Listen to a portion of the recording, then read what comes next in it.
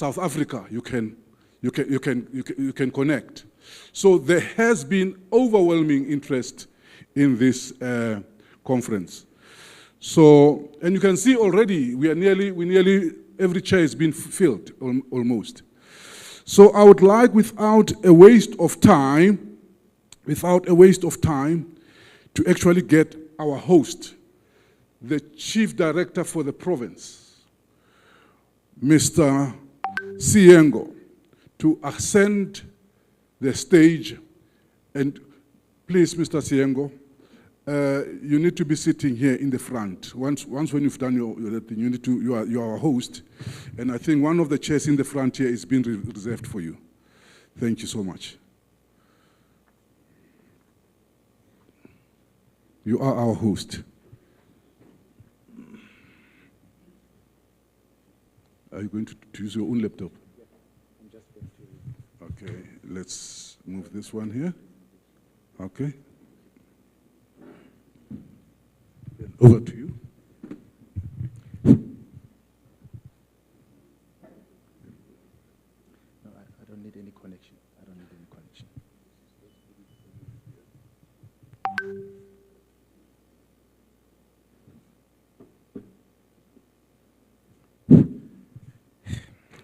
Director of the Proceedings, Mr. Malatsi, Deputy Minister of the Department of Employment and Labor, Honorable Sibia, Inspector General, Ms. Moilwa, Chief Inspector, Ms. Reiters, people from the funds. Understand that the acting commissioners are not here. Acting Chief Director, Statutory Services, Advocate Msiza, if there are any CDPOs around, Provincial Chief Inspectors, Specialist Inspectors, members of the business fraternity. I see members of the trade unions, SAFTU, NACTU, FEDUSA, and COSATU, guest speakers, distinguished guests, exhibitors, participants, ladies and gentlemen, may I wish you a very good morning. As indicated, my name is Peto Siyengo. I am the Chief Director responsible for the provincial operations in the Northwest Province. Colleagues, it is both an honor and a privilege to welcome you in this gathering in the Platinum Province, to be exact, in Dr. K.K. Kaunda District. We're excited to host the conference on behalf of the department, and we extend our warm greetings to all of you, and we thank you very much for traveling from the various corners of the country. I would like to thank those who contributed to this day to become a success. As Program Director indicated, that the theme of the conference is improving health and safety in the iron and steel sector. IG, this is a pressing topic in light of the Blitz inspection, Chief Inspector, that me and you attended, I think, a month ago. The results of those Blitz inspection, Honorable Deputy Minister, is that out of the 406 companies that the Northwest Province did Blitz inspection on, 90%, plus or minus 90% of them were non-compliant. It's a pressing topic because it relates to important issues of occupational health and safety. Chief Inspector, as you know, when we were walking around some companies while our colleagues were busy doing the inspection, you would understand that in the value chain, there is smelting, which includes exposure to heat, exposure to noise, and various hazardous chemicals. So as we begin these 3 days, colleagues, it is my sincere hope that the presentations, the discussions, the interactions will really spark a debate, will create new ideas, strategies, and collaborations that can help us tackle the challenging issues head on. So colleagues, I call upon you that we work together to improve occupational health and safety and ensure that we are complying as various companies. I want us to ensure that there is a healthy and a safer working environment. So I urge you to engage actively, share insights, collaborate with one another, so that we can move to a closer collective goal, namely raising standards and safeguarding the well-being of our workers. Once again, I would like to welcome you to our province, and thank you for your commitment to occupational health and safety in the country. Let us make the most of the 3 days and learn from one another and build a stronger, safer, and more compliant sector. Enjoy the conference. Thank you very much, Program Director. Thank you so much, Mr. Siyengo. That's our host that has just welcomed us. So you can just relax. Make sure that you simulate all the information that will be coming from the podium. Thank you so much once again. A round of applause again for him. One thing that I must say is that our conferences are always accredited for the CPD points, meaning that when you are a practitioner in the field of health and safety, you are an engineer. Once when you've attended these conferences, you can claim certain credits towards your development within your professional body, so that they can see that you are active as a professional in your field. So you will be credited with this. Although we don't charge, but we don't promise that it will be for long for not charging. We might charge in the future. So we have CDB points. You can claim it for our conferences as well. But also to say that we are covering a spectrum of topics in these conferences. We're talking about health and hygiene. We're talking about electrical and mechanical engineering. We're talking about construction. We're talking about civil. We're talking about major hazardous. We're also talking about the strategies of health and safety. How far we are with the strategy. We have completed. You'll hear it from the horse's mouth about what's happening about the strategy of health and safety. Without wasting some time, I would like to call one of our professionals, the specialists in health and hygiene, one of the directors at the national level, Ms. Bulelwa Huna. Let's welcome her with clap of hands.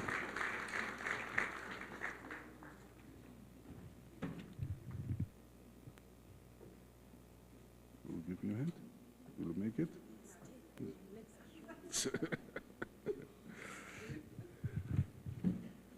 Okay.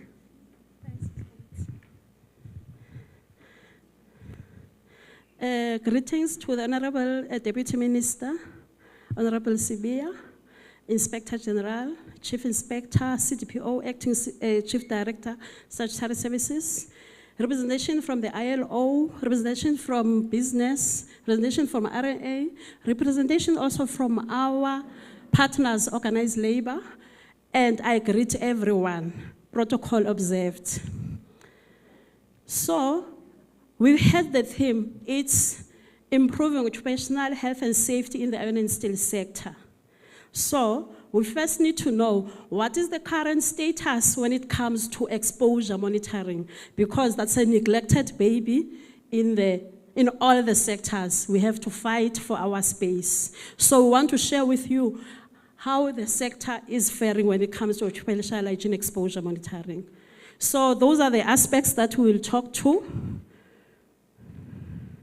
But before we move further, we need to remember that there was a monumental decision that was taken for the inclusion of safety and health as a fundamental right and principle at work.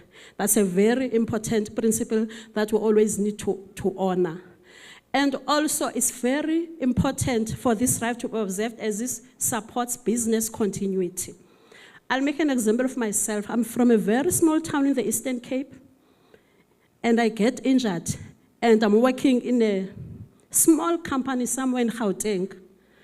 The employer's duty is medical rehabilitation and costs, because he's affected, I'm affected. But now, I'm not working for the state. I lose my income. I can't buy shoes for my nephew or whoever, so there's a ripple effect if we don't implement health and safety principles, because we know the spirit of Ubuntu when it comes to our culture. We share the paycheck with everyone. So let us always remember, yes, the employer has got hidden costs, but the employee is the most affected. So it's important to observe this right. So what does our supreme law say about health and safety matters? Because if we go to the Bill of Rights, Section 7.1, it's a cornerstone of our democracy.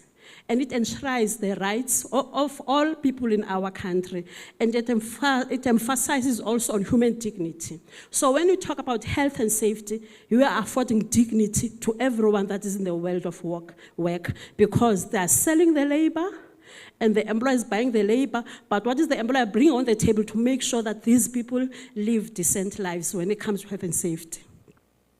And then go to Section 24A of the Constitution. It reminds that everyone has got a right to an environment that is not harmful to their health or well-being. And those are the marching orders for occupational health and safety, linking to Section 7.1 in the Bill of Rights. Because in terms of the Act, the employer must establish and maintain, as far as reasonably practicable, an environment that is safe without risk to the health of workers. So, talking to occupational hygiene, we've got a very important definition, because we look at anticipation and recognition of hazards in the workplace, because we need to anticipate in terms of our processes. What is it that I will be exposing my workers to? What is it that can negatively affect my business if someone gets diagnosed with an occupational disease? And how do I recognize such issues in the workplace? And then also, occupational hygiene considers now, we've anticipated, we've recognized, we have to evaluate, because we have to characterize now what you have in the workplace, because your action plans are influenced by that. The last part is control. Cannot control something we don't know. That's why you have to follow those different steps, knowing that what is it exposing the workers to? What is it that will happen if these workers are not protected? I don't put prevention measures in place, and then you put the control measures. So basically, if you look at that definition of occupational hygiene, the ultimate aim is to identify and control hazards arising in or from the workplace, and which may impair the worker's health and well-being. Because a worker that is not protected cannot perform at their optimal capacity. So we are not only concerned about the workplace, because some of the processes can impact on the community. So in terms of occupational hygiene, whatever controls you are putting in place, they also protect the community. So it's also about protection of the community who may be affected by what is happening. That also links back to the purpose of the Act, if we go back to it, for people that may be affected by processes in that particular environment. So, with occupational hygiene, well, like in any health and safety program, there are benefits.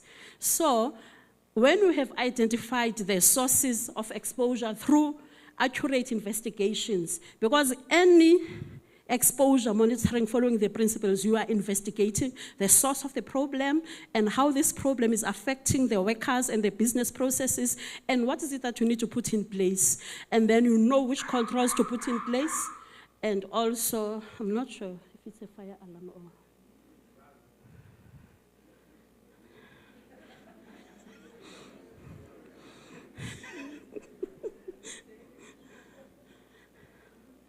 So, with the definition of occupational hygiene, we are looking at a balance of scales.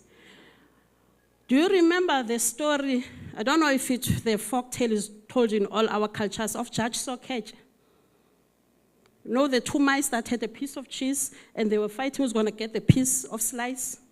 When it comes to health and safety, we're not looking for Judge Sockage who will take that cheese, take a bite, put on the scale, then the scale tips. Then take again, put on the scale, then the scale tips. We are looking for a balance in the scale. Because when the balance in the scale, you consider what the people are exposed to and what... Don't know. Okay.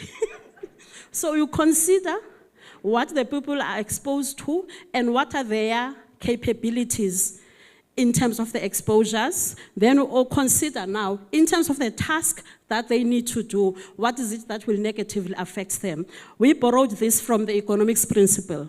So if your scale is balanced, you have a positive match, and then we are looking after the health and safety of workers, and that will ensure that productivity is improved and worker well-being is improved. You'll have efficiency in the processes, and then also there will be reliability. Because if I feel I'm not protected, I'm not gonna perform optimally. I'm always worried something may happen. Maybe my colleague got diagnosed or my colleague got injured, it's gonna tip the scales. So if the scale tips on the negative side, then there's a mismatch. You'll have people that will diagnose occupational diseases, people that get injured, and also there'll be errors in the way they do their work. And trying to think how will I work safely in all that, it can also introduce issues of fatigue. People may get injured whilst working. People can also be diagnosed with occupational diseases if there are no controls in place, so there can be incidents.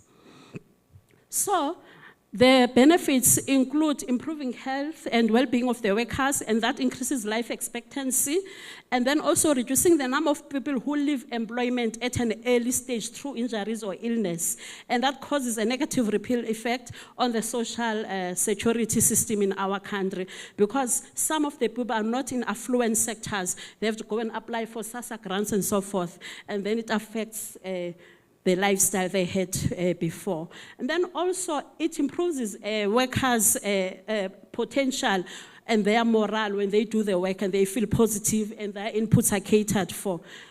I will emphasize also it does increase productivity if workers have got that right observed. So with occupational hygiene, you have to be looking at what is it that you are exposed to, plan and carry out and record all the results of the measurement, and also make sure that people that are doing the investigation and analyzing everything have got the required competency. As the department, we have developed a competency definition. There's a guideline whereby each company can identify, if I want to do this assessment in occupational hygiene, what are the competency requirements, so that we don't go and get these people that sell a package of solutions going to say, I do this, but they have not assessed now what is the competency. Because that person that does that service for you needs to provide proper recommendations that will address the issues in that company. So when it comes to iron and steel sector, there are approved inspection authorities that get accredited by SANAS, then approved by the chief inspector at the department. And then those approved inspection authorities, the work that we want them to do is noise monitoring of hazardous chemical agents, that we normally call air monitoring, lead, look on lead issues, monitor on asbestos issues. We only accept results from such people that have been approved by the department on what I have listed. For other issues like vibration, illumination, indoor air quality, heat stress, and cold stress, we still maintain the definition of competent person, because we also know now with the weather patterns that are changing because of climate change, like issues of heat stress have encroached in the workplace, especially we've got also hot processes and the weather is so hot outside. So that's why we've got that key definition whereby you want someone to do a thermal stress survey for you, you check now, do they meet the definition of the competent person? And then also, maybe in winter, they are working in winter, it gets very cold these days, but now the person that will do that assessment for you must also meet the definition of competent person. People now have gone to offices where there are no windows, then they believe the aircon is bringing in fresh air. Also, the person that will be conducting an indoor air quality assessment for you must meet the definition of competent person. So in terms of the regulations, first as chemical agents, that's where we explain what the person must do when it comes to air monitoring. When it comes to economics issues, we also give an indication what the person must do so it follows certain principles. When it comes to noise exposure, we give prescription of what must happen, also regulations such as biological agents, and the draft physical agents regulations that have been signed by the minister. That's why we've included vibration issues, because currently we have a half a sentence on vibration, and then that's where we talk more about cold stress, heat stress, and then also that's where we talk more about indoor air quality issues, because we get a lot of complaints. People are complaining, it's too hot in this office. You say, open the window, these windows are openable. The current regulations talks either mechanical or natural ventilation. And if the law is written in black and white, there's nothing we can do. But in the new regulations, we give parameters of what must happen. So with the risk assessment that will be done by the competent person, there will be a qualitative side whereby they will look on past incidents that happen, past risk assessments, complaints from the employees, medical screening, surveillance outcomes. They need to inform that purpose. And also going around, because they must not do the assessment sitting in their offices. They have to come to your company, walk around, talk with the workers, and record everything. Then afterwards, they must quantify. If they see there's a possibility of noise, they must take instruments and measure to determine now what is the noise level actually in that environment. Similarly to air quality and so forth. So we've picked up a trend. In fact, it's happening in all the sectors. People will do a risk assessment, put it in a drawer, because it's a paper exercise, they want to comply with the inspector's notice, and then think again, oh, there must be exposure monitoring. Call in an AAA maybe to assess noise issues, and then the AAA now is only looking now, I gave a cheap quote, so I'm not going to consider the risk assessment, which is very important, because taking those measurements is informing now what is in the risk assessment. And then Warren comes and says, no, I can do audios for you, I can do spiral test, I can do all these assessments just for a cheap price. Warren does not consider these two, and then it's causing a disjuncture, because everything needs to be linked together. The person coming to do exposure monitoring must know and understand your risk assessment.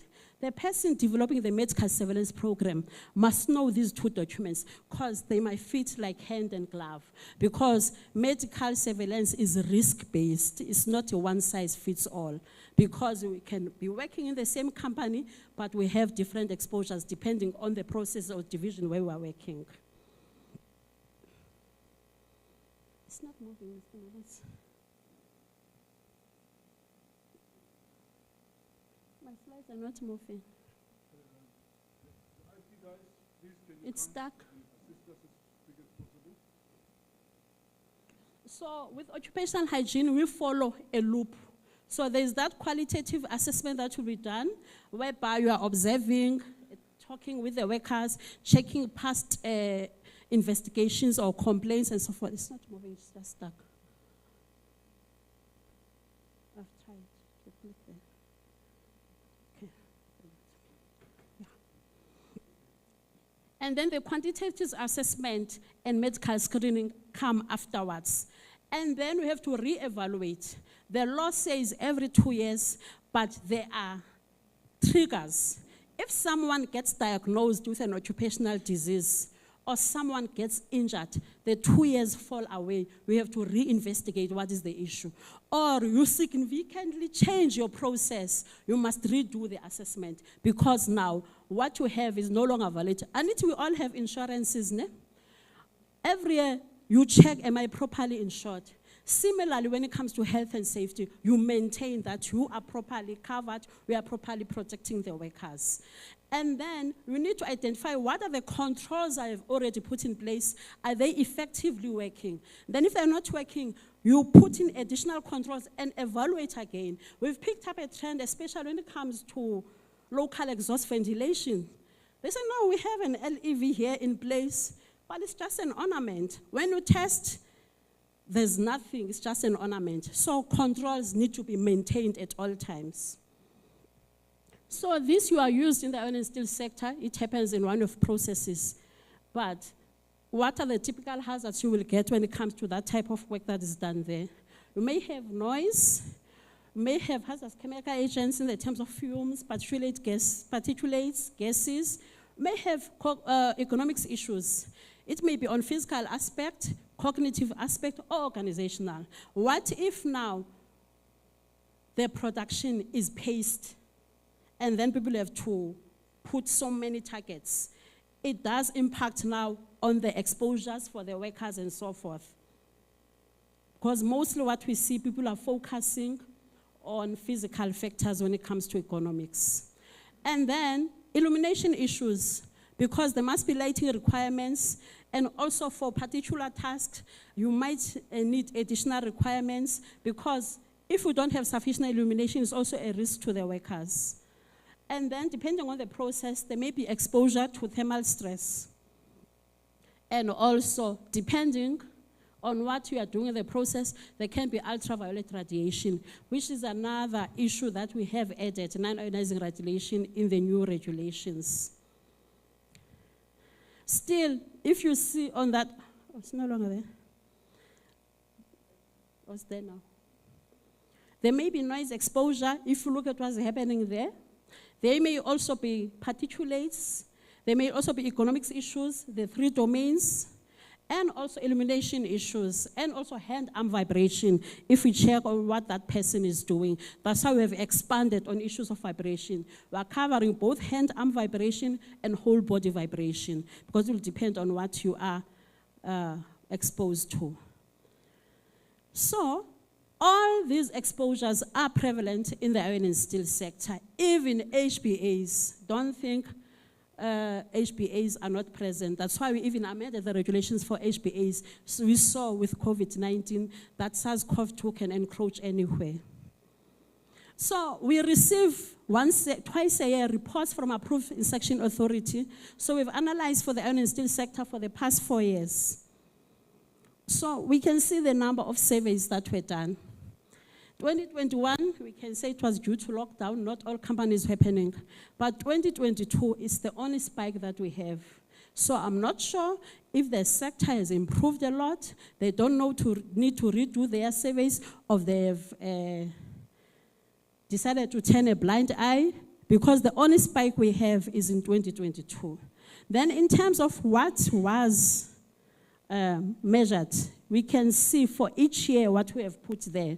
So we can see in all, in 20, also see in all the different years that will have a peak when it comes to different exposures.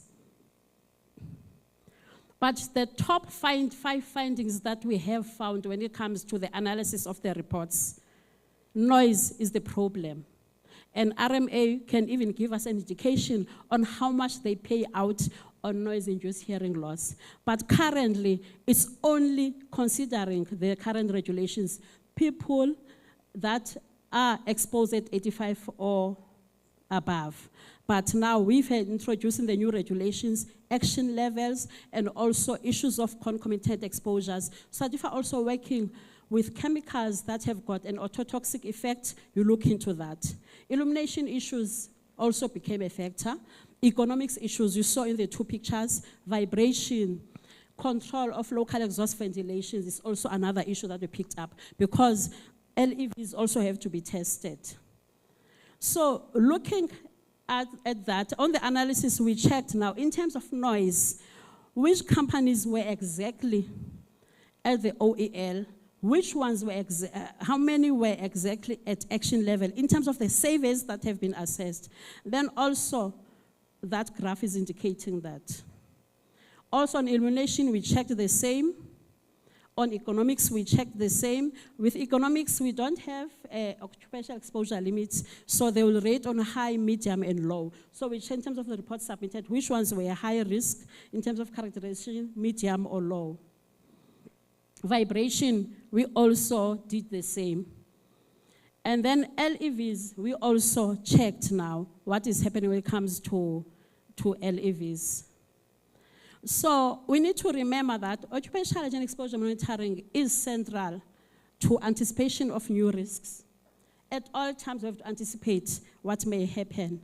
Also, we cannot work in a silo. It will be an engineer that designs the type of LEV that is required in that particular environment, following the engineering principles, but it's the occupational hygienist through the AIA that will test everything. And then when it comes to organizational issues for economics, we have got the HR people that will develop policies sometimes that give us a headache, because now HR is working alone, safety people are working alone, occupational hygiene people are working alone. And then also we need to maintain competencies at all times, and that counts for the department, it also counts for the stakeholders. And also leverage on partnerships, because we saw when it came to the COVID-19 era, everything was done with partners to make sure that everyone is connected. So we need to keep up those issues and maintain. And then there are international instruments, if the law is silent, to check what are the best practices in terms of the problems that I have in the workplace. And then also reinforcing the role of organized labor, working with government and other social partners, because we can't do it alone. So with OSH being the fifth principle, it places greater responsibility on all of us to play our role, to make sure that we work together at all times. Silo approach is gonna give us problems at all times. We need to maintain and collaborate effectively to protect the workers. Like we see in that part, we've got the cognate disciplines, we've got the employer reps, we've got the organized labor and the health and safety reps, and us government. So for us to make sure that they are safe and healthier workplaces, we have to work together. That will help. Working together will make sure that we know what is the problem in the room. We can see the picture, né? Others are not sure if it's a wall. Others don't know if it's a spear. Others don't know if it's a fan that ear. Others, they think the tail is a rope. But if we work together, we all know what is the problem that we have and what skills are required to make sure that we protect the workers. Because with occupational hygiene, we move from a position of not having a preventive component to a position whereby workers are protected, and this supports productivity. And we know with a preventive component, it does support our economy. As government, we can focus on other matters and not be reactive, because employers and workers are effectively working together. Then that will lead to reduced accidents, injuries, occupational diseases, improve quality of life for everyone. Also improve community relations, because communities, if you do the best in your company, will have good relations with the communities, because they know their rights, they will do it. So the last message I have is just to remind everyone that the department has never accepted the proposition that injury and disease go with the job. People must be protected at all times. So let's borrow from Maya Angelou. If we are going to live, let's leave a legacy, make a mark on the world that cannot be erased. And that is our mandate as the department, because we always want to leave a legacy, make a mark. So we want everyone to do the same. Thank you. Thank you so much, Madam Una. What a very, very informative presentation. Thank you so much. Another round of applause as she descends the stage. I guess that you can actually see the importance of improving health and safety in this sector. About more than 10 years ago, the department has identified iron and steel as one of the sectors that needed our attention, and we've been working on it and we continue to work on it.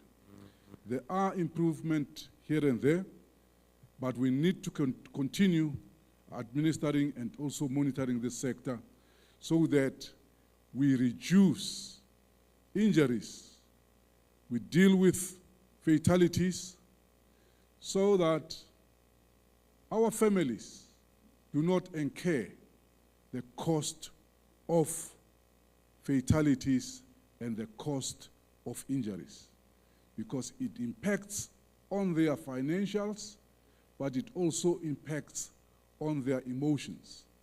So it is very, very important that we keep our eyes on this sector to improve this sector. It is also a very important sector for us economically. So once when we improve health and safety in this sector, we know that we will also have spin-offs in terms of the economy and job creations. Thank you so much.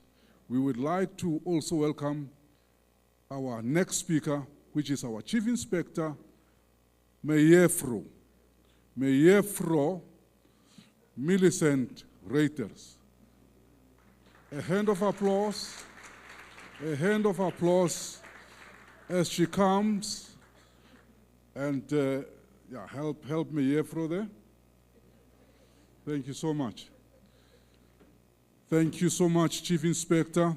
I think everyone is awaiting to hear what you've got to say about improving health and safety in the iron industry sector. Thank you. Thank you. We have gentlemen in IAS TM, did you see? So thank you so much for making us feel special. So good morning and welcome to the DM, the Inspector General, Organized Labor, Organized Business, our partners, which is the ILO, as well as RMA, and to all the health and safety practitioners, specialists in the room, as well as our inspectors. We have inspectors from all 9 provinces that we have also invited. So today I'm going to just be giving you an update on a snapshot of what we have found when we did a blitz about 3 weeks ago, or high impact inspections in this particular sector. So the 2 presentations, the one done by Ms. Una and myself, is just to set the scene. So you were able to see what are the challenges in the field of occupational health and safety in this particular sector. So that over the next 2.5 days, when we deliberate, you should always keep this in mind, that there are areas of non-compliance, and what are the areas that we need to focus on in order to improve health and safety in this particular sector. So as I've indicated, I'll be doing a snapshot of the iron and steel or metals sector. This is just what I will be talking to, which is just the content or the layout of the presentation. Then with regard to the introduction, especially in this particular sector, as far back as 2004, we had problems in the sector. So the question that we need to ask ourselves is, why are we still having high levels of non-compliance in the sector if we have been doing work as partners since 2004, when at that particular point in time, based on the compensation fund statistics, as well as stats on our then called IO system, we found that this is a sector where it contributed to 22% of all the incidents in the whole country. And if we look at it, the question that we need to ask ourselves is, why are we not improving as much as we ought to with the interventions that we've put in place?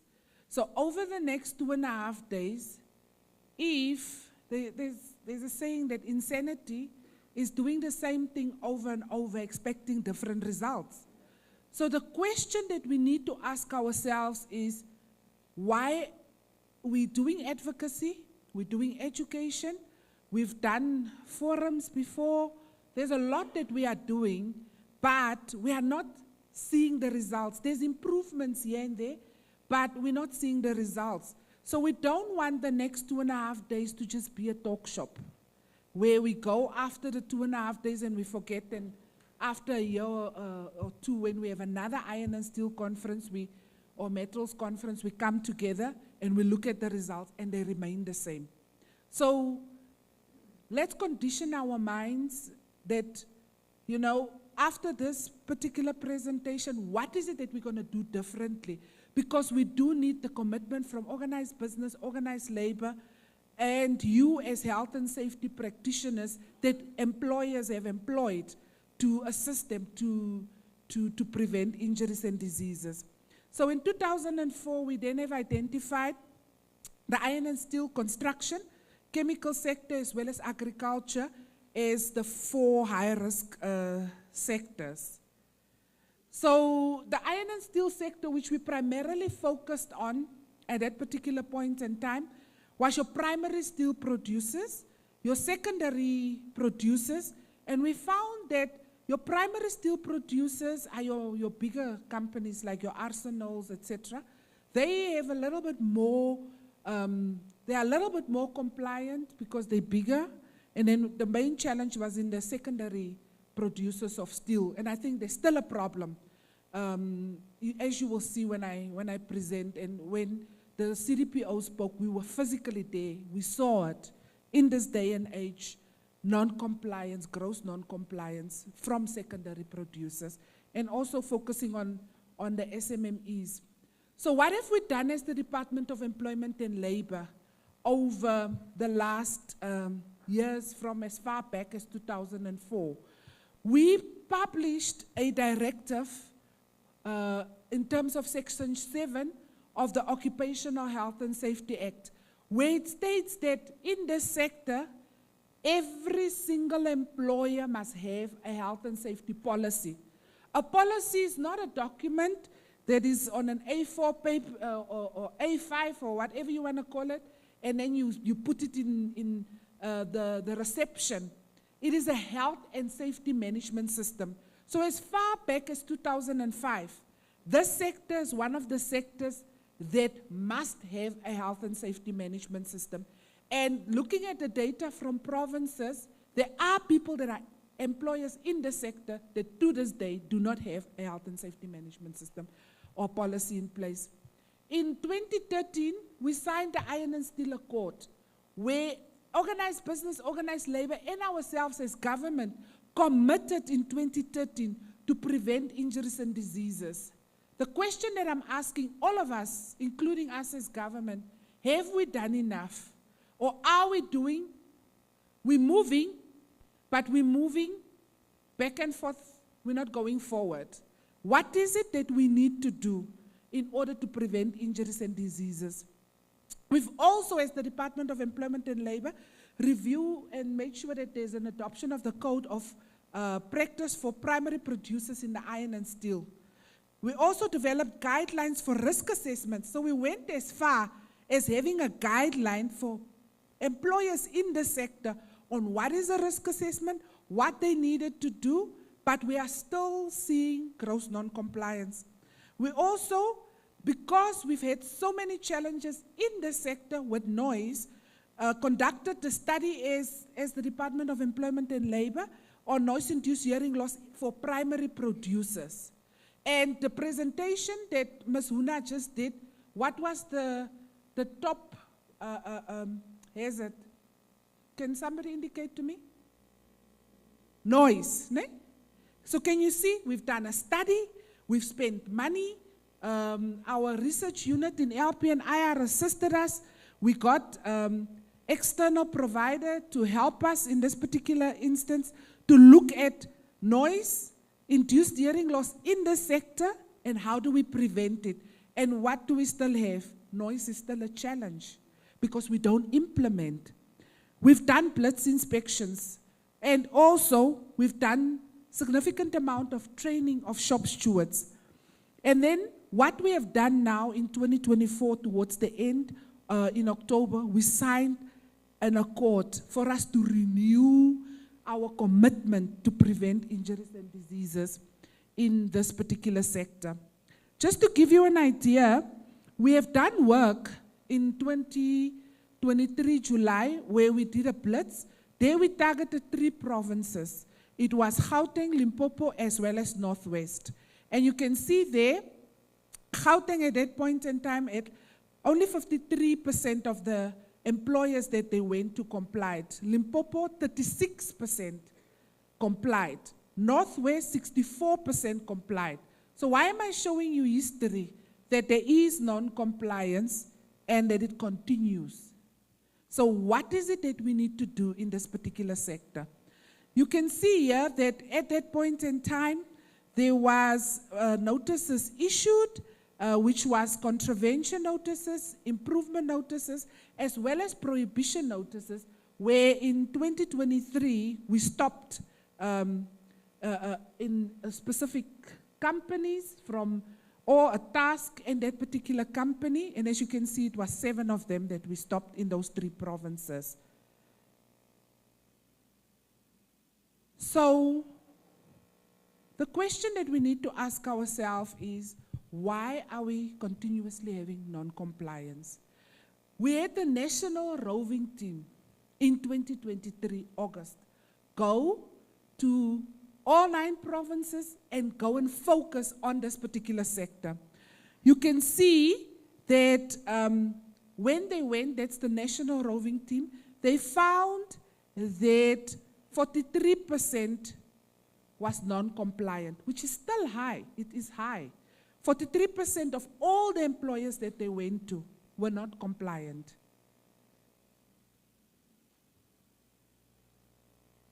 The iron and steel sector, I've given you what we've done in 2023, but in our national OHS inspections, we also do inspections in this particular sector, and we do last year we did just over 106,000 inspections as the OHS inspectorate, and we found that the compliance levels were 66. So only 66% of all the employers that we went to did not comply. Now, about 3 weeks ago, we did a blitz inspection. And in that week, I'm very proud of the provinces. In that week, we've gone to 2,576 employers. I see people are not able to see. Is it a bit? It's the light. And our templates are green of the department. So that's why we... Is it okay? Okay. Because I can see there's a challenge with the light. May I continue? Okay. So we did provinces, let's give them a round of applause. In 1 week, our inspectors did 2,576 inspections in all 9 provinces. And a round of applause to KZN, because KZN did 479 inspections in that particular week. Followed by Northwest, they did 405. Northwest pulled out all the stops because they are hosting this particular conference. So you can see, that's just an illustration of the number of inspections that we've done in a week.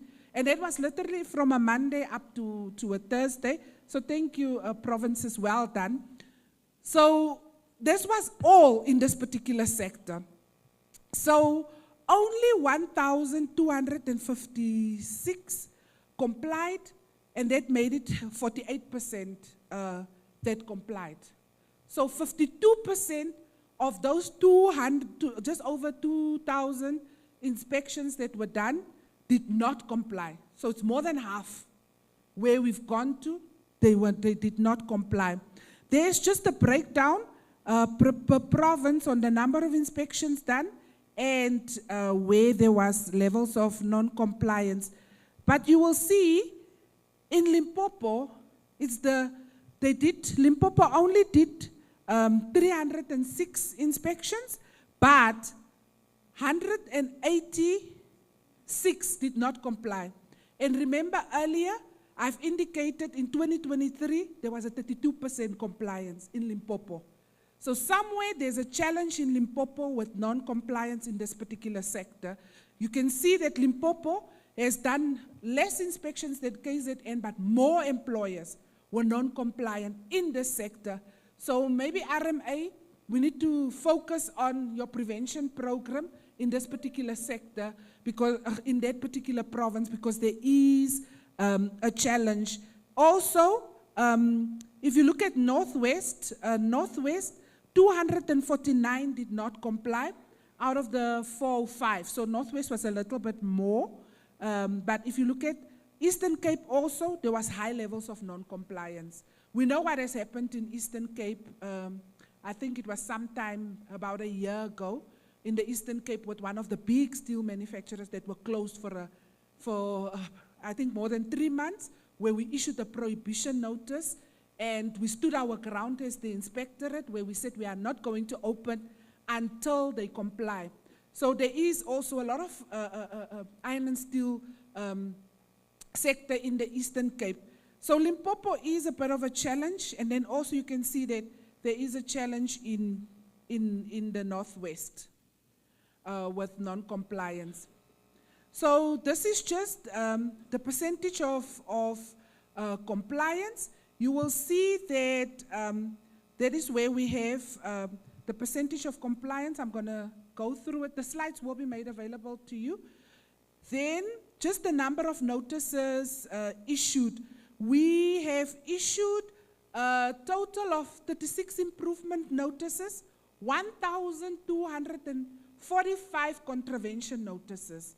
So, and then 32 prohibition notices. So the bulk of our notices, 95% of the notices issued, is your contravention notices. Just the regulations mostly contravened is the general safety regulations. We know that the general safety regulations is a foundation. It's where you have your health and safety committees, etc., also in the Act. So we find the basic things of having health and safety representatives, having health and safety committees, reporting of incidents, you know, basic things that are in the general safety and the general admin regulations and the Act, they are not compliant. Facilities regulations, in the slides that I'll be showing, you will see that there's a huge challenge in this particular sector with facilities regulations. You'll find that the ablution facilities that are provided to workers, as you will see in a picture that I will show you, it's really, I don't even think that an animal would want to use that ablution facility. That's how bad it is. There's been challenges also in the electrical installation regulations, the environmental regulations for workplaces. We have heat stress. The foundry that we've gone to, I hope they are here, because these are the people that we would want to be here, is the ones where we've gone to, so that they are able to listen and hear what the challenges are. There were major issues with heat stress, and also there was no action plans in place on how they are going to prevent or assist workers whilst they're exposed to heat stress, because there's a lot of heat stress. Ergonomics regulations, it's fairly new, but it's important. The ergonomics regulations, driven machinery regulations, tomorrow we'll be talking to that. There was major challenges also with driven machinery regulations, general administrative pressure equipment, and hazardous chemical substances regulations. With hazardous chemical substances, they utilize this a lot also in the iron and steel sector. The basics of having a safety data sheet was not in place. The foundry that we went through, there was a store, a chemical store, nothing is labeled, no safety data sheets. People do not know what they are exposed to. They do not know what the health hazards are. They do not even know what PPE to wear. So just a highlight of the Northwest Province, because we are in the Northwest Province. This is just an extract of the Blitz report. As you can see, the 105 contraventions that they had, and then they also had prohibitions and contraventions.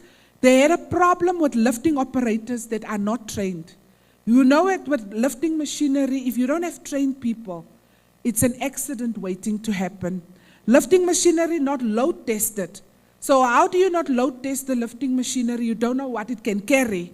It's an accident waiting to happen. And then also, no health and safety policy. That was section 7 that we spoke to. Risk assessment for noise exposure not conducted. We had occupational hygiene surveys. The particular foundry that we went through, the last time they did it was in 2019. Since COVID or before COVID, they don't even know what the noise levels are. We walked in there and we found that there is no signage that says you are entering a noise zone. And that is why, when you look at RMA, maybe when they're presenting later, they'll speak about the stats. In this area of noise, which is so easily preventable, if you just wear PPE, which is the last resort, you can prevent noise-induced hearing loss. No surveys done, no risk assessment conducted, and also they don't have COCs. There's issues with GMR too. There's a lot of issues related to this, but the facilities is in a very poor state. If you look at the pictures that I have here, I'm hoping that you are able to see it. This is what the pollution facilities look like. You should have seen the shower. I have pictures for it. How are workers supposed to go and utilize this as a pollution facility? This is literally what it looks like. And that is why you'll see that the facilities regulations, and this is all over. This is pictures from Northwest. But all over, if you go through all the provinces' facilities regulations, this is inhumane. How do you make people utilize this? Then you can see here, this is also at a foundry. Look at where the dust mask is. And it's so dirty. And if you look at this one, it's a respirator. The respirator is for a spray painter. That spray painter, I did send RMA also pictures of it. The whole face is black because they're not even having a face shield. The hands, they're wearing gloves, but they're wearing the incorrect gloves. It's wool gloves. The CDPO was with us. They're wearing wool gloves. So with spray painting, you can become allergic to it. So you can see this person was wearing this whilst doing spray painting, and it's black on the inside because the spray paint that they're using is black. This is just where they store chemicals, and this is flammable. Look at, there's the fire extinguisher. Look at what is there. This is basic things.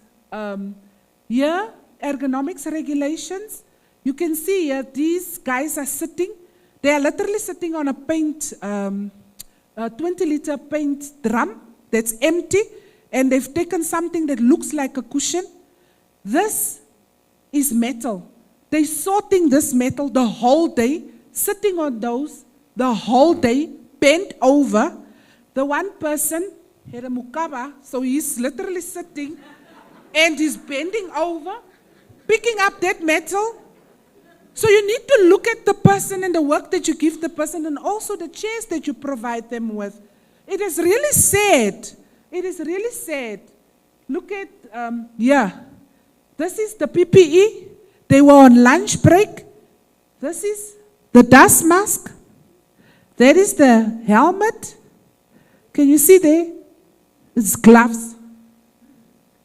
This is the store. I have more pictures like this. I've just decided to just highlight a few so that you are able to see what we found. We've spoken to RMA about this particular company and asked them to go and take them by the hand so that because they do employ a significant amount of people in this particular foundry. But you can see there are basic things that they don't comply with. So Mr. Malachi just said to me, 5 minutes and I'm done. So what do we need to do? That's the question that we need to ask ourselves. Maybe when we have business and labor speaking now, they need to maybe indicate what is it that we can do to ensure that we improve compliance. As you could see, the compliance levels are really, really, really low. In some provinces, as low as 30%, I think 20% in the sector, 2,500, it's literally a snapshot of 2,500 employers, and more than 52% of them do not comply. So we need to strengthen the proactive arm of prevention of injuries and diseases. How do we do that? Maybe we need to deliberate on it, and by Friday we need to know how are we going to do it. Resuscitate and strengthen collaboration. There used to be an iron and steel sector forum. I know RMA have been trying to resuscitate it with Mr. Malatsi's unit, and every time the stakeholders are not available or it gets postponed because it's a tripartite structure. So maybe we need to please renew and redouble our effort for us to be able to, in the forum, prevent injuries and diseases, come up with strategies. Data sharing is very important between RMA, ourselves, the compensation fund, so that we can identify problematic areas. And also, maybe we need to look at technology and how do we bring in technology to prevent injuries and diseases. With that, I thank you. Thank you so much to our Chief Inspector. Thank you so much to our Chief Inspector for that valuable information. The next presenters are our stakeholders who are going to be giving us message of support. But what I would like to say is that the presentation that just have been concluded now, it's like a dashboard. It's like a dashboard. You see, when you're driving your car or you are in a cockpit, you have indicators in the front that tells you where you are. And that presentation was actually telling us real-time information. It's about 2 weeks or so, we did the inspections. 2-3 weeks ago, we did the inspection. So this is not recycled information. It's real-time information. And we need to use this information as we go back to say how we can improve health and safety in this particular sector of iron and steel. Presentations will also be available to you so that you can look at your area to say, in this province, this is what is happening. Maybe in my company, this is what is happening, and begin to improve. As I've said, the next couple of presentations will be our stakeholders that are here to get to tell us what they see this to be and what type of improvement or what can they bring onto the table to make sure that the scenario is changed completely. Our next presenter is Miss L. Situsha, Miss S. Situsha. Is she here? Miss Situsha? I think she is here. She is here. Just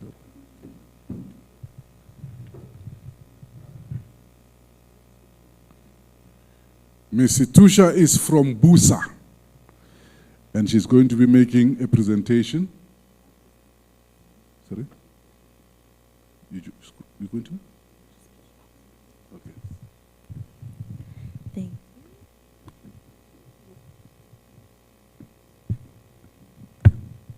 Thank you, ladies and gentlemen. Honorable Minister Myth in absentia, Honorable Deputy Minister Sibia, government representatives, industry leaders, and organized labor, and all stakeholders here present today.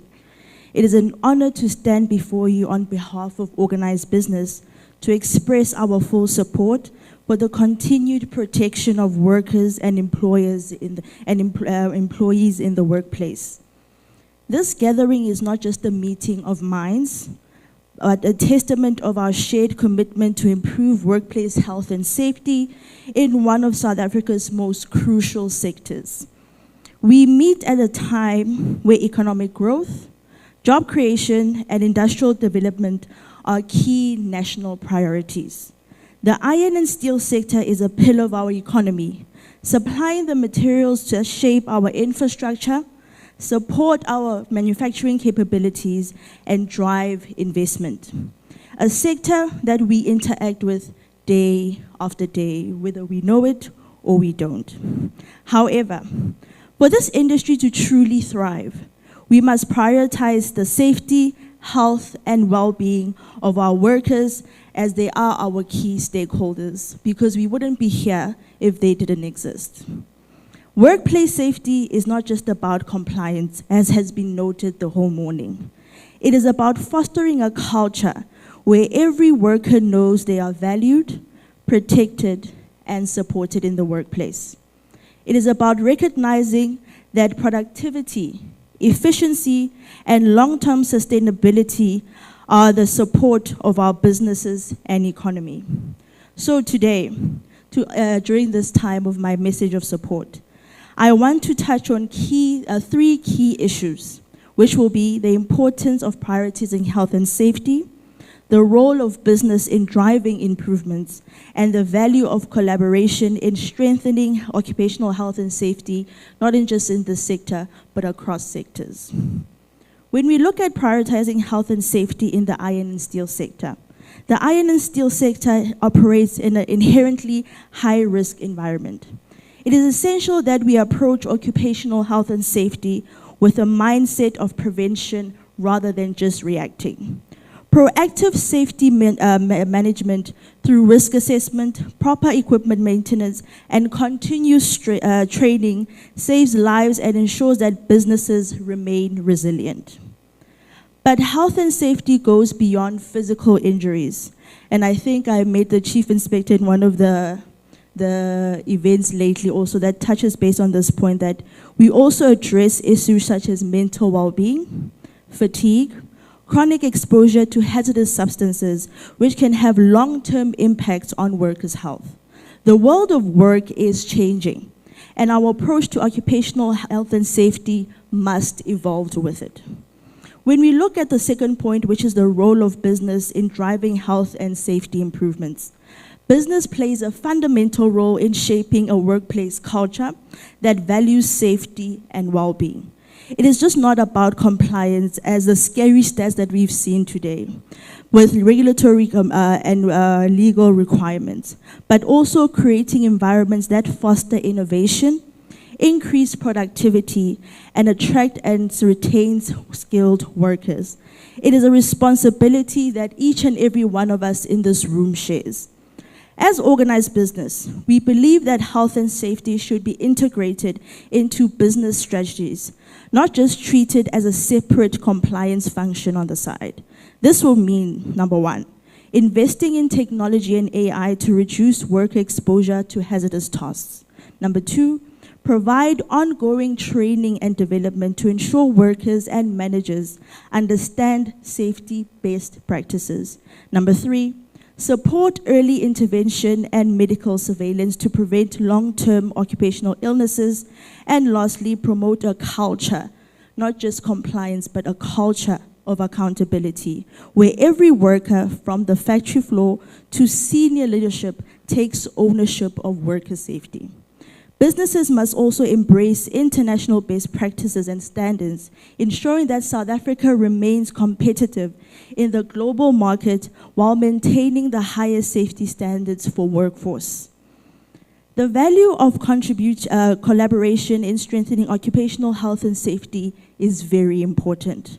No single entity, whether government, business, labor, or civil society can achieve meaningful occupational health and safety improvements in isolation. Collaboration is indeed key. The role of the tripartite engagements bringing together business, labor, and government is essential in creating a balanced policies that protect workers while ensuring economic sustainability. Forums like this conference provide us with an opportunity to share lessons, identify gaps, and commit to collective action. Organized business strongly supports partnerships between industry and educational institutions as well, to strengthen safety training and technical skills development, to ensure new entrants in the workplace are equipped with the necessary knowledge to work in safe environments from day one.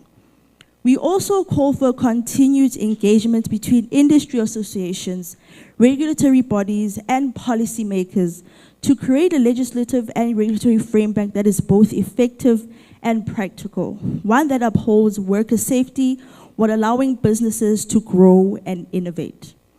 One lesson that we learned from COVID-19, well, personally from BUSA, from our Business for South African Partnerships, is that when a crisis happened in South Africa, all stakeholders quickly were able to come together and collaborate to combat what we were facing.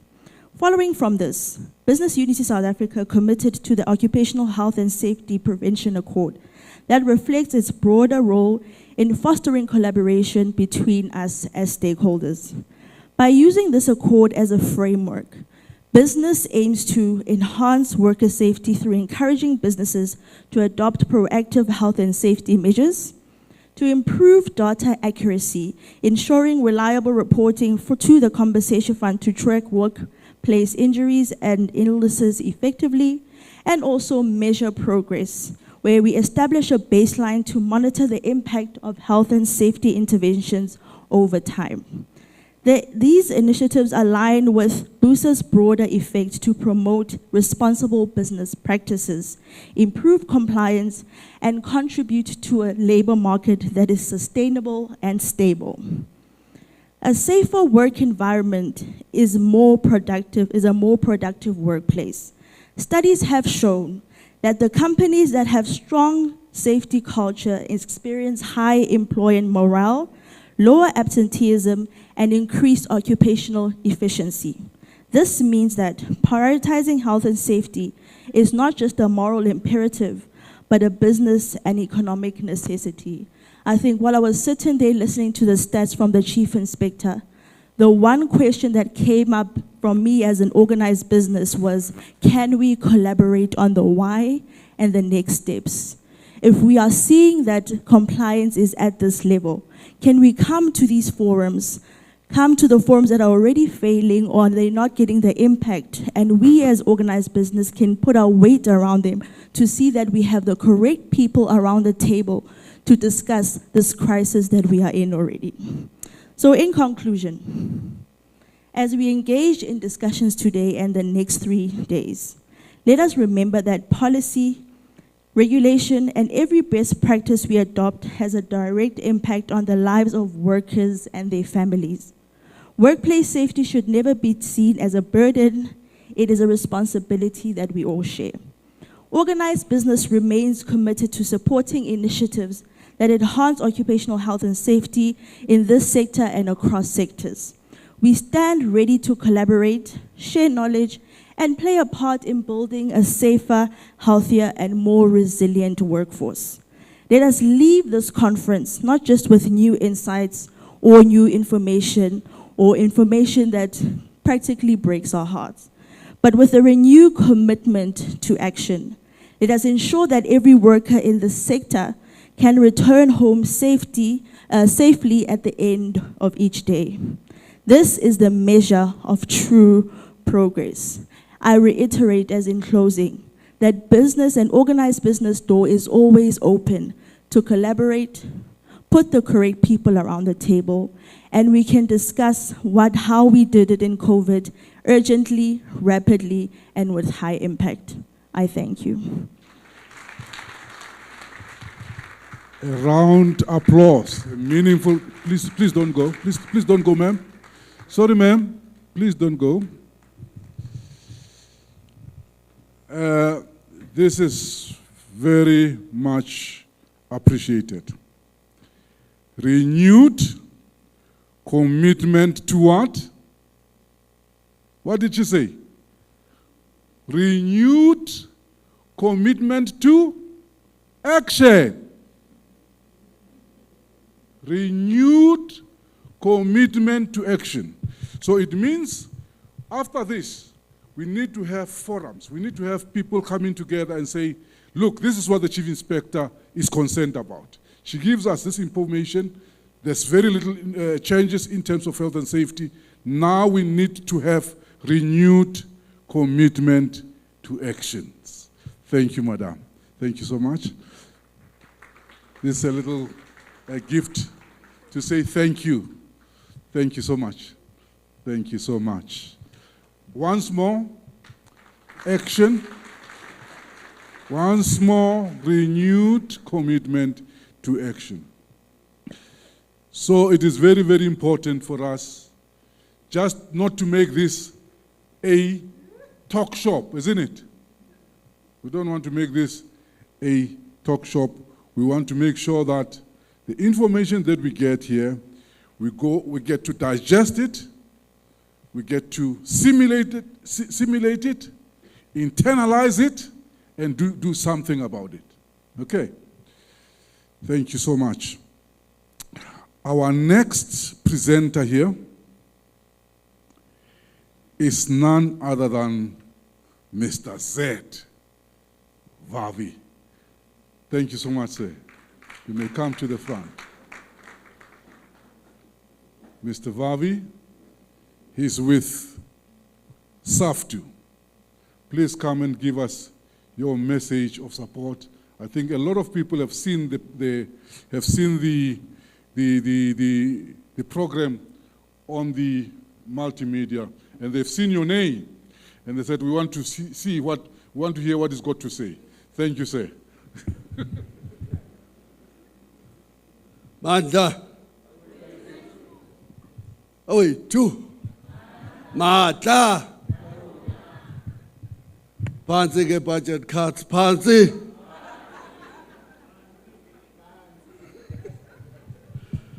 Phansi ke VAT increase, phansi.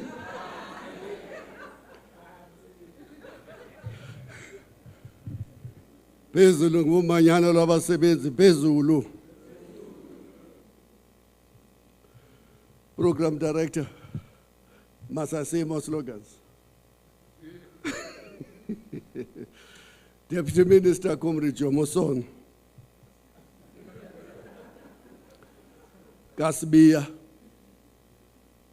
the Inspector Generals, few of them, thank you very much for inviting us. Dear comrades, colleagues and distinguished guests, I was supposed to not to be here if there was proper communication inside SAFTU. Comrade Innocent Diki, the health and safety guru, educator of NUMSA, should have been the one taking the floor, but is now insisting that since I'm here, I must speak, so I will speak.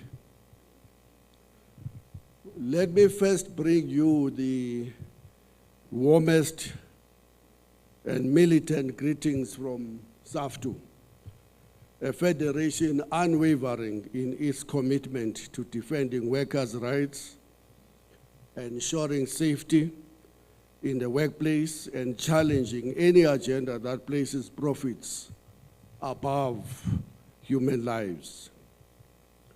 We are honored to address this pivotal conference on the occupational health and safety in the iron and steel sector. This sector is the cornerstone of our economy and regrettably one of the most hazardous industries for workers. Reflecting on our past, under apartheid, occupational health and safety for black workers was not merely neglected. it was systematically ignored. Industries like mining, iron, and steel operated with blatant disregard for black workers' well-being. These workers, often migrant and rural area workers or workers from the rural areas, were subjected to perilous conditions without adequate protection equipment and were silenced when voicing concerns. During this era, workers in the iron and steel sectors faced alarming high rates of injuries, chronic illnesses, and fatalities. The apartheid regime prioritized the output and capital accumulation over human welfare. Safety regulations were scarcely enforced, and trade unions encountered severe repression when advocating for health and safety improvements. The democratic breakthrough of 1994 marked a turning point. Workers and progressive unions championed a legal framework recognizing health and safety as a fundamental right, leading to the enactment of the Occupational Health and Safety Act, and then amended post-1993. However, the legislation alone is insufficient. It is not effectively being implemented, and enforcement is paramount. Over the past 3 decades, whilst there have been strides in occupational health and safety, progress remains inconsistent. And our observations include that there has been persistent high injury rates in the iron and steel industry. Reports significantly show at the international level that the sector is responsible for approximately 55% of injuries. The inspector have now given us information that in South Africa it's 22%. Now, there is a systematic under-reporting of occupational diseases, such as the pneumoconiosis and noise-induced hearing losses, which remain very prevalent. Studies have highlighted significant underreporting and detecting challenges, particularly amongst the former workers who have since returned back home in the rural areas, the migrant laborers. The absence of a robust and national occupational health and safety surveillance system exacerbated this issue, leading to inadequate monitoring and the response to occupational health hazards. In relation to the challenges in enforcement and compliance, the Department of Employment and Labor has resource constraints, which limit its capacity to conduct regular and comprehensive workplace inspections. You know that when we were signing the accord, I raised this Deputy Minister very strongly that with only more than 2,000 inspectors, you're dead in the water. And I know that the minister, if she was here, and I'm sure the Deputy Minister will do the same, emphasize that you are employing 20,000 temporals, casuals. What is the other name? Interns. What is the other name? precarious jobs. We insisted that those 20,000 must be permanent jobs so that you can bolster your capacity. And that's why I was not joking when I said pansy, your austerity and budget cuts.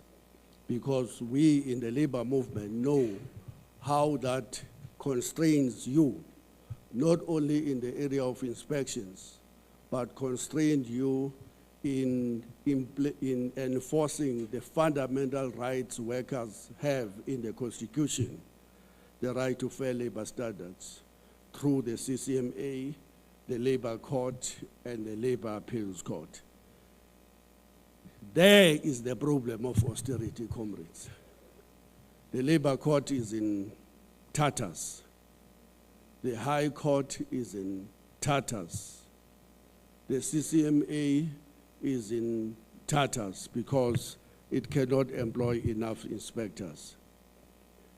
The proliferation of the labor brokers and casualization has further undermined worker protections.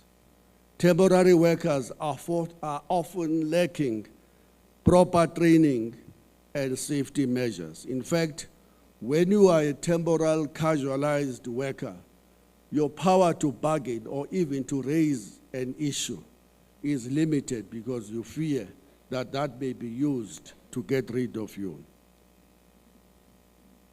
Given these trends, several critical actions are necessary.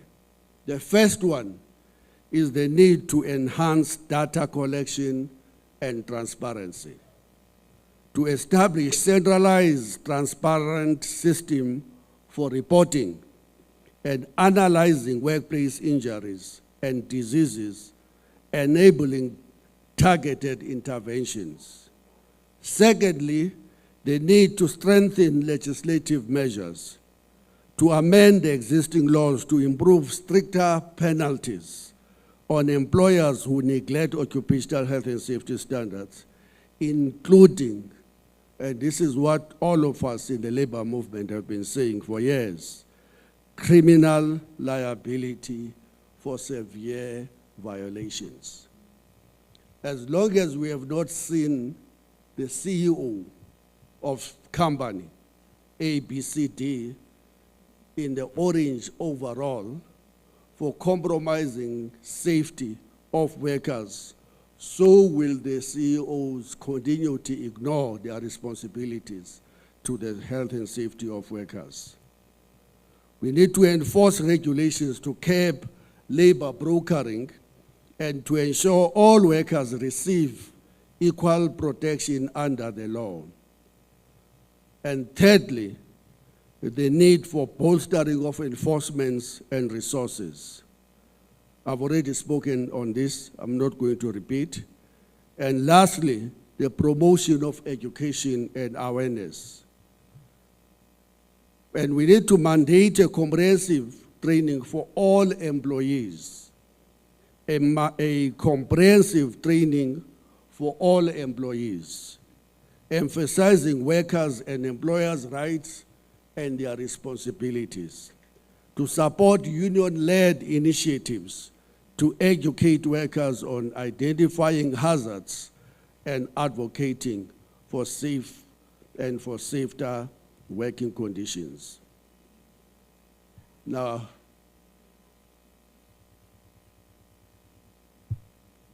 dear Director of Proceedings, the inspector says that the committee that should be working in between conferences is not being attended by the social partners. There's a big delegation from NUMSA here today. Make sure that you put them into those processes to participate in those stakeholder forums. Otherwise, these conferences will just become tourism. Tourism is what you wear nice, you take a nice car, you go, you collect some paper, and you go home, but there's no improvement in between. Something that both of you raised very sharply on behalf of the inspectors. make sure that this conference lives in between today and the next evaluation conference by getting labor to participate and, in the enforcement mechanisms of the department. Comrades, as the international trade union movement asserts, workers sell their labor, but not their lives and limbs. We sell our labor, but not our lives and limbs. This powerful slogan encapsulates our struggle. We must not allow the pursuit of profit to eclipse the sanctity of human life. Let us depart from this conference with a renewed commitment to advocate for robust legislation that prioritizes worker safety over corporate interests. We will be listening very carefully to the presentation this afternoon by the advocate as to what are the proposals on your side. 2, demanding rigorous enforcement of occupational health and safety standards across all workplaces and fostering a culture of safety through continuous education and unwavering solidarity. Together we can forge a future in which every iron and steel sector worker returns home safely and with uncompromised health. Workers' lives matter. Safe workplaces now. Thank you very much.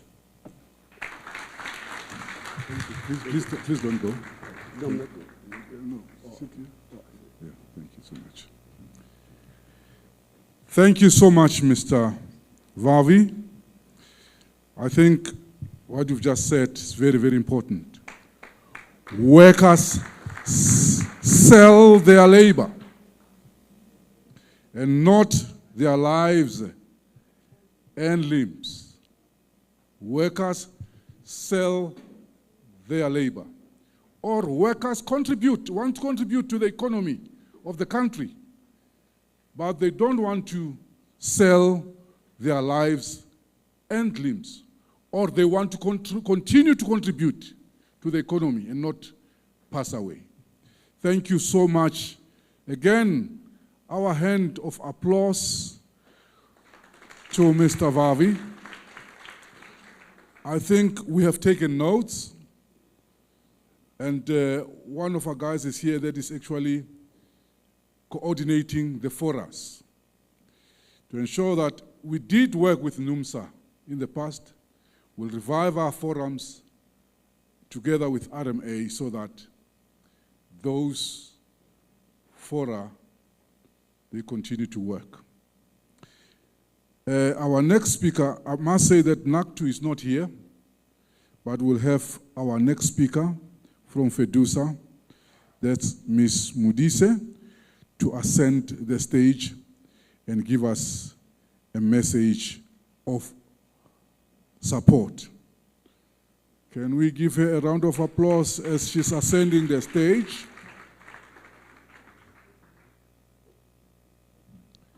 Over to you, Madam. Thank you, Program Director. Honorable Deputy Minister of Employment and Labor, Mr. Sibiya, Acting DG, Mr. Mlenzana, DDG Memuila, Chief Inspector Merators, ILO colleagues, organized labor, organized business, distinguished guests, comrades, and fellow delegates, all protocol observed. It is both an honor and a duty to stand before you today as we gather to confront one of the most pressing issues facing workers in the iron and steel sector, that is occupational health and safety. We are not here today to recite policies and regulations, Deputy Minister. We are here because the very life of workers are at stake. We are here because too many families have lost their lives, lost their loved ones to preventable accidents. We are here because workers continue to be exposed to hazardous conditions, while employers sit comfortably in their boardrooms counting their profits. And we are here because, despite the progress made on paper, workers continue to face unacceptable risks every day. The iron and steel sector is one of the most important yet dangerous industries in this country. The risks are well known and they've been mentioned here this morning. Extreme heat, exposure to toxic gases, dangerous machinery, hazardous materials, and unsafe working environments. Yet, despite clear evidence of the dangers, too many employers remain resistant to change. Too many continue to prioritize profits over human lives, cutting corners on safety measures and ignoring their responsibility to the very people whose labor sustains their businesses. Deputy Minister, no worker should ever have to choose between their livelihoods and their life. No worker should have to risk permanent disability, chronic illnesses, or even death simply because their employer refuses to invest in proper safety measures. These are not privileges. These are basic fundamental rights. And where these rights are ignored, where workers are treated as disposable, we will raise our voices and demand accountability as organized labor. FEDUSA acknowledges legislative steps taken by the Department of Employment and Labor, particularly through COEDA legislation and the compliance regulations under the different labor laws in South Africa.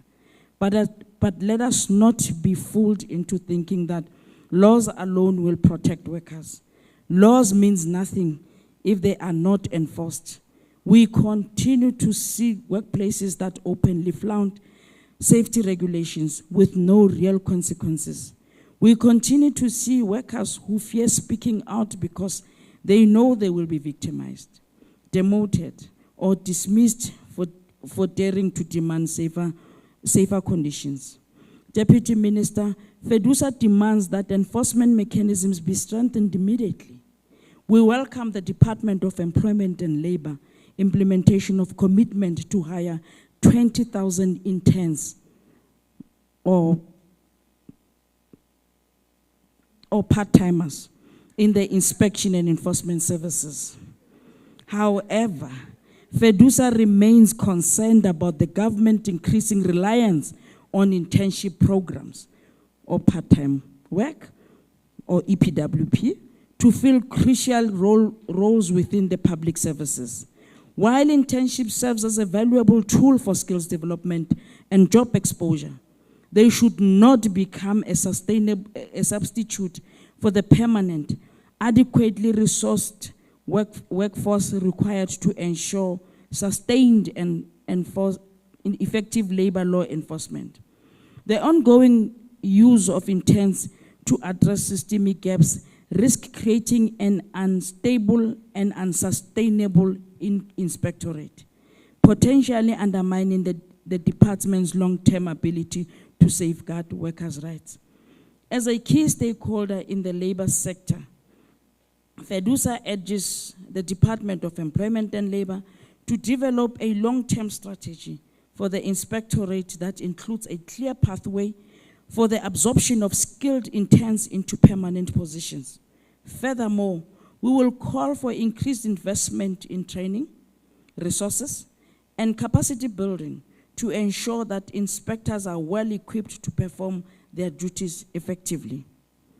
Listening to the presentations on non-compliance this morning, we appeal to the department to also look into imposing harsher penalties on non-compliant employers and to take real action against repeat offenders.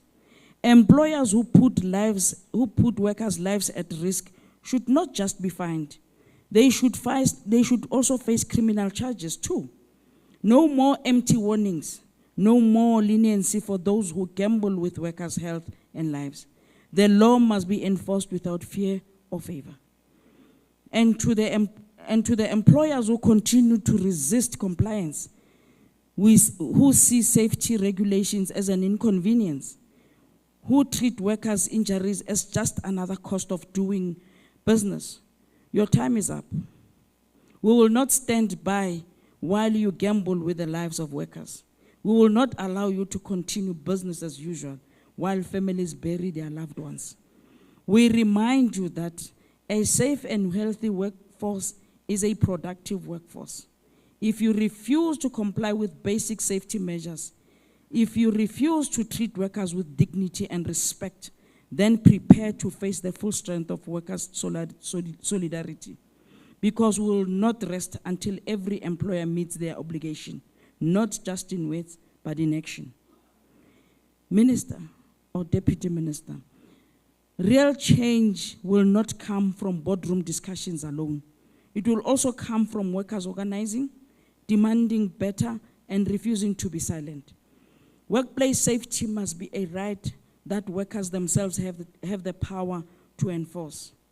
This means ensuring that every worker is properly trained to understand their rights and their risk they face. It means that workplace safety committees must have real authority and that workers must have a direct say in how safety measures are implemented. It means ensuring that whistleblowers are protected so that workers can report unsafe conditions without fear of retaliation. Comrades, today we send a clear and ambiguous message. Worker safety is non-negotiable. It is not a favor granted by employers, nor is it a privilege to be bargained for. It is a fundamental right. And if an employer refuses to provide a safe working place, they have no business running one. If government fails to enforce the law, then we will remind them who put them in office. And if workers stand together, we organize, mobilize, and refuse to be silent, then no force can ignore us. FEDUSA remains unwavering in our commitment to fight and working together. We will continue to demand action, to hold employers accountable, and to protect every worker who steps into an iron and steel plant, a factory, or a workshop, because no worker should have to fear for their lives when they clock in for the day or for the work. Lastly, Program Director, FEDUSA calls for a decent work and decent life for all workers in the iron and steel sector. Amandla. Thank you, Chair. Thank you, Madam. Please don't leave. There's a little token that will be advanced to you. Once again, a round of applause for our speaker. I think the messages of support are beginning to filter through to send a message to say worker safety and health is a universal right. Worker health and safety is a universal right. It's a right. It's also entrenched in Section 24 of the Constitution of South Africa. Thank you so much. Our next speaker is Mr. T. Mahlangu from COSATU with a message of support.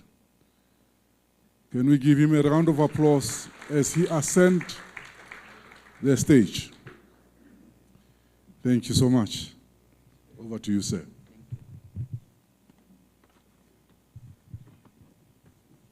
Thank you, Program Director. Let me also write on the salutation that has been given, to the Deputy Minister, the acting, the DDG, Ms. Milwa, the Chief Inspector, Ms. Reuters, workers, comrades, and all protocol observed. COSATU wishes to extend its appreciation for the invitation to deliver its message of support to this conference, and that is to engage on the occupational health and safety of workers in the iron and steel sector. The iron and steel industry are among the most dangerous workplaces in the world compared to other manufacturing industries. We must indicate that the matter of safety of workers is at the heart of the Federation, and hence our participation here today, comrades.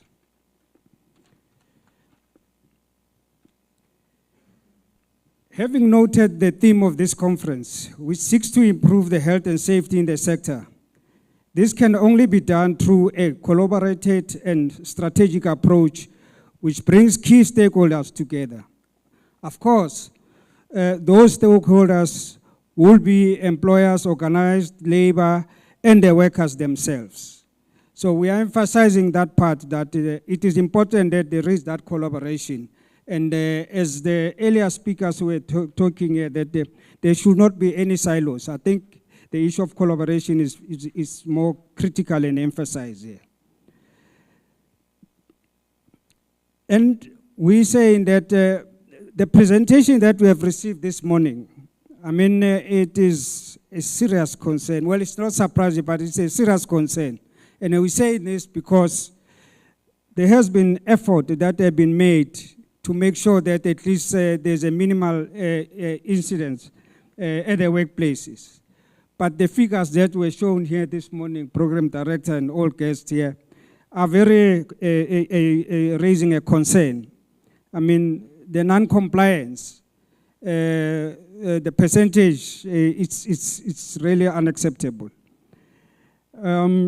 We have heard about the different, hazardous, incidents that are happening in this sector, and the exposure that workers are subjected to in terms of the occupations at the workplace.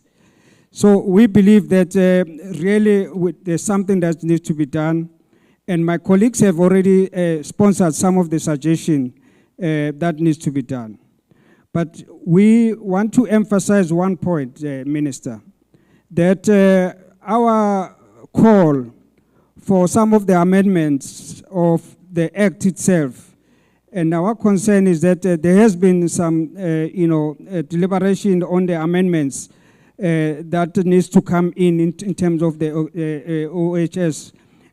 But that process has been stalled for a long time.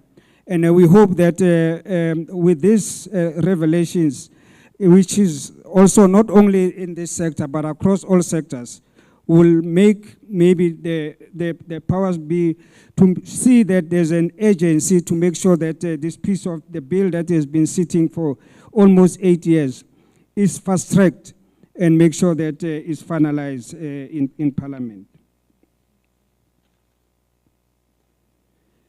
The metal the metal and steel industry is a crucial for global development, powering infrastructure projects and supplying material for various sectors. Yet, working in this sector comes with a significant risk, and understanding this industry hazard is vital for ensuring the health and safety of employees. These hazards should be highlighted as a priority by employers, and the goal should be to minimize danger and protect workers from the inherent risk presented in this industrial environment. Recognizing these hazards involves examining the day-to-day operations seen in a typical steel plant, as we have been seen here, been shown by the inspector. How the steel plant looks like where they had done the inspection. From the handling of raw materials to the processing and finishing of steel products, the industry hazards are diverse as the processes themselves, each with a unique challenges to worker safety. Ensuring that these dangers are understood is not just about compliance with standards. It is an ethical responsibility for industry leaders to commit to continuous improvement in safety protocols and training programs, which is one part that we are also emphasizing, that training is critical if we were to eliminate these dangers that are taking place in the steel plants. To appropriately manage industrial hazard, COSATU calls for a comprehensive safety measures encompassing current health and safety regulation, ongoing education, and access to proper protective equipment becomes mandatory. However, we still have cases of employers not complying with the regulation.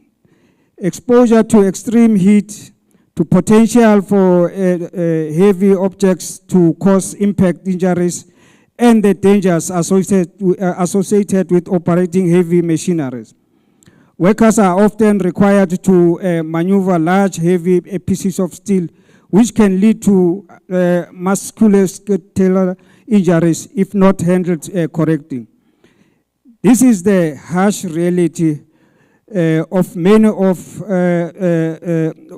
us here today, comrades, and it can be correct that you leave your home every day, and one day you might not go back home because on reckless and negligent employers who don't prioritize your lives.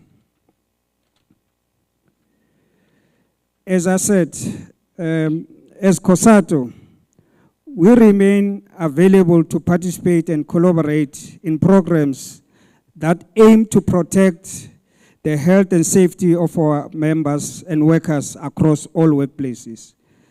The Department of Labor should always include us in all critical engagement to ensure a collaborated approach to addressing issues of OHS. We need to advance our approach and response as an injury or a death of a worker at a workplace is one too many, especially if such have been, if such could have been prevented. Let me take this opportunity to thank again and emphasize the point that we've been making, that there must be a collaboration to elevate this incident that are taking place. Thank you very much, Comrade Director. Don't go. Thank you so much, Mr. Mahlangu, for such a productive contribution to the message of support. One thing that we can see, there's a thread that's saying this sector is a very crucial sector, very important sector to our economy, but we cannot tolerate injuries and fatalities of our workers.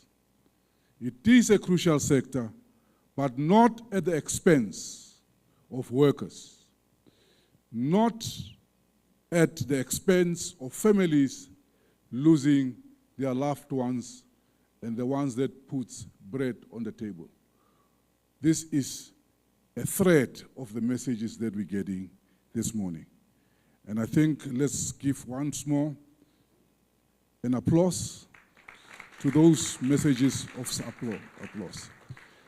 Ladies and gentlemen, at this point in time, we'll take a recess, we'll have a break, and thereafter we will come back to the hall to resume our progress. So from now, we're going to take our tea, and I think we have given 30 minutes to the tea time. So we should be back at about 22:12. Thank you so much. We can begin to move for our tea. If it's ready, let's all go and have our tea. Thank you. An announcement? tshwanetse go re ba eme pele and then minister a tswe ba kgone go start about exhibition. Okay, so sorry. I've been informed that. Please, if you can just wait, because we need the deputy minister to go and do some. As strong they can go. As strong they can go. So you can go strongly to the tea. Okay, just have tea. Make sure that you drink it strongly. Thank you.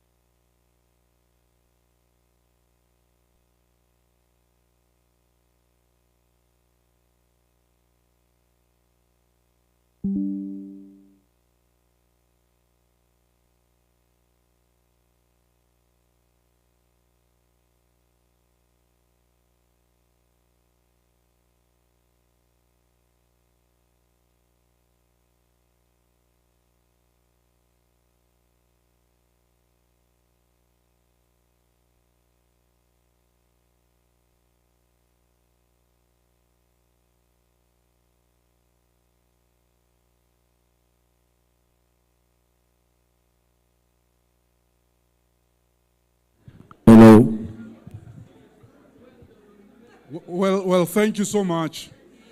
We are coming back to the second session.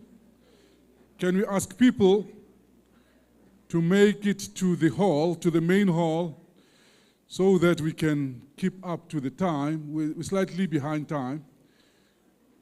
Please come into the hall.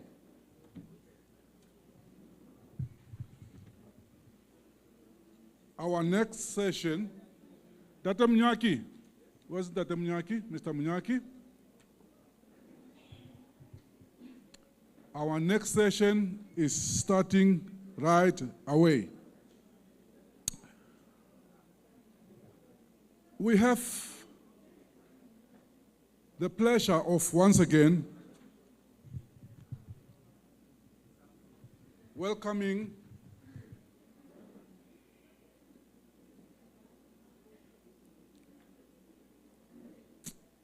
Mr. Shezi,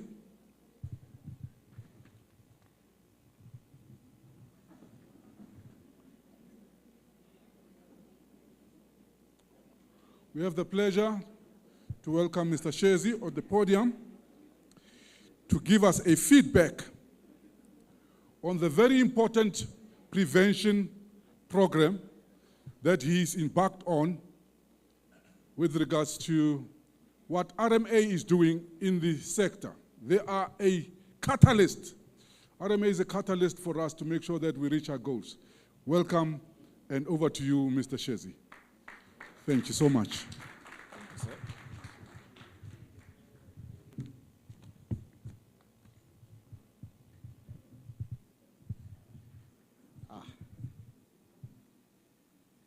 Many thanks, Program Director. Still a good morning, everyone. My name is Mandla Shezi, Group Chief Executive Officer for the Rand Mutual Assurance Group. Let me start by a greeting Honorable Deputy Minister, Mr. Spear, and greeting the Director General in absentia, Mr. VM Lenzana. Let me also greet Mr. Moilwa and the General Inspector, and Millie Reiters, the Inspector, the Chief Inspector. Let me also greet all the leadership of the labor organizations and all the leadership of the business, the industry, and all the employers present today. Ladies and gentlemen, all protocol observed. As a 130 years old social insurer operating under license, and I emphasize operating under license from the Compensation Fund and the Department of Employment and Labor, we take pride in our broader value proposition, which goes beyond just compensation. Ourselves and the Compensation Fund and the sister company firm were probably known as compensation administrators. However, our value proposition goes way beyond that and actually aims to prevent accidents and diseases in the workplace. This is a core part of what we do. I really want to emphasize that this is a big part of what we do. That's firstly, and using all suitable means available to us. And secondly, when accidents unfortunately do occur, and sometimes we cannot prevent them, we also then go beyond compensation through our rehabilitation programs, through our physical health facilities and infrastructure to make sure that where accidents have happened, those employees actually go back to work, be it in their original job, or we help them find alternative employment. So for us, this is very, very important. And then lastly, should we not be able to return you to work, And then it's very important that we have programs that socially integrate you to the community, but also then as a pensioner, we also look after you. Ladies and gentlemen, you'll agree that the point that I'm making is that our mandate is not just to compensate for health expenses or medical expenses when accidents happen, but first and foremost to prevent those accidents. Secondly, to restore the health and wellness of employees. And then lastly, and most importantly, to restore the economic participation of the employees after the accident. So, so that is our broader value proposition. Just to give you a sense of the numbers and the statistics in the two industries where we operate in the mining sector and in the metals, steel and iron sector. We've been in mining for 130 years, in metals for just over 10 years. We've got 28,000 companies, 1.1 million employees that we look after. But the claims that we receive on an annual basis, or the incidents, we're talking about 24,568 just last year alone in 2024. And if you go back to 2015, we're talking about almost 300,000 incidents. You will agree with me that this is definitely way too much. And when it comes to the cost, since 2015, we're talking about 5 billion rands. So this is an expensive exercise. Just going deeply into the metal space, of the 25,000 incidents that took place last year, 18,000 of those were in the metal space. Just in the metal space alone, last year we paid almost 800 million in benefits. The good thing is that in the metals, iron and steel space, the rate of the incidents since 2016 has been declining from 36 incidents per 1,000 employees to the current 24. But let me give you just a little bit more detail on that. A little bit more detail, and we compare the metals, iron and steel sector to the mining sector.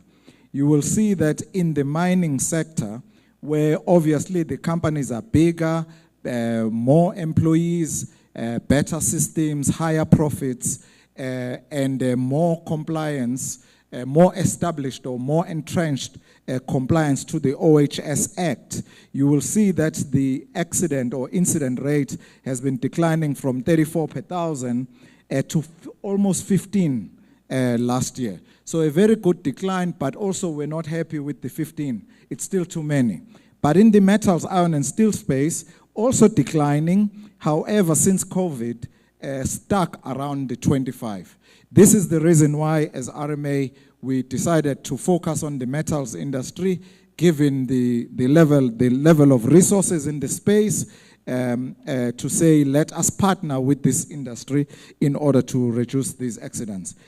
Our aim, and I'm also setting targets for my team here in public, our aim is that we'd like to see these numbers in 5 to 10 years get below to 10 incidents per 1,000 employees. That's really our aim for the 5 to 10 years. Globally, when we do the research, we think that this is possible. If you look at the fatalities, this one, I don't like to do it as a rate in terms of fatalities per 1,000 employees, because one death is one too many. So if you look at the metal space, 50 fatalities on average over the last 3 years, same as in the mining space. Obviously in metals with a lot more employees, the rate is lower. But 100 people just in these two industries and not being able to go back home, one of the labor organization speakers spoke about this, that when you leave home to go to work, you're planning to return to your loved ones. So that's why we focused on the metal space. And our value proposition, what we're offering is that we partner with corporates and employers in the metals, iron and steel space. Our high-level value proposition is that it's a 3-year program partnership that is funded by RMA in partnership and via a formal agreement, with the objective of reducing that incident rate by at least 30% over the 3 years. The focus is on awareness in terms of safety, assessment in terms of the gaps in your systems, monitoring and evaluation, incentive programs, etc., with the idea of reducing the number of incidents and also reducing the severity of incidents. I would also like to take this moment to emphasize the importance of partnerships with our social partners, the labor organizations, the Department of Employment and Labor, industry bodies, employers, etc., etc. And over the last few years, since we started on this journey in 2022, we had 10 employers that signed up. In 2023, we had 28 employers, but we also launched the NUMSA Shop Steward Training. In 2024, we launched our first Prevention Awards Conference, which was very well attended from this industry. And we now have, as of 24, we had 62 companies, and we ran 4 prevention conferences. Just some highlights and achievements. Almost 70 industrial theater, because shows that we do in the sites of these employers. We want to simplify the language of safety, and we want to make it accessible to all employees. We want to make it a part of their language and ways of doing things. I've spoken about the 5 prevention conferences. We have trained 2,300 shop stewards on the OHS Act, 53 hygiene surveys, and we've got 2,500 employees on the wellness programs. Overall in the program, we've almost have 35,000 employees, 67 companies year to date for 2025. Even though it sounds like it's 67 companies is not a lot, but we're actually in 493 sites where we are present and active with this program. Just to give you a sense of the activities that we get involved in, we take part in primary health, where we ensure that employees are fit for duty through medical surveillance and medical screening. We get involved in personal protective equipment and signage surveys. Industrial theater I already spoke about, and training and certification I already spoke about. Obviously, our intervention is guided by the needs of those employers that have signed up and are in partnership with us. I am sure that as we grow the number of partnerships, we will get more and more involved in more activities in this space. Just some early results, especially for the companies that have been with us since the launch of the program in 2022. They started that cohort of companies. They started with incidents at 67 incidents per 1,000 employees, and now they are at 47 incidents per 1,000 employees, which is an improvement of almost 30%, very close to our objective of 30%. And also the newer cohorts, the second one at 18% improvement, and the newest cohort that we started with last year already at a 17% improvement. 30% is obviously a nice round number. At the end of the day, the less injuries, the better for everyone. So the results are there. I think that I'm not an expert to promote and to pontificate in terms of the benefits of safety in the workplace. Our social partners have much more expertise, but there's production savings, there's savings in terms of absenteeism, there's saving in terms of training costs and recruitment costs and all of these things whilst employees are recovering at home or in hospital. But most importantly, employees have a chance to protect their dignity, to grow their income, their skills, their experience, and therefore to maintain sustainable livelihoods for themselves, their families, and their communities. So Prevention makes business sense, and it makes a moral and ethical sense. And then lastly, from our side, a program director, Deputy Minister, we'd like to use this time to commit ourselves as RMA with our broader value proposition to foster the continuous professional development of safety and prevention in this industry. We want to commit ourselves to continue to collaborate with the important stakeholders to create a safer and healthier workplace. We commit ourselves to sharing lessons learned, insights, and best practices in this industry.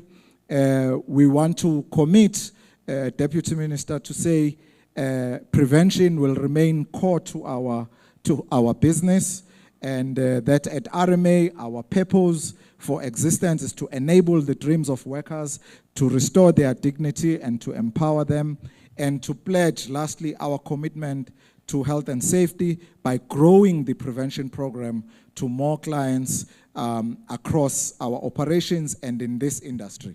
And ladies and gentlemen, if you are not part of this program and you feel that you will need it for your organization, please come and chat to us. Our executive in charge of this program is here with us today, and her name is Dr. Jessica Hutchings, and her email address is on your screen. Thank you very much.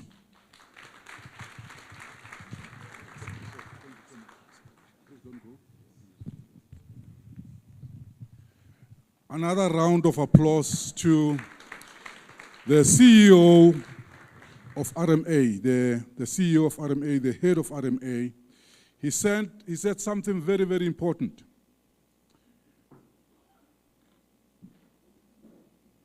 He said something very, very important to say. They have a value proposition to go beyond compensation. That is, to go beyond their core mandate by introducing a prevention program, meaning that they are not saying this is what we're all about only. But we also want to, if that is encroaching, that is positive encroachment into the space of prevention. And I think that is welcomed, ladies and gentlemen. And also to continue to collaborate with stakeholders so that they can improve health and safety. Let us give another round of applause for that. Where the head of an organization says, I'm prepared to bend backwards, to say we are not only going to concentrate on our core business, but for the sake of the safety of workers, we'll bend backwards and ensure that we have a prevention programs. And that has been shown in their figures. From the previous 67% to 47%, is it 47%? Yeah, let's ask another round of applause for that. I think this partnership is working. The partnership between ourselves and RMA is working. It is a start, but it's a good start. Thank you so much. Chief Inspector, are you ready? Chief Inspector, are you ready? The people are very ready for you. Are you ready, Chief Inspector? Please ascend the stage. Yes, yes, yes. Take care of the Chief Inspector. Yes. Thank you so much, Chief Inspector. Thank you so much. Okay.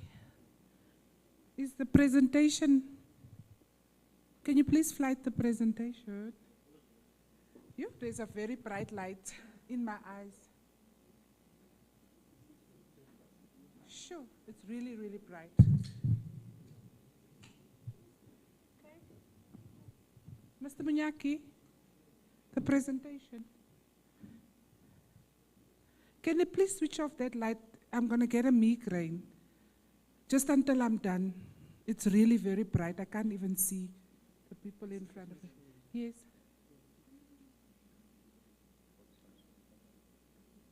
Can you switch off that light? Thank you. Huh? Oh, they say it's for streaming. I have extremely sensitive eyes, especially light, and it's quite bright. So I'll try and endure it.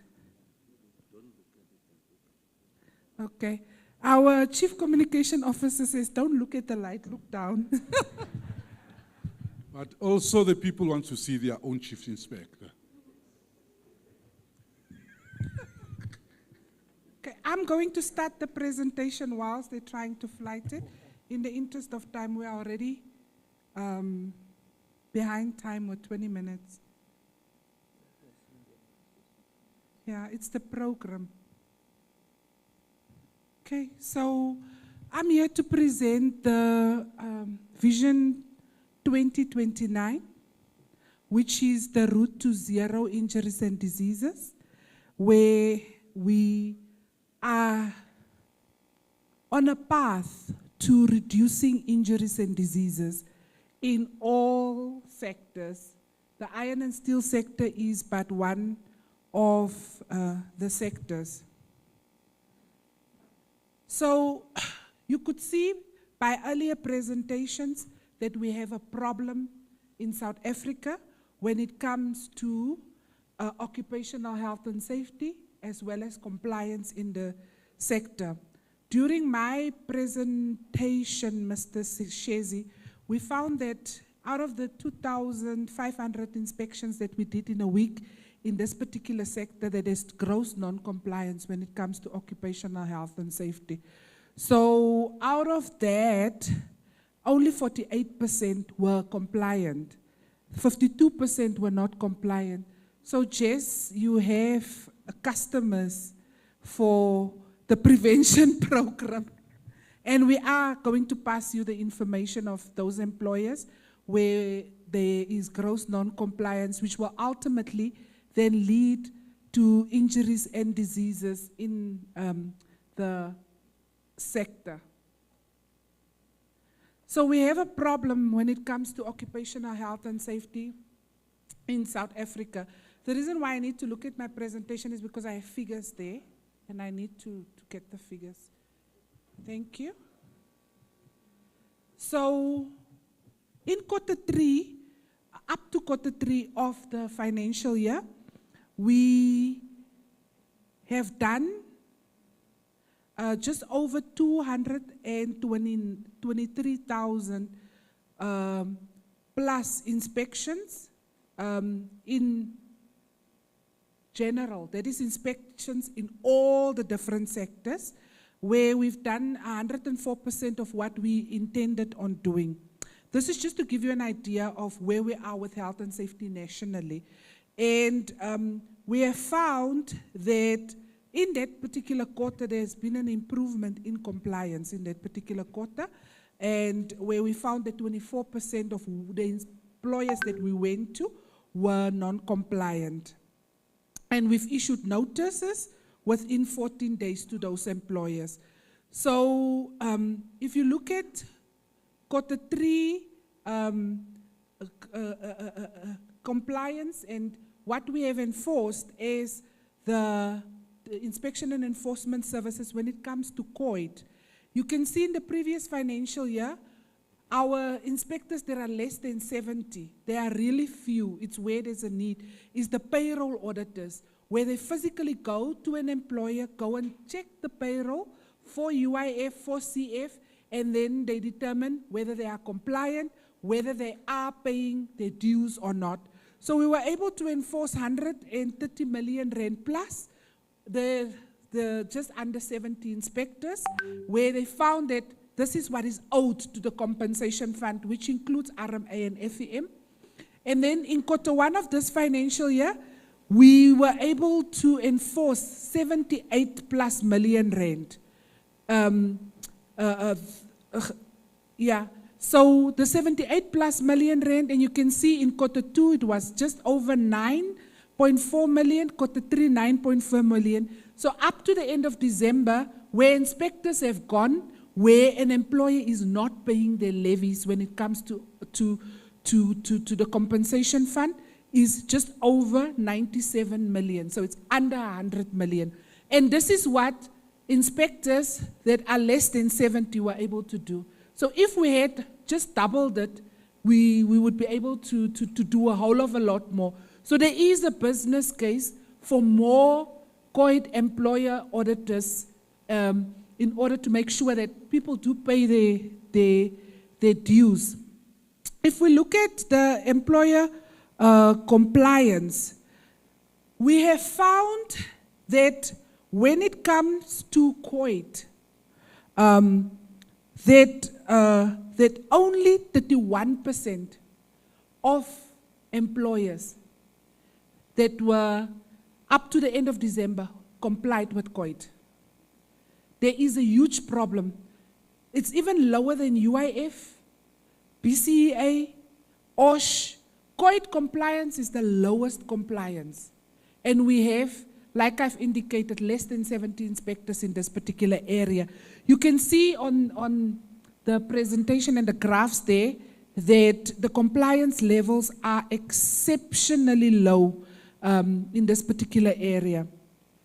The slides will be made available to you to get the details. This is just the money enforced. As you can see, money enforced, where there was a lot of non-compliance and money enforced is Limpopo and Mpumalanga. You can see them combined is more than 6 million. And these are small provinces.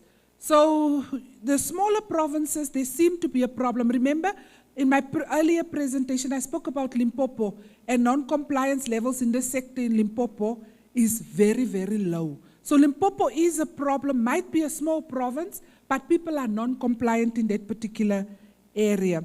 So, and when it comes to COID compliance, you can see, I deliberately didn't mention Gauteng because it's our bigger province, there's more employers, but we need to focus also on the smaller employers. So the compensation fund has indicated that for the last 5 years, up to the last financial year, they have registered more than 559,000 claims. This is where somebody registered a claim, an employer, where they say somebody's gotten injured. And it's quite a high number. These are people that have gotten injured, fatalities, diseases. It is a high number. And the compensation fund has paid more than 20.7 billion rand. I think RMA will be able to tell you in this sector specifically how much they have paid for medical service providers, how much they have paid. She says 5 billion. RMA has paid 5 billion just for this sector over the last 5 years.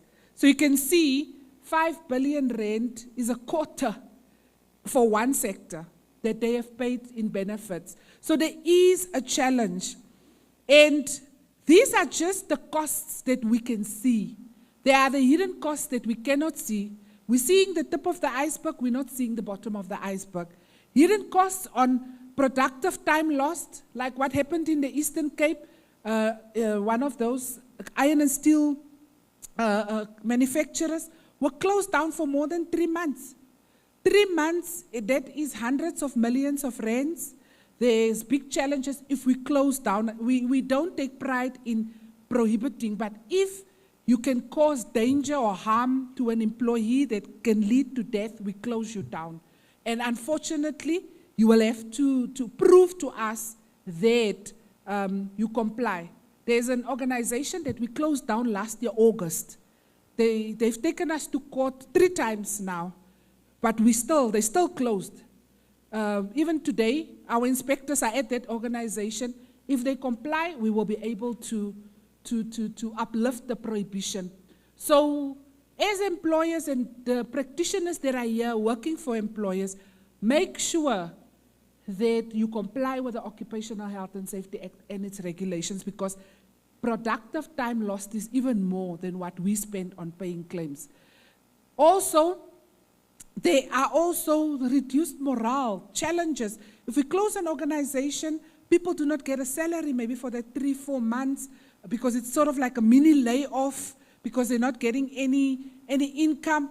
There's compensation rates that will increase. Then there's also a very big administrative burden when you have fatalities or injuries that have taken place. So as the Department of Employment and Labor, we launched our Vision 2029, where we are en route to zero injuries and diseases. In October at Emperor's Palace, we did it in partnership with RMA, FEM and ourselves and the Compensation Fund. And we see the OHS strategy is a very key vehicle for us to reduce injuries and diseases and ultimately to prevent it. You've seen how much it costs. Then there are hidden costs. So we need to, and I like what I heard from organized business as well as organized labor. We need to renew and redouble our efforts to prevent injuries and diseases, and we need to do so proactively. We don't like doing reactive inspections. We do so through our inspectorate. We have inspectors from all 9 provinces here. This is just an idea of what we do. You can see we have a dotted line to inspectors in provinces, which is your OHS specialist principals, as well as our SR8 inspectors. Then, just as our strategy, we do have a vision, and we are striving for a labor market which is conducive. The environment needs to be conducive for every worker to work in a healthy and safe working environment. And we believe that if they work in a healthy and safe working environment, that we will ultimately be en route to zero injuries and diseases. Our mission is to ensure effective compliance and collaboration. I think you've heard collaboration so many times. If you leave here by Friday, your ears will be ringing with the word collaboration because it's so important. And we want to collaborate with our partners, which includes our social partners, for healthy and safe working environments. We have done a SWOT analysis. This strategy is available on our website. We did launch it. We've identified our strengths, our weaknesses, opportunities, and our threats. And we know that, for instance, I'm just going to highlight 2 of our strengths, is that we have well-documented legislation and SOPs. That we have. The problem is when it comes to compliance. Then also, we have the Compensation Fund partnership. The Compensation Fund is fully funding the OHS Inspectorate, and they spend more than 400 million rand per annum on funding the OHS Inspectorate as well as the COIT auditors. Some of our weaknesses is fragmented legislation and data collection. RMA has their data, CF has their data, we have our data as the Inspectorate, and how do we bring this data together in order to ultimately prevent injuries and diseases? Then with regard to opportunities, opportunities for us to harmonize OHS legislation. We've tried to do so when we were doing the amendment of the Occupational Health and Safety Act. It was done in a tripartite structure, where we also took some of the Mine Health and Safety Act, what is positive in it, and looked at how we can incorporate it, for instance. Some of our threats that we have is the changing world of work and changing technology, and we need to keep up with technology. Then we have our strategic goal, and that is to support and promote healthy and safe and productive and quality lives for both the public and the private sector. We're not being hard only on the private sector, we're even being hard on the public sector. The CDPO is here. It's now been a year. The Klerksdorp Labour Center has been closed for over a year. We closed it, the Klerksdorp Labour Center, due to challenges when it comes to compliance with occupational health and safety. So that is just to show you that we're not biased, we're not prejudiced, we make sure that when there's danger that's imminent, we prohibit, and once you comply, we will go and uplift. We have 5 strategic objectives: coherent and effective legislation and policy, advocacy, cooperation, capacity strengthening and development. That's part of what we are doing here right now. Inspections, I've spoken about our inspections. There's also enforcement. Health and safety management systems are very key, and I believe that's where the RMA prevention program comes in, because they help employers set up your health and safety management system at no cost. And ultimately, there are more benefits to join the prevention program than not joining it. And then last but not the least is strategic information and proactive research. With regard to coherent and effective legislation, I just want to pause a bit on this slide. We administer the Occupational Health and Safety Act and all the regulations, as you can see there. All the regulations that are in red are currently under review. And the ones that are in the more yellow color is in the process of being promulgated. So the act is under review. We heard Kusatu speak about it. The DM said he will respond to that particular matter. But the act is under review and there has been progress. Good progress, really good progress in the last 2 weeks. So the DM will give feedback on where we are with the Occupational Health and Safety Act. Also, just as a heads up, we will be promulgating regulations, 2 regulations on the health and hygiene side. Also, the construction regulations will be going out for public comment. The minister has signed those regulations, so be on the lookout. As part of our next pillar, which is advocacy, cooperation, capacity strengthening, in the month of April, we will be launching the regulations that will be promulgated, and also there will be a session that Mr. Mapa and his team will arrange for the construction regulations that will be going out for public comment. So the month of April is going to be our advocacy month when it comes to occupational health and safety. Every week in that particular month, we will be having some form of advocacy, education, training, inspections in that particular month. So advocacy, we have internal advocacy, that is for our own inspectors. For instance, we've done 2 weeks already of training on incident investigation. We have another one coming up just before the mid of March, where we're taking our inspectors through incident investigation so that we can make sure that we get to the root cause of why are incidents happening and how do we use that data to prevent injuries and diseases. We also do training for SMMEs, informal economy. Kosatu invited us to the NUM Strat Plan, just I think last month on occupational health and safety. We were able to present, RMA was there, as well as FEM was also there, where we then engaged on how do we work together to improve occupational health and safety. We do workshop seminars, conferences, so that is what we want to focus on. And then also there's hygiene monitoring, which Ms. Huna spoke about. And also RMA said that they've done some hygiene monitoring. So if I can give you a tip, join the prevention program. Hygiene surveys are a little bit expensive and they'll do it for you for free.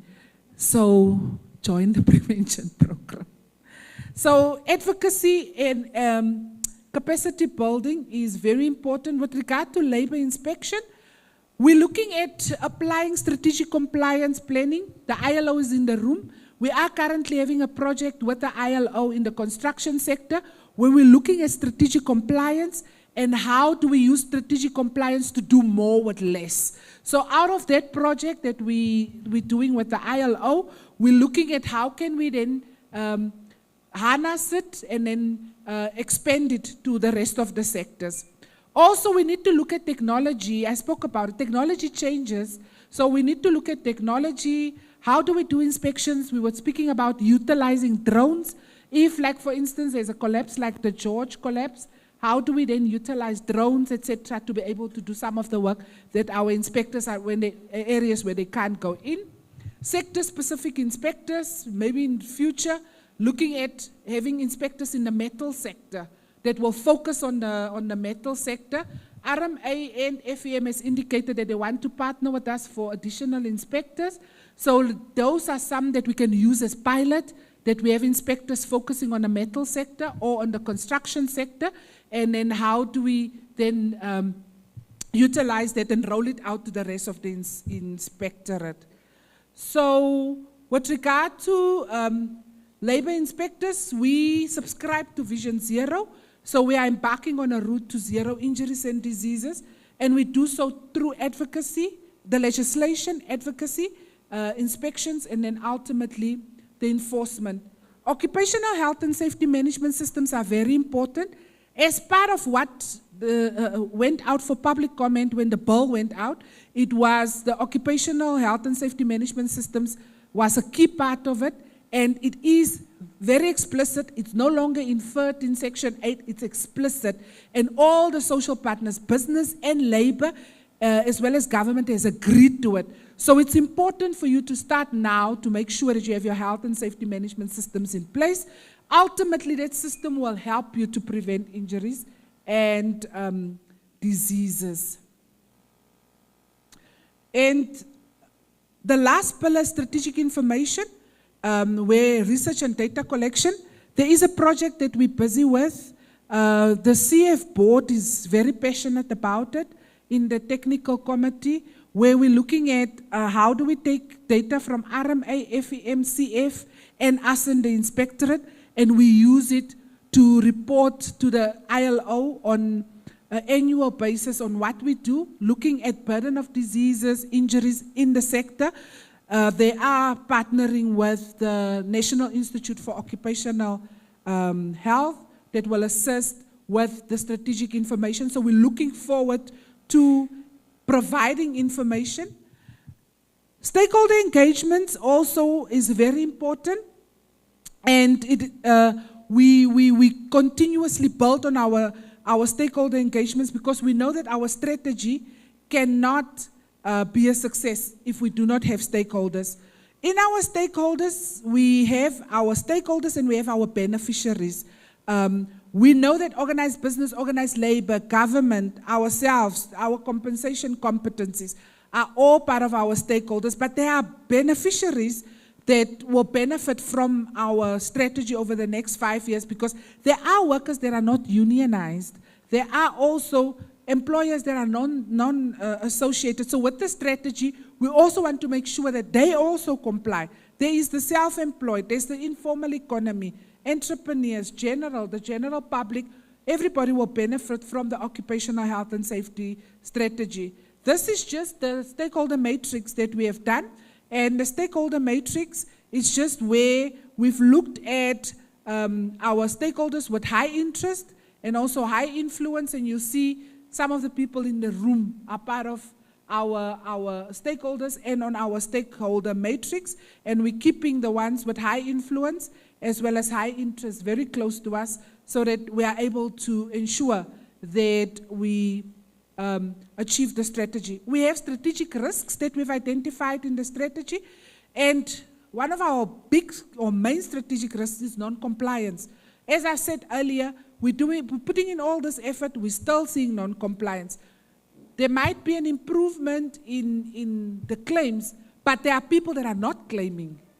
And ultimately, we will see it maybe a bit later, because for some occupational diseases, they have a latency period. You might see the effects of non-compliance now only after 5 years, like for instance, the person with the spray painting. They work with sand, there's silica sand, silicosis. You don't see those immediately. So non-compliance, research, we don't do sufficient research is also something that we need to look into as part of our 5th pillar. And also partnerships, where we believe that there's partnerships, but also the justice system for us is a strategic risk. We do, as I've indicated, as OHS alone, we do over 100,000 inspections per annum, and very few of those ultimately lead to prosecutions. And the labor spoke about the fact that we need to have harsher penalties, etc. It is in the Occupational Health and Safety Bill that will be going to Parliament very soon. There is harsher, but there is also relationships that we need to build with the justice system. Advocate Msiza from our statutory services will speak to that. You know, what is it that we are doing when it comes to us working together with the NPA to make sure that those that are non-compliant ultimately complies. With regard to the 5-year strategy, you cannot have a strategy and not have an implementation plan. We're also partnering with the ILO in this particular matter, so that, you know, our reporting and the implementation plan will be up to scratch. We are going into the first year of the strategy. Monitoring and evaluation is important. The Department of Employment and Labor, as our employer, monitors us on what we do. Also, the Advisory Council. The Advisory Council, currently I know that I've seen, because people have inquired, that NETLAC has requested the social partners to submit names of organized business and organized labor.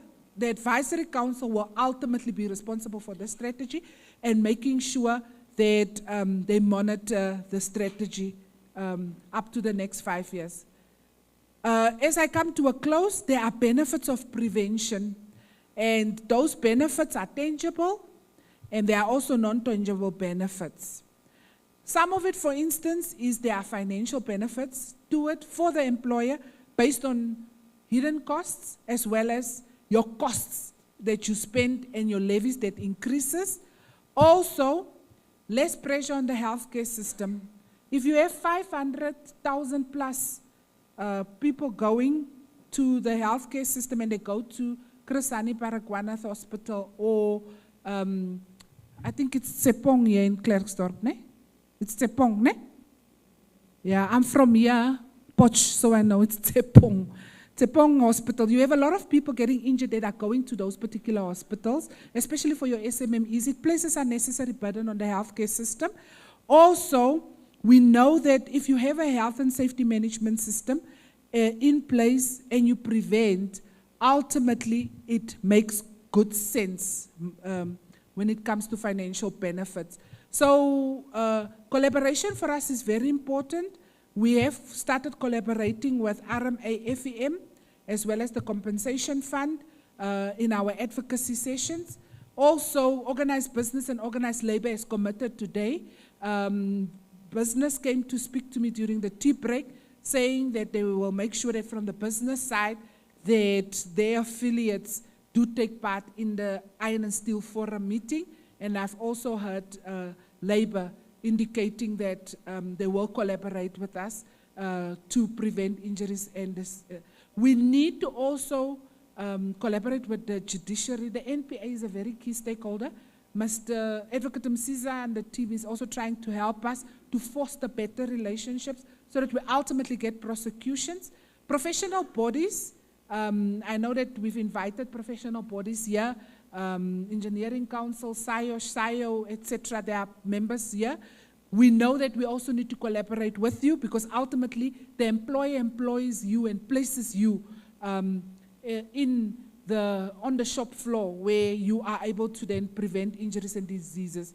So I just want to indicate that collaboration divides the task and multiplies the success. So we know that without you, we will not be able to multiply the success.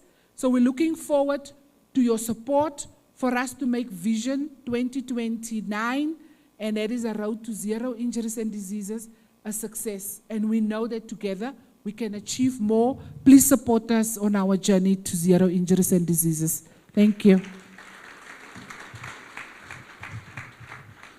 Thank you so much, Chief Inspector. I think we're so thankful that at least we're looking forward to 2029, where we will get as close as possible to zero. Zero harm, zero fatalities. And this strategy is the one that is going to be leading us to that particular vision. Thank you so much once again, Chief Inspector. A round of applause for our Chief Inspector. Vision 2029. Vision 2029.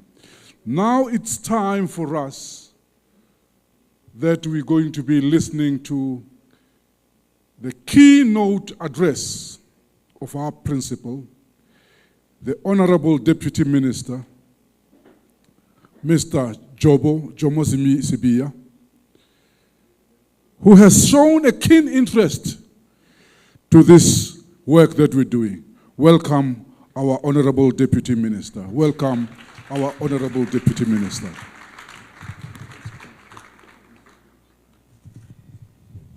Thank you very much, Program Director. A very vibrant Program Director with so much energy. We appreciate it.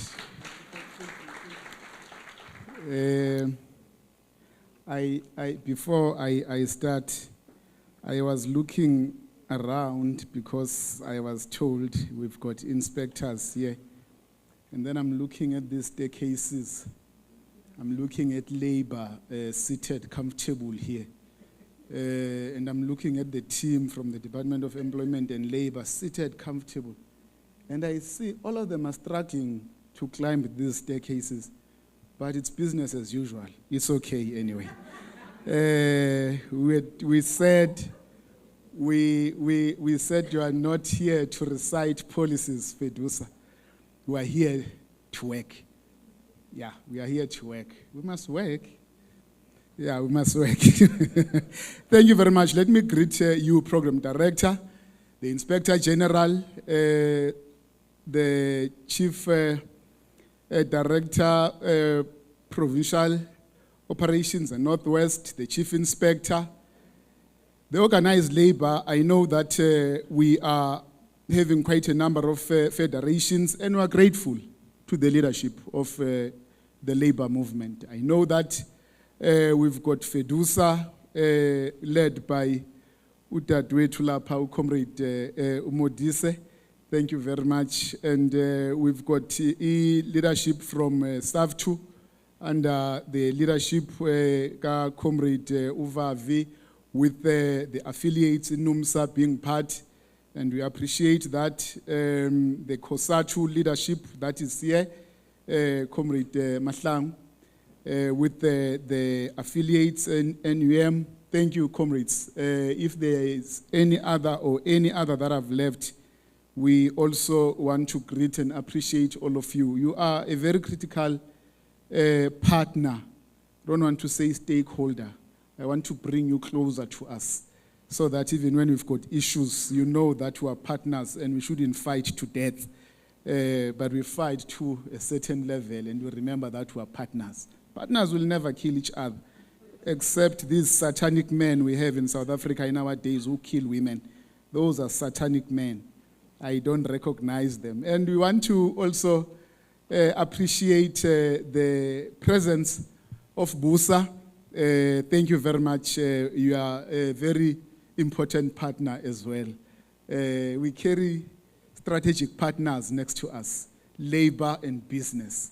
We don't want to box each other all the time. There are moments where we must do things in a manner that will help all of us to move forward. The ILO, you know, we've got ILO amongst us. Thank you so much. A very strategic role player within the sector and the system that you are in. RMA leadership, Sgananda, thank you very much. COI, just in front of my eyes with your team, capable team, thank you very much. I don't want to miss anyone because I don't want to be accused. The senior managers and the inspectors from the Department of Employment and Labor, very capable workforce that we have in that department, very capable inspectors. We appreciate the work that is done by our inspectors.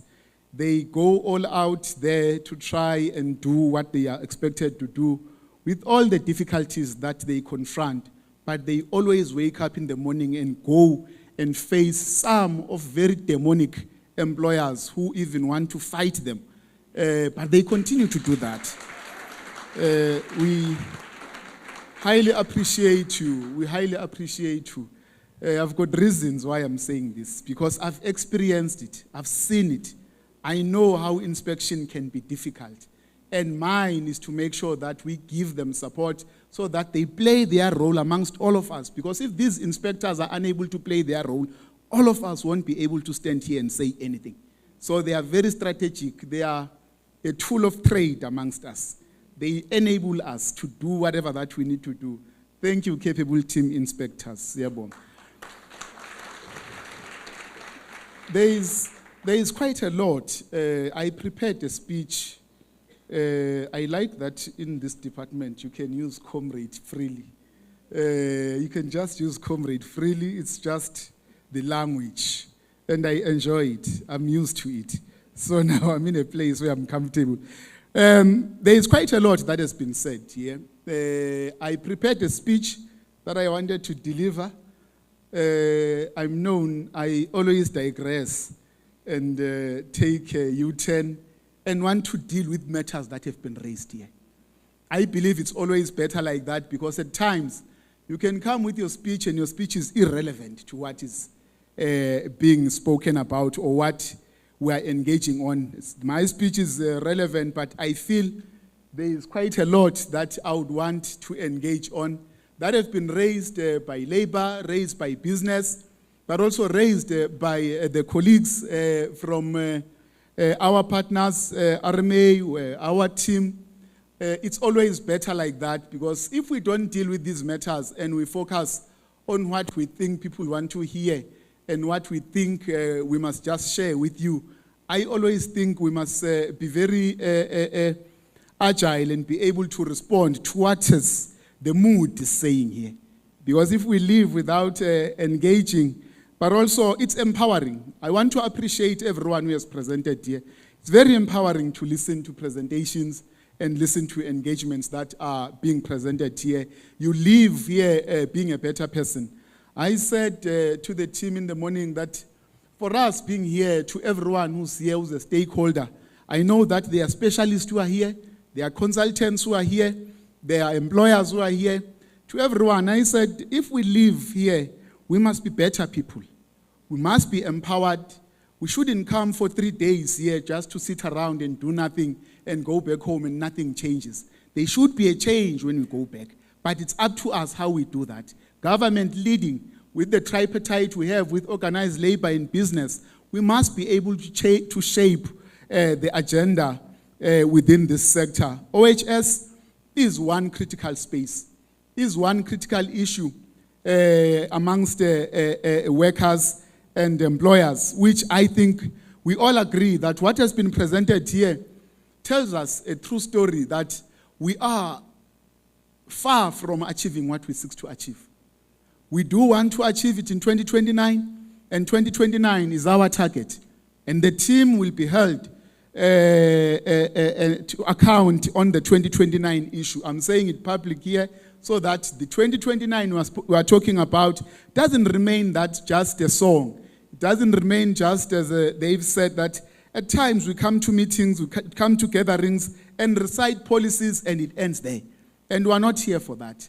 Nobody is here just to sit around and watch and eat and speak and go home. But we want to make change. We want to make a difference, protecting workers. We all agree that lives of workers matters. That's one issue that when I was seated down there, we all agreed that the lives of workers, all of them, they matter. When a worker goes to work, the family expects that worker to come back home. And it means all of us, we are workers, we are expected to go home. So it means even the workers we are talking about here in different industries and different sectors, they are expected to go home. And we are policymakers, we are law enforcers. We're told here that if government is unable to enforce the laws, we'll remind them who elected them.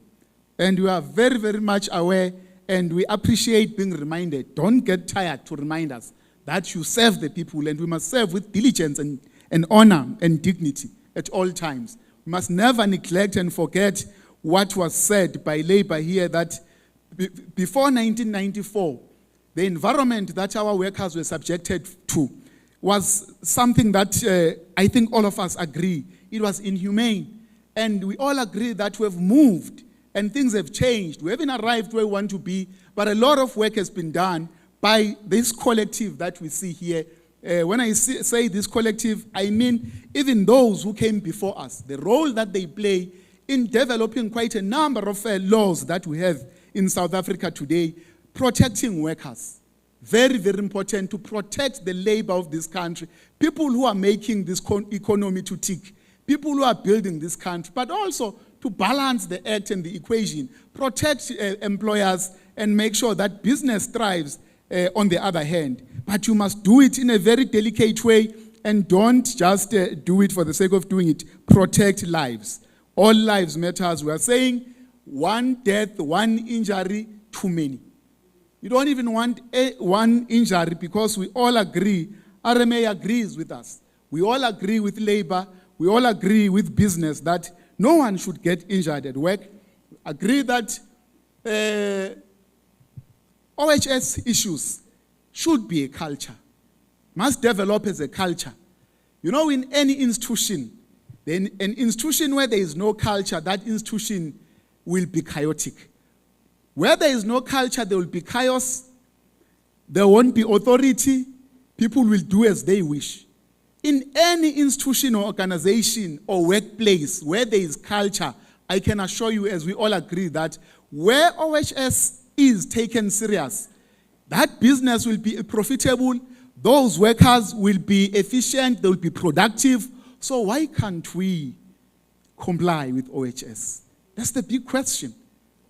If business agrees with us that where OHS is implemented properly, business will thrive, they will make profit, workers will be, they will be able to perform their task. But again, still, it's us who don't do it. Because I believe all of us, when we open businesses, we want to make money. But we know if you want to make money, implement these regulations, OHS being one of them, being strategic in saving lives of workers, but also making sure that workers are working under good conditions. They are working under conditions, all of us, that will say, even if you take me to go and work there, I will say I'm in a very good space where I can work.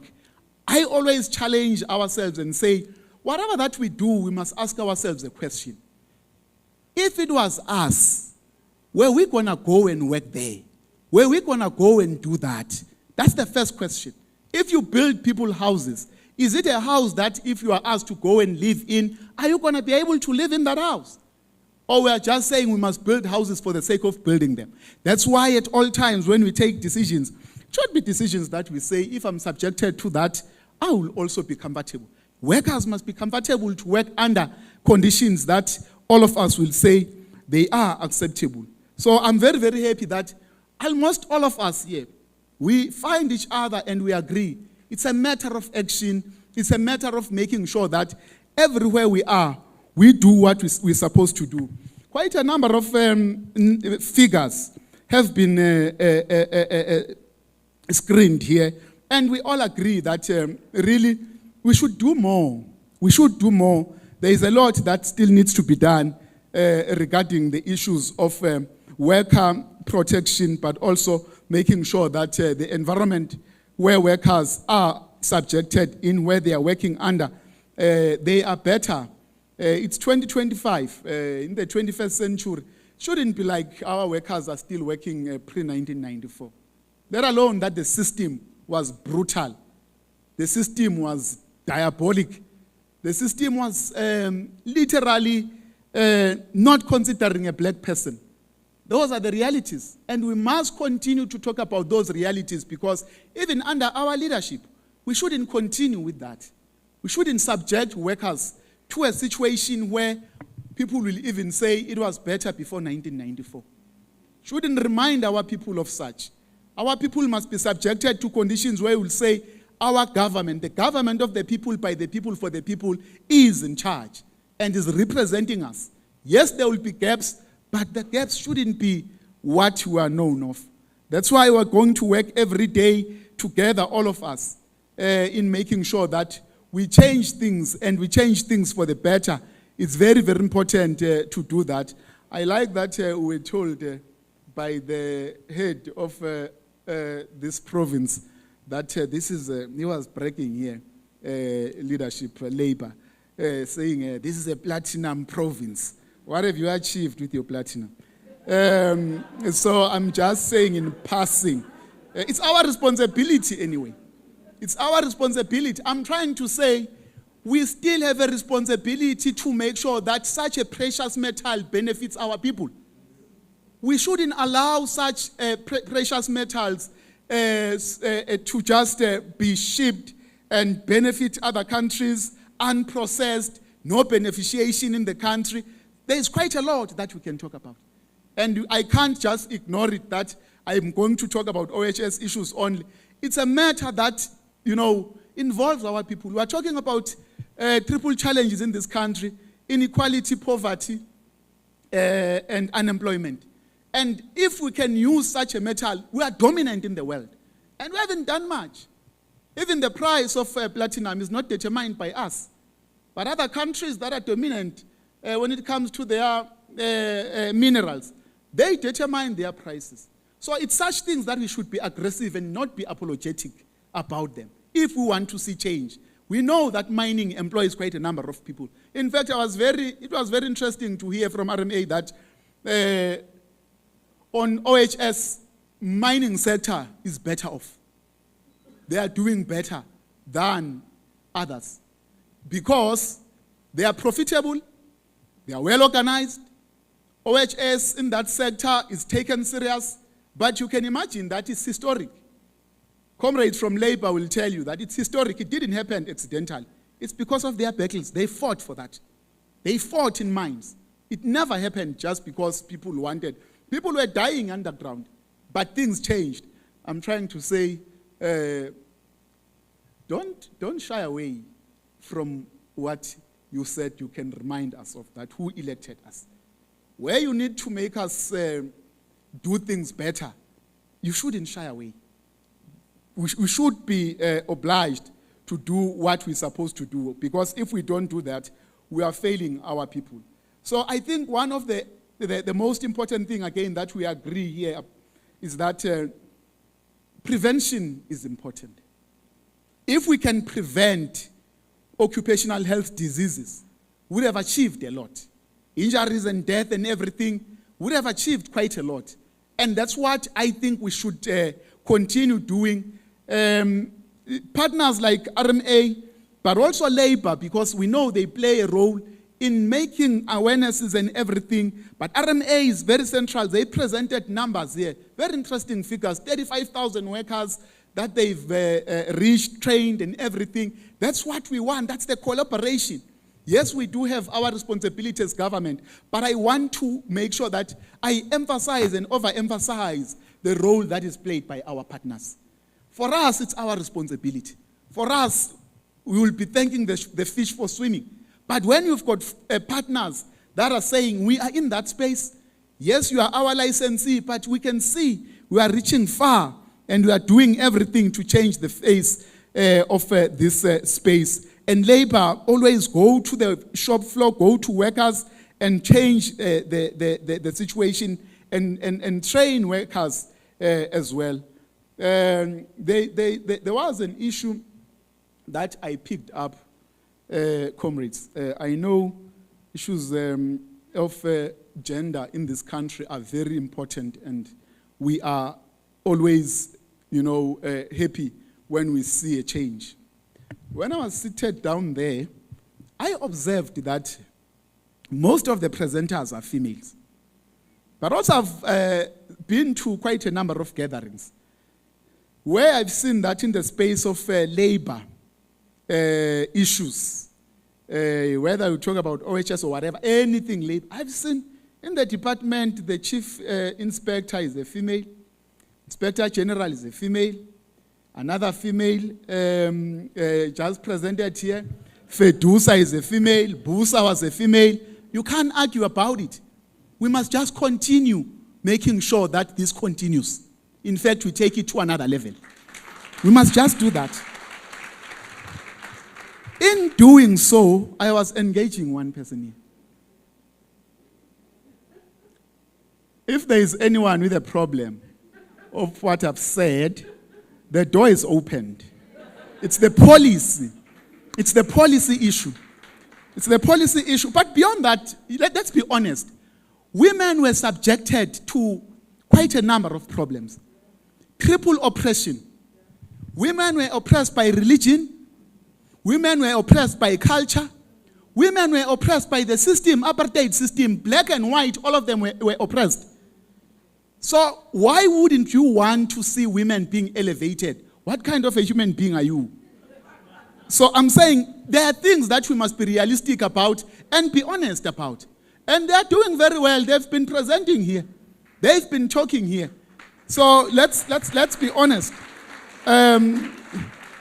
Kosatu and Saftu, you did very well. I'm not leaving you outside. You did very well, both of you, Comrade Matlang and Comrade Vavi.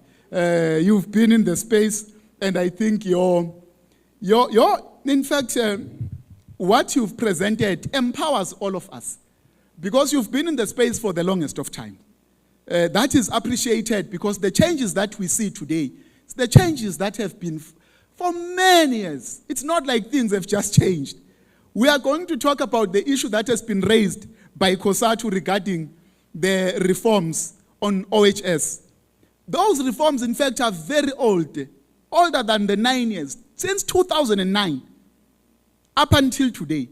I want to say it that there is a great movement on that. We are pushing almost, we are involved in quite a number of reforms in the department on labor matters. OHS is part of them, migration policy is part of them, even Labor Relations Act, we are reforming it. And I know that you are part of all this. But on OHS, I can just report and formally and tell the labor movement and business that, yes, there have been challenges. It's been back and forth. It's been taken to Parliament, brought back many years, and now we are in a space where we have received the certificate from the presidency. We're just waiting for one, which is coming from the state law. That's the only one, and we believe we had a communication with them about a week back regarding something that they had issues with. We clarified it. The bill now is going to be taken to cabinet. It's going to go to cabinet, and from cabinet we proceed with it. We are looking at it very closely. It's one of the bills that we want to make sure that it's concluded. You can't continue to have outstanding bills for too long, for this long. In fact, you'll have to start it afresh because there are new issues now that have came into the picture. The reason we are reforming is because quite a number of our laws were formed and established, in fact, around 1996, 94, 2000. The changes we have seen in the country, they are quite glaring, they are quite deep. Some of these policies didn't consider some of the things that were not there by then. Whether you talk about migration that we see today, even on OHS, technology changes, systems are changing, everything is changing. So we must continuously reform so that we live with times. Times don't leave us behind. So we have taken too long, we agree, but I can assure the labor in particular that, yes, there were issues of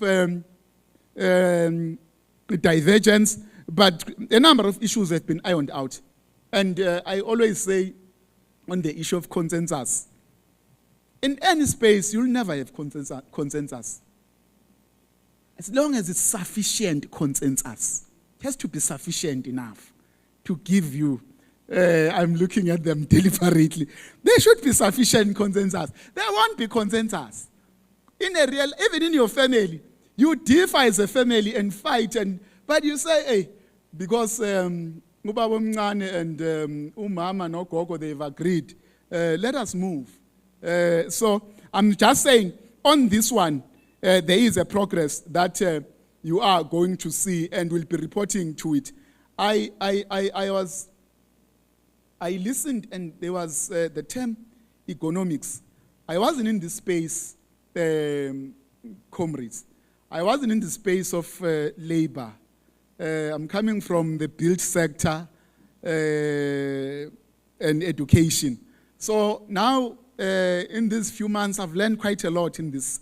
So they were talking about economics. And I'm like, what is this economics that she continues to talk? And then I went to Google because I don't want to be left behind. I went to Google and find out that, economics is the study of people's efficiency in their working environment. It's the study of people's efficiency in their working environment, roughly. I summarized it like that. And for me, I was like, economics, is it something to do with artificial intelligence? Or, you think, so we are learning quite a lot. And that's why I take time and sit in such programs. I'll spend 2 days here because I want to learn and get to understand what are the issues. We don't want to deal with issues that we don't understand. When you are a leader and you deal with issues that you don't understand, we are given a speech, you come and read and you leave, then we are a useless leader. We are a useless leader. So we don't want to do such things and embarrass you, because we'll be embarrassing you.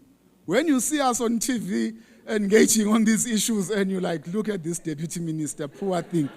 He doesn't even know what he's talking about. Why was he deployed? Who's this fellow? Then we don't want that. We must close the gap. There must be a change.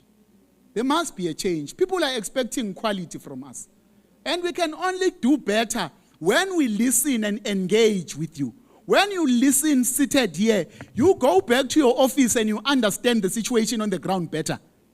You don't go to your office and think things are in a particular way, while they are not even closer to what you think. But when you are seated here, you know what SAFTU think, what COSATU thinks, what FEDUSA thinks, and what BUSA thinks, and what our partners think. And then yours is to take this information and see how it can be used to do things better, efficiently. Because we should be efficient as government.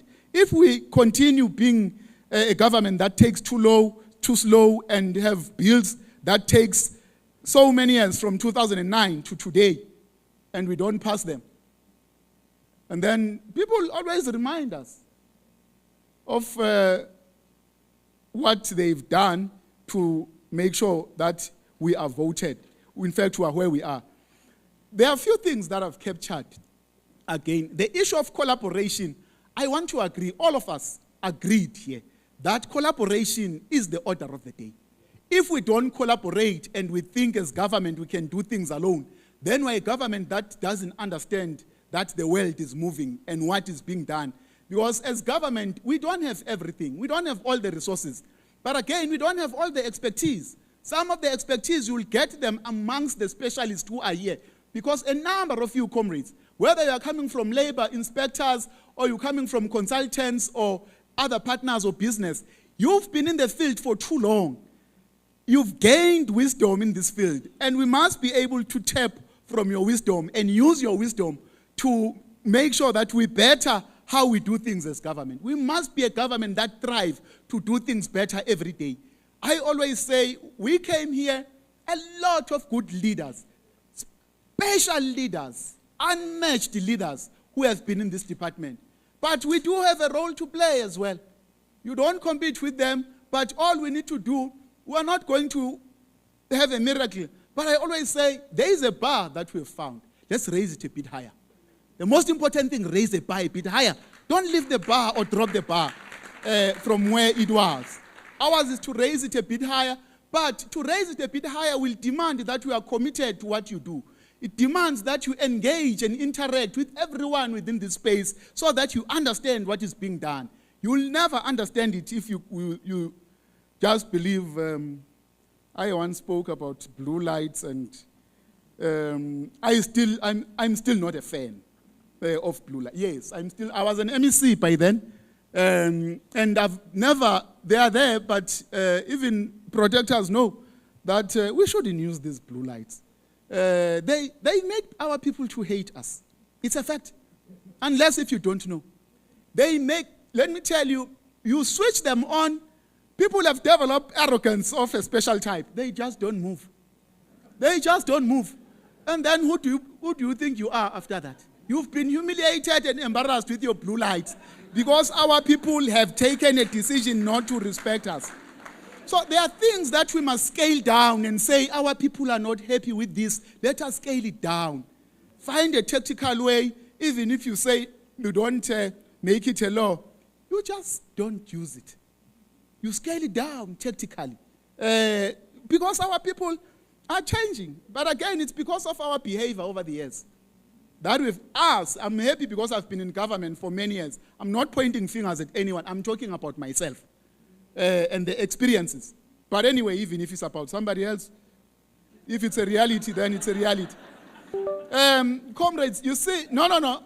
President must, the presidency, obviously, there is no country where you'll find presidents not having blue lights. Will be really becoming a country that I don't know what to call. There is no way the president and the deputy president can have blue lights. I don't want people to think otherwise. On that one, I'm very firm. All countries, presidents are given a special treatment. There is no other way around, but that special treatment as well must be used properly. It's a reality. And we all agree, comrades and colleagues, that we say a safer workplace is the most productive. I've raised this, and I want to emphasize, I don't know why, because business agrees with us. But the statistics that you see here are coming from what we see from business. Business says we are open to work with you. We are open to make sure that our affiliates and whoever, we work with you to change the picture. But when you go there, it's a different picture altogether. Comrades, I must tell you, in this country, compliance is at the lowest level. In all spheres, compliance is at the lowest level. I want to agree with those who say, let us ramp up and make sure that we scale up inspection. It's true that we are under-resourced in terms of inspection. I can't disagree. We are under-resourced. We've got just above 2,000 inspectors permanent. We are trying to get more inspectors. I'm not going to say much, but there are partners who have committed themselves to help us with the funding to get at least another 1,000 inspectors, permanent ones. So there is work that we are doing. I'm not going to mention their name now, because I want, when we do this, Comrade Savtu, Kosatu, Fedusa, all of you, I will call you and say, we heard you, look at what we are doing now.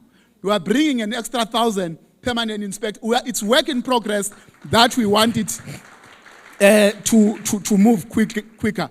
I heard the issue of interns and everything. Interns, they use different. Part-timers, casual workers, EPW. No. We, as government, we have, all over the world it happens. We want graduates to gain experience, on-job experience or on-job training. I agree that when it comes to inspectors, an inspector will do his or her work only when he is permanent, because he will understand what needs to be done. A permanent inspector will know what, he won't be observing. He understands, because being an inspector is a specialized field. I didn't know. Other people believe it's like enforcement, like in traffic cops, where you write tickets. Inspectors are a special breed. They are totally different. They enforce the law like traffic cops, but in a specialized way. These comrades, these colleagues are engineers, environmental scientists. They are everything. They are specializing in what they are doing. But beyond that, they need to understand all these acts.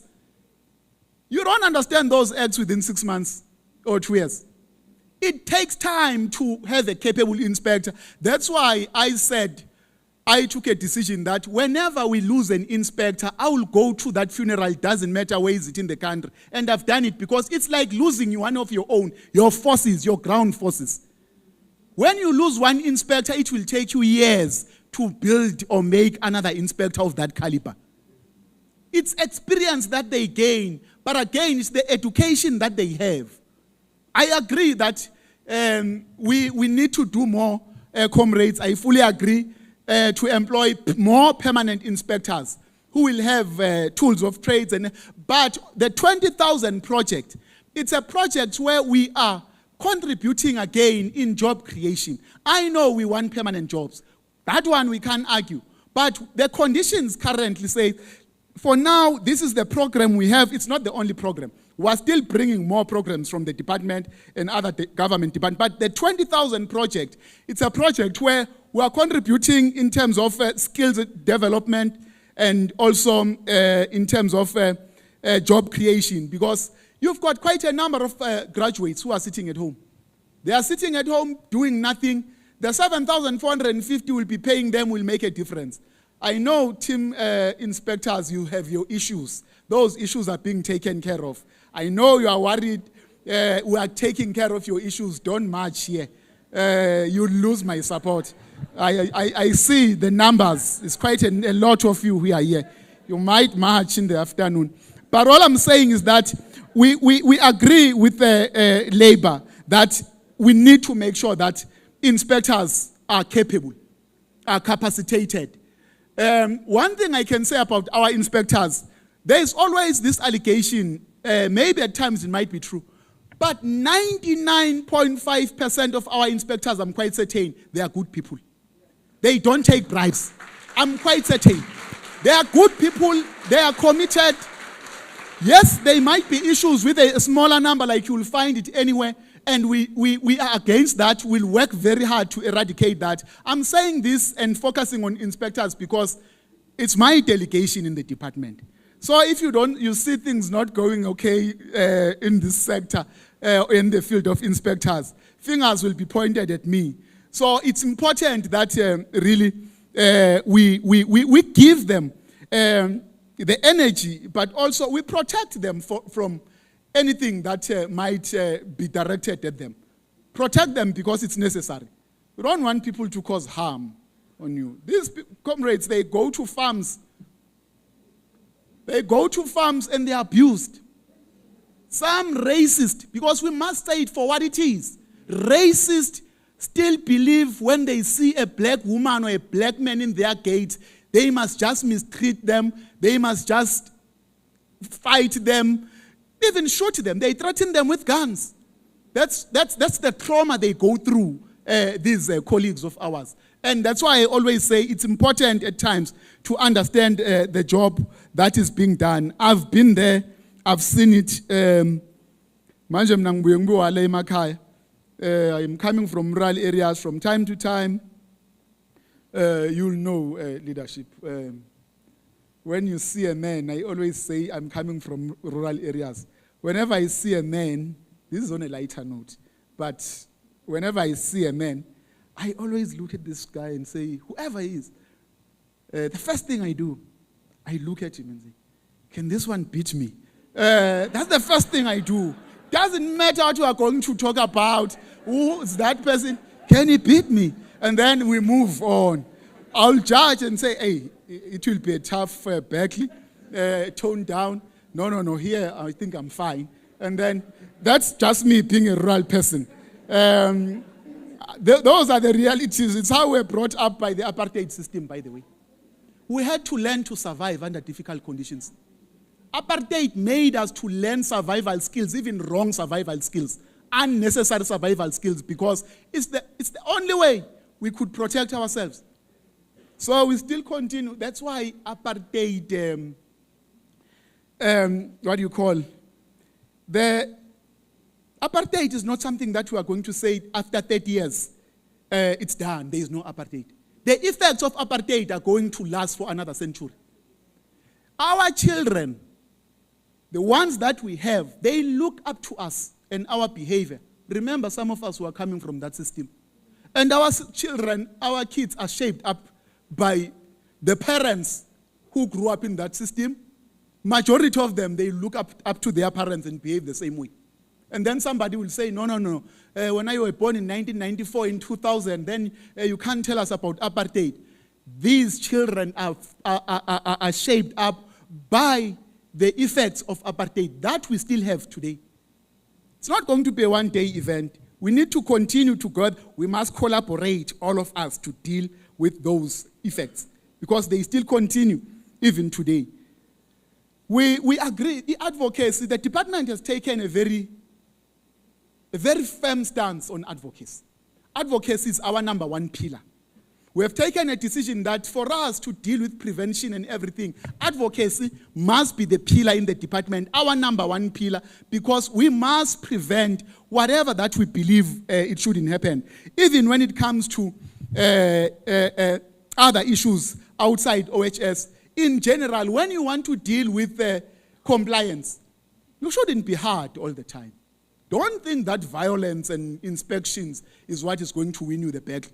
Start trying other ways and means on how to deal with the issues of non-compliance. Go to these employers, engage them. Go to unions, engage them. Reach out to employers, educate them the importance of compliance. Because if you don't comply, that's when you realize that non-compliance is expensive. So we recently started on the hospitality sector. They were in Cape Town. It's FEDASA. We met with FEDASA because hospitality is one of the sectors, again, where we are challenged. And we have met with them. We are going to go with their senior management, but we are going to provinces around the country now to FEDASA structures. But we said we are going to extend it to other sectors so that everybody understands that if we say compliance must be a culture, we mean it. Once something becomes a culture, it becomes your everyday things. It becomes natural. And then we'll scale down on other things. Our resources will be used on some other things. And the percent that we can be able to achieve, it doesn't matter how many percent, it will make a difference. We're trying to use different ways and means, but we'll continue to hammer using our inspectors.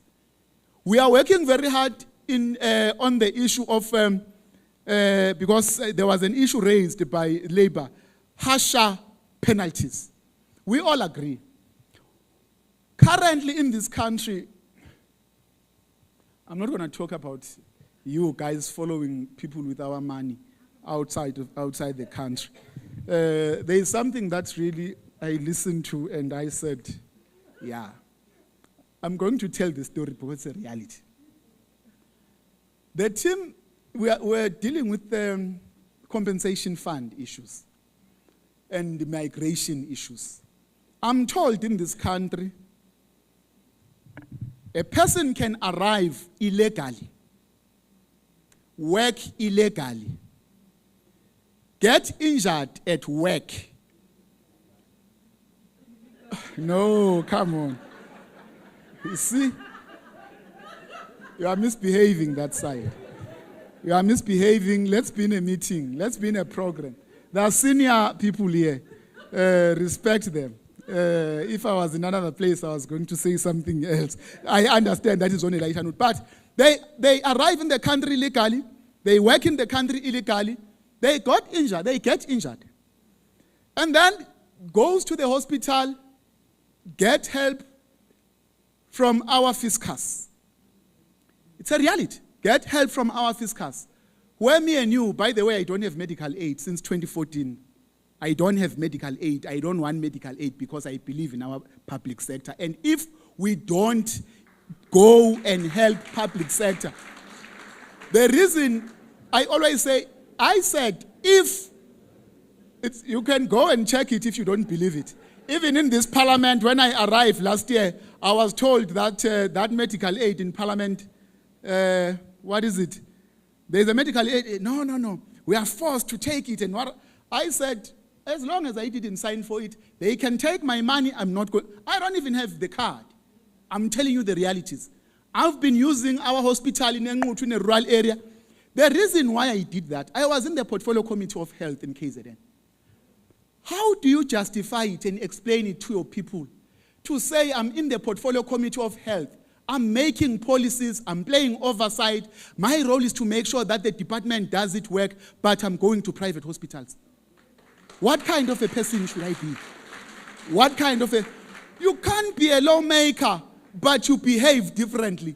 What are you saying to the people? What are you saying to the people? We'll tell you another story because the reality is that we must start walking the talk. The issue of NHI, I was happy when business was talking about COVID-19. They said during COVID-19, this country showed that it can come together and unite and defeat whatever that is coming its way.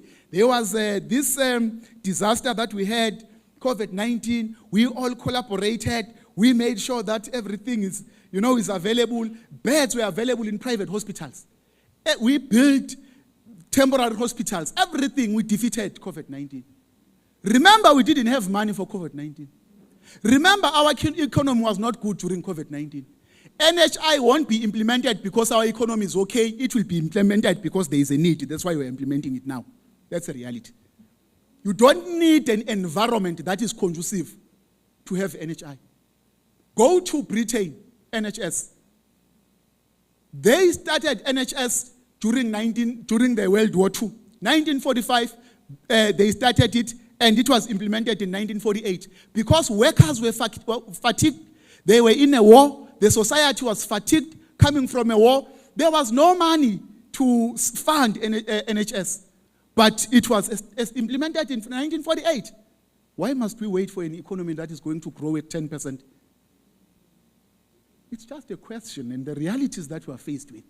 At times, we mustn't take the stories that we hear. The realities. Go to Canada, it's the same story. Go to Vietnam, it's the same story with their model of NHI. But all I was saying is that the issue of foreigners that work illegally, you wouldn't have forgotten that one. The issue of foreigners that work.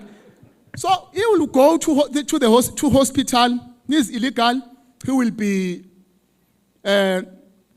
helped and treated by our fiscus and then deported. Remember, he is illegal. It's our money, remember. Deportation, when we deport them, it's our money. When you deport them, they were working here, illegal. I'm told that then we will start a process for their benefit from compensation fund. And then they get this money, whatever money that they get. Remember, they are somewhere in Cameroon, somewhere in DRC. Yes, they are our brothers. And then this department must look for them in Cameroon and give them our money in Cameroon. We won't tax it, and then it will fund Cameroon. It's the reality. And I asked, why are we doing that? I'm told, but the Constitution. But there are gaps that we have that we must deal with aggressively. How do I go to my village and tell people that we are taking 5,000 rand because there is an illegal immigrant working illegal in the country? We are sending our team to go and look for him in Cameroon with our own money, and then you don't have anything here. How do I explain that? Remember, our people are hungry, they're in poverty. How do I explain it? I agree it's the Constitution. I'm not against the Constitution. But it's the gap. Does it happen from other countries that are our neighbors? Do African countries do it to South African workers who are illegal in their countries? By the way, you won't be illegal in other countries. If this country, we don't start dealing with the issue of our neighbors standing up on their responsibilities in their countries, we are going to continue having the issue of migration as a problem. Presidents of those countries must be made to account and take responsibilities as well. We know the situation is bad, but let us fight it together. Let them focus as well on their societies, on their communities and their countries to make sure that the influx that we see. I sat with some people, they told me that you can have all the police and everything, but with the neighbors that we have, forget it. You will close your borders, they will keep coming. Start dealing with those countries. Inside those countries, they must take the responsibility of their people so that we are able to deal with this. So, CCMA, we are dealing with matters of CCMA. We are dealing with matters of CCMA. I agree, there are challenges. We haven't been able to employ commissioners. We haven't been able to employ more staff. In fact, I was told that in different provinces, you should be having quite a number of CCMA employees who must be in courts and everything. I'm told in some provinces we've got one. Cases will be postponed from time to time. In other cases, workers won't be represented. They will, be dismissed, or they will get unfair trial or whatever. So I'm saying I agree, it's such matters that we agree we must deal with. And we are on them. We are going to make sure that they are being dealt with so that we don't find ourselves having these things that we all complain about continuing in South Africa. We must be able to put the money where our mouth is. I've dealt with quite a number of issues that were raised by both labor and business. I don't think that there is a matter that I didn't deal with, because all in all is to make sure that where there are issues that are being raised and we are here, we must respond to them. We must engage as well on them. And we must inform those who are part of this program in trying to make sure that they understand where we are as government. We appreciate RMA, what we are doing regarding the workers of this country. But let me ask, when we were told 5 billion rands since 2015-16 have been paid, imagine this 5 billion rand going to the fiscus. So the issue of prevention matters. Even compensation fund on our side. This money can be used, let alone that we need to change how we invest workers' money. Some of us are not happy how this money is being invested and where is it invested. Because in some cases, it's a reality, it's out there in public. There are no returns. We invest billions of workers and companies go under and workers lose their money. And it can't continue. We must be strategic, and if we are able to employ people that we say they must analyze where we must invest workers' money, even in PIC. PIC shouldn't just do things as they wish. And there are a lot of allegations around PIC as well on how monies are invested. So I'm saying workers must be protected, even their money and the money that is paid by employers. They must be protected. And it shouldn't be us who turn a blind eye when we see wrong things and say, it's okay, we arrived and things were like this, then it's okay, let's continue. We need to change things for the better. Not for our interest as well. Because quite a number of things, they go with interest. So I think we agree, we are happy with the work that you've been doing. And also your strategic focus on enabling workers' dreams. You know, when you enable a worker's dream, a worker dream, or workers' dreams, it's quite a mouthful. It's quite big. Workers have got dreams. I heard here you were talking about lifting equipment. I used to be an operator lifting equipment person around 2000. I was operating cranes that you see at Transnet that offload cargo from Transnet ships, from different vessels. I was the youngest operator lifting equipment and the crane operator by then, the ones that you see in the harbor. So I'm saying you will have a worker who operates those cranes or those machines with a dream of building a nice house and making sure that his children, they get better education and they become better. They change the chain of poverty within his family. And then if we don't protect them, and if we don't make sure that their dreams becomes a reality, then we're as good as useless. Because these are people who are building our economy. I fully agree. I like this one that says, we are enabling workers' dreams. You are enabling the motive forces dreams. We are enabling the people on the ground dreams to make sure that they become better. And those dreams are very important, and restoring their dignity. There is nothing better than restoring a dignity of a worker.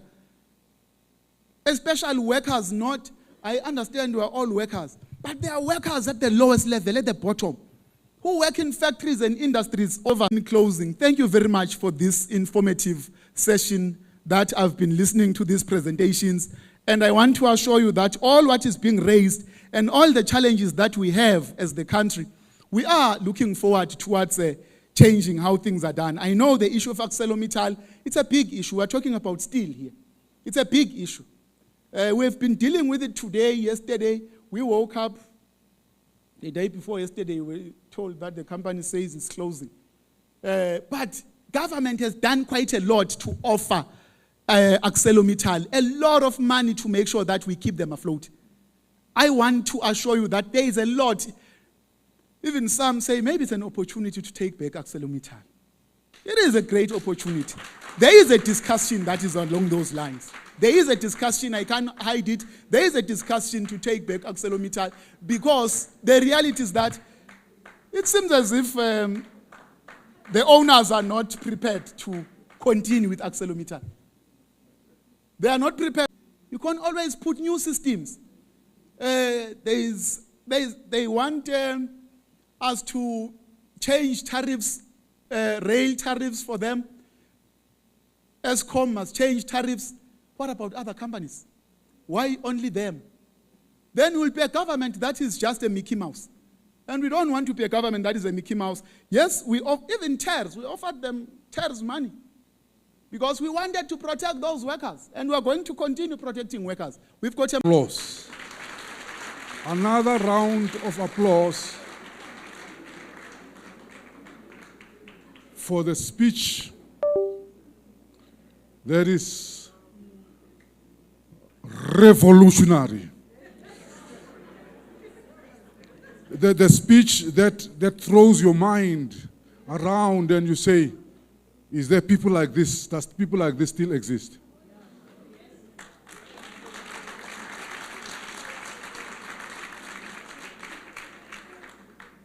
People who still have heart for other people, and they are leaders for us. When he came in the morning, people wanted to stand up. And he said, you don't stand up for me. Sit down. It's a really different type of paradigm. It's a different type of paradigm that we're engaging. Another round of applause, and we just want to say to our honorable Deputy Minister, Minister Jomo Sibiya, thank you so much. May God spare you for generations. May God spare you for us. Thank you so much. You don't say a lot after the minister has spoken. Yeah, you can just sing praises, but you don't comment on the speeches. So I don't do that. Now, so what we have now is to announce about lunch, to get out of the speech of the minister and talk lunch. That's a better transition. It's a better transition. Okay. I've been sent. Oh, Ndata Munyaki, can you come to the front and just tell us about the lunch arrangements? Please. Thank you, sir. Thank you.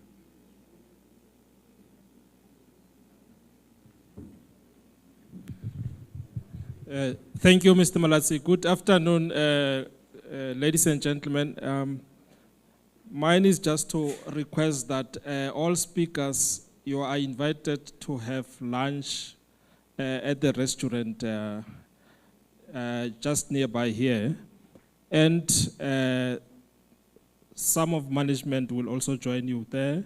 And then our Deputy Minister at DDG and the Chief Inspector will go to the holding room.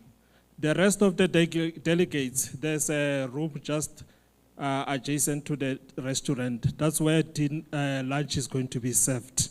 So you are all welcomed and invited for. Oh, sorry, I'm told organized labor must join. Okay. Oh, my apologies. All the speakers are invited to join the Deputy Minister at the holding room. I think the security will direct the speakers. And the rest of the delegates, please, you are invited for lunch at the, there's a room next to the restaurant there. Thank you. Where you had tea, that's where lunch is going to be served. Thank you.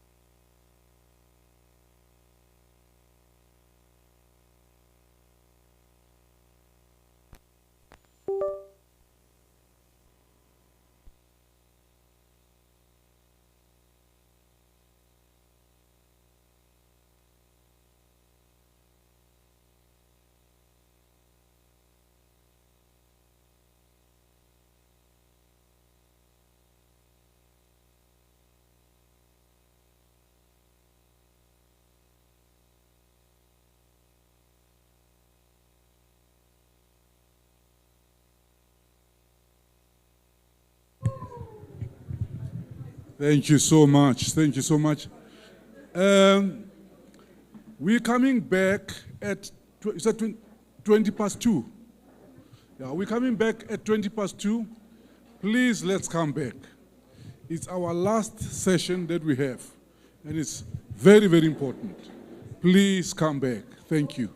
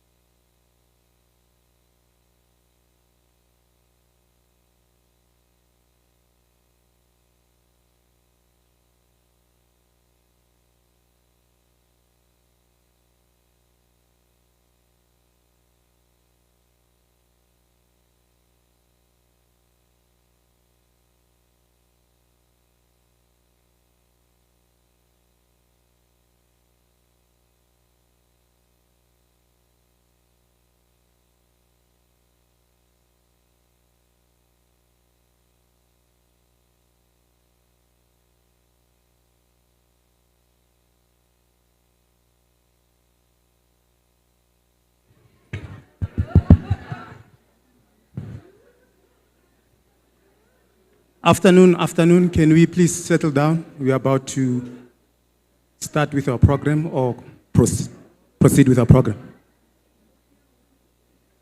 Can we please settle down?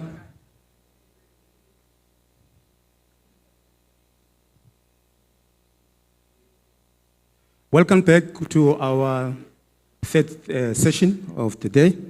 My name is Chris Sitole. I'm the Provincial Chief Inspector here in the Northwest. Now the program is being directed by the host, and you can be guaranteed that your safety, be guaranteed of your safety and the fact that you will not get lost. So, well, I am not going to attempt to, as Mr. Malatsi indicated, that to summarize or speak to the speech by the DM. But what I grabbed from the speech, two key things from the speech that the minister or the deputy minister gave this afternoon. One, that we need to come out as better people, in line with the theme and our strategy, OHS, Journey to Zero Incidents. Two, that for us to achieve that, we have to change. To change the manner in which we do things. I mean, the stats is very clear in terms of how we are faring as far as OHS is concerned. So I think throughout these 3 days, we will be building up a formula. First, we learned about the renewed commitment to action. Come out as better people, then we need to change. So by Friday, I'd love to believe that we then have a formula that will take us to zero incidents. I think Jig Jagla said, if you aim at nothing, you'll never miss. And DM, our projection from now up to 2029 is that we would want to achieve zero incident. We would not want the next 5 years to be another years of shooting in the wind. So that's what we want to achieve. Without wasting any time or further ado, I would like to call on stage Mr. Mabele from ILO to present or to give us a presentation on violence and harassment at the workplace, implications on OHS. Hands of applause as he ascends the stage.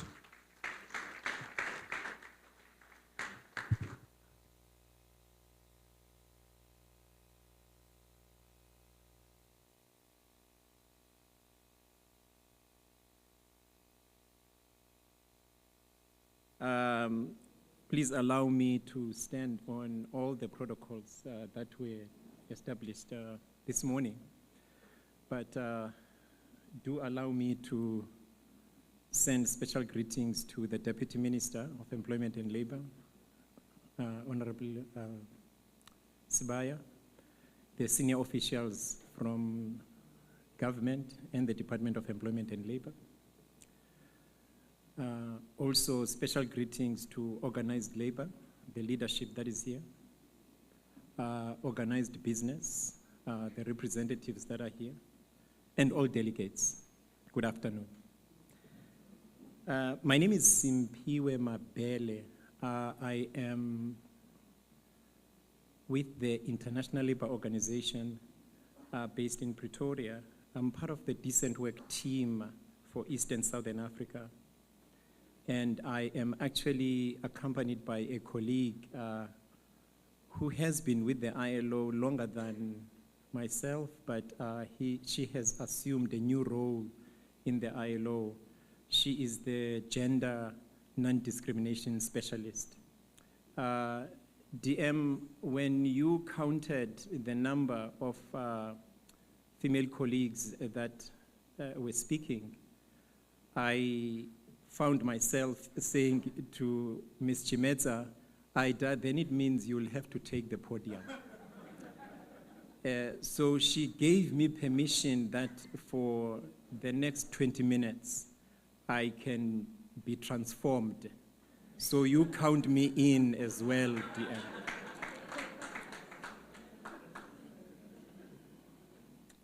I definitely would need some assistance. The computer has locked itself. But I want to start by indicating what I will be saying in the next 20 minutes, DM. I have one slide to talk about the ILO. I was very tempted to delete it until this morning when I met someone who submitted a grievance. And this grievance has to do with this colleague not being paid for the work she had done. And she was very convinced that this is from the ILO, because the question was, so you are the one that I have to speak to.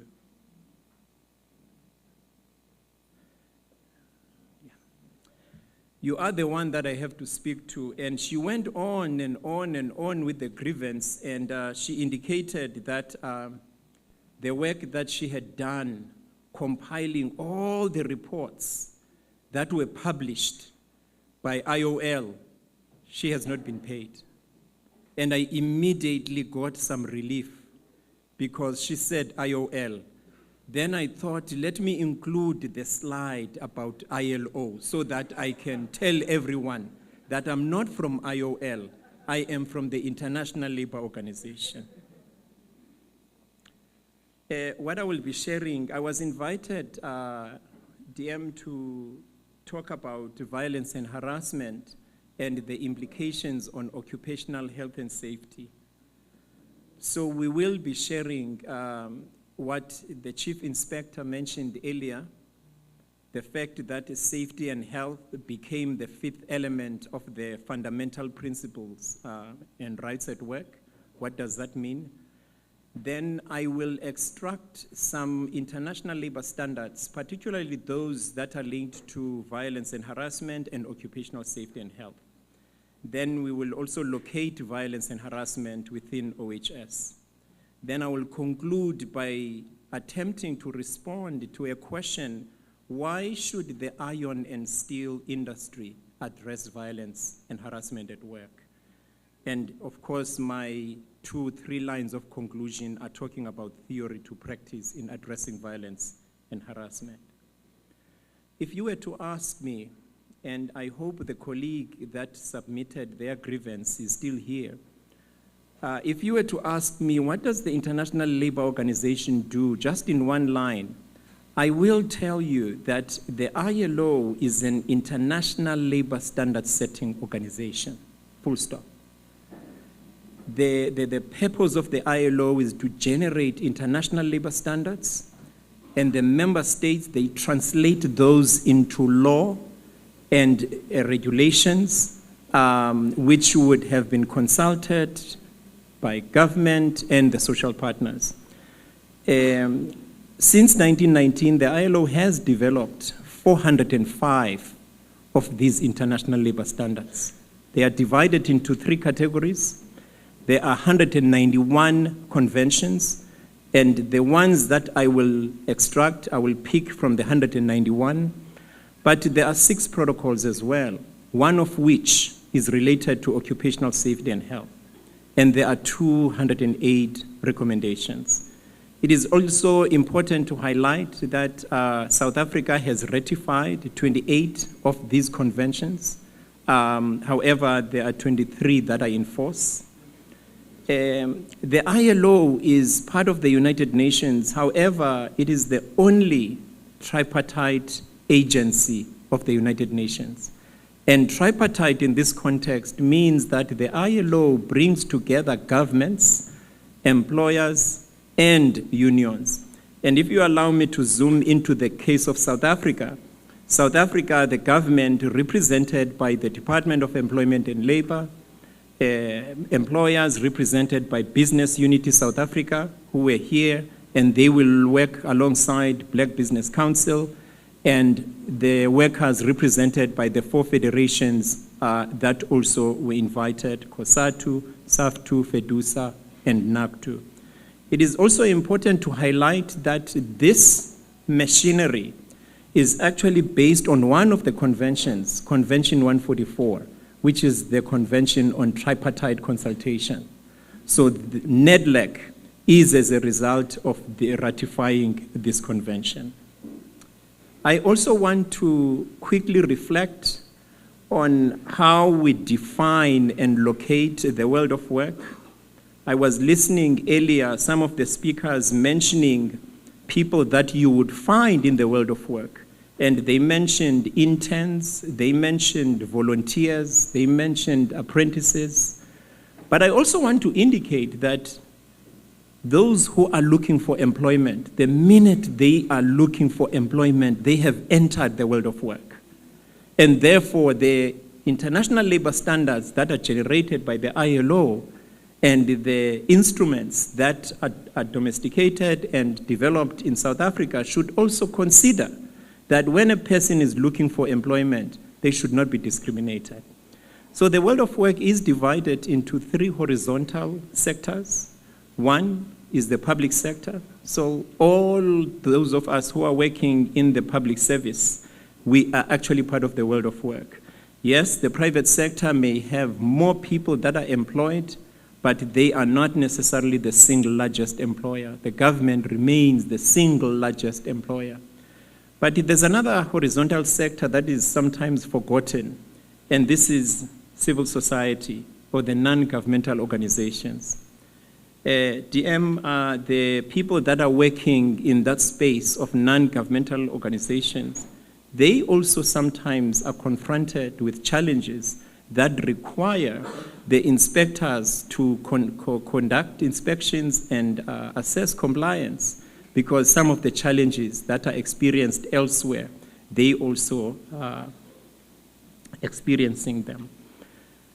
I just want to reflect on this milestone decision that was taken by the International Labor Organization, where the decision was made to make safety and health the 5th fundamental principle and right at work.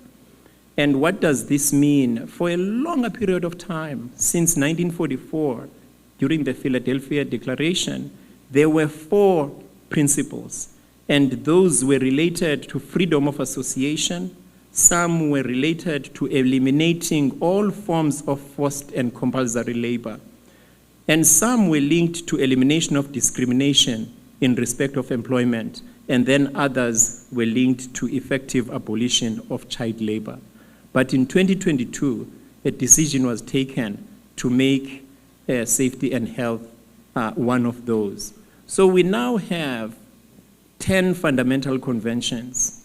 And South Africa used to have ratified 8 out of 8 at the time. But since 2022, South Africa has ratified 9 out of 10. So there are discussions to ratify one of the Occupational Safety and Health Conventions, Convention 187, which will make South Africa to comply fully in terms of the fundamental principles and rights at work.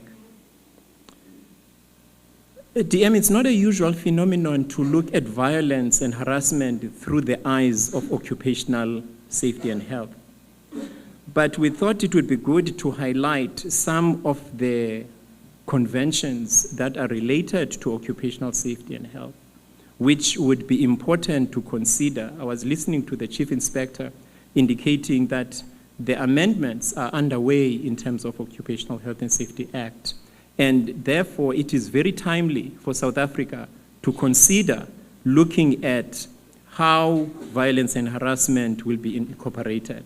As in my slides, I will be talking about how that should be done. DM, I should have made a disclaimer when I started, and I think maybe I should make it now. South Africa refers to occupational health and safety. And you will see from time to time when I speak, I refer to occupational safety and health. And I do want to allay everybody's fears here that I am referring to the same thing. But I think it's important to indicate that the ILO, as an international labor organization and having 187 member states, who some of them use occupational safety and health, some of them use occupational health and safety. There was a debate to say, which one do we settle for? And the debate concluded that the ILO, in the documents that are generated, it will be occupational safety and health. And it does not take away the fact that South Africa uses occupational health and safety. It's the same thing. If I had time, DM, I probably would share some of the reasons, but I'll just pick two. One of the reasons is that if you ask a person coming from the health sector and you give them the acronym OHS and ask them to spell it out, they are likely to tell you it's occupational health services. If you ask somebody from the employment and labor space, they will say it's occupational health and safety.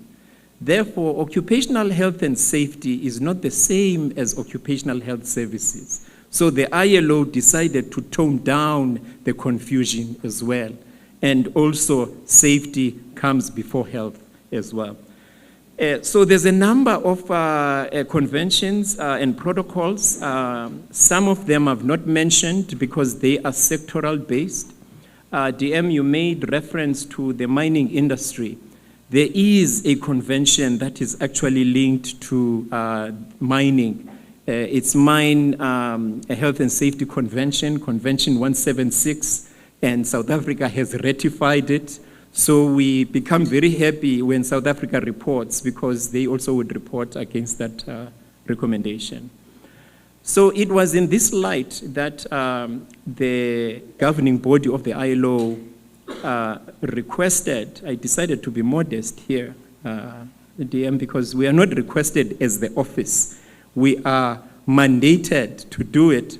So we were asked to conduct a research on how to ensure occupational safety and health legislation and management services address violence and harassment. And we published a report in January 2024 titled Preventing and Addressing Violence and Harassment in the World of Work Through Occupational Safety and Health Measures. And I won't go through the detail of the report, it's quite lengthy, but it does have about 5 chapters. One chapter is really defining the parameters of violence and harassment within systematic approaches of occupational safety and health. IG, I'm looking at your direction here because I am aware that issues of violence and harassment also fall under the policy branch in terms of the Department of Employment and Labor. But this document is saying we should go beyond regarding violence and harassment as a policy issue. There are practical implementation measures that have to be considered.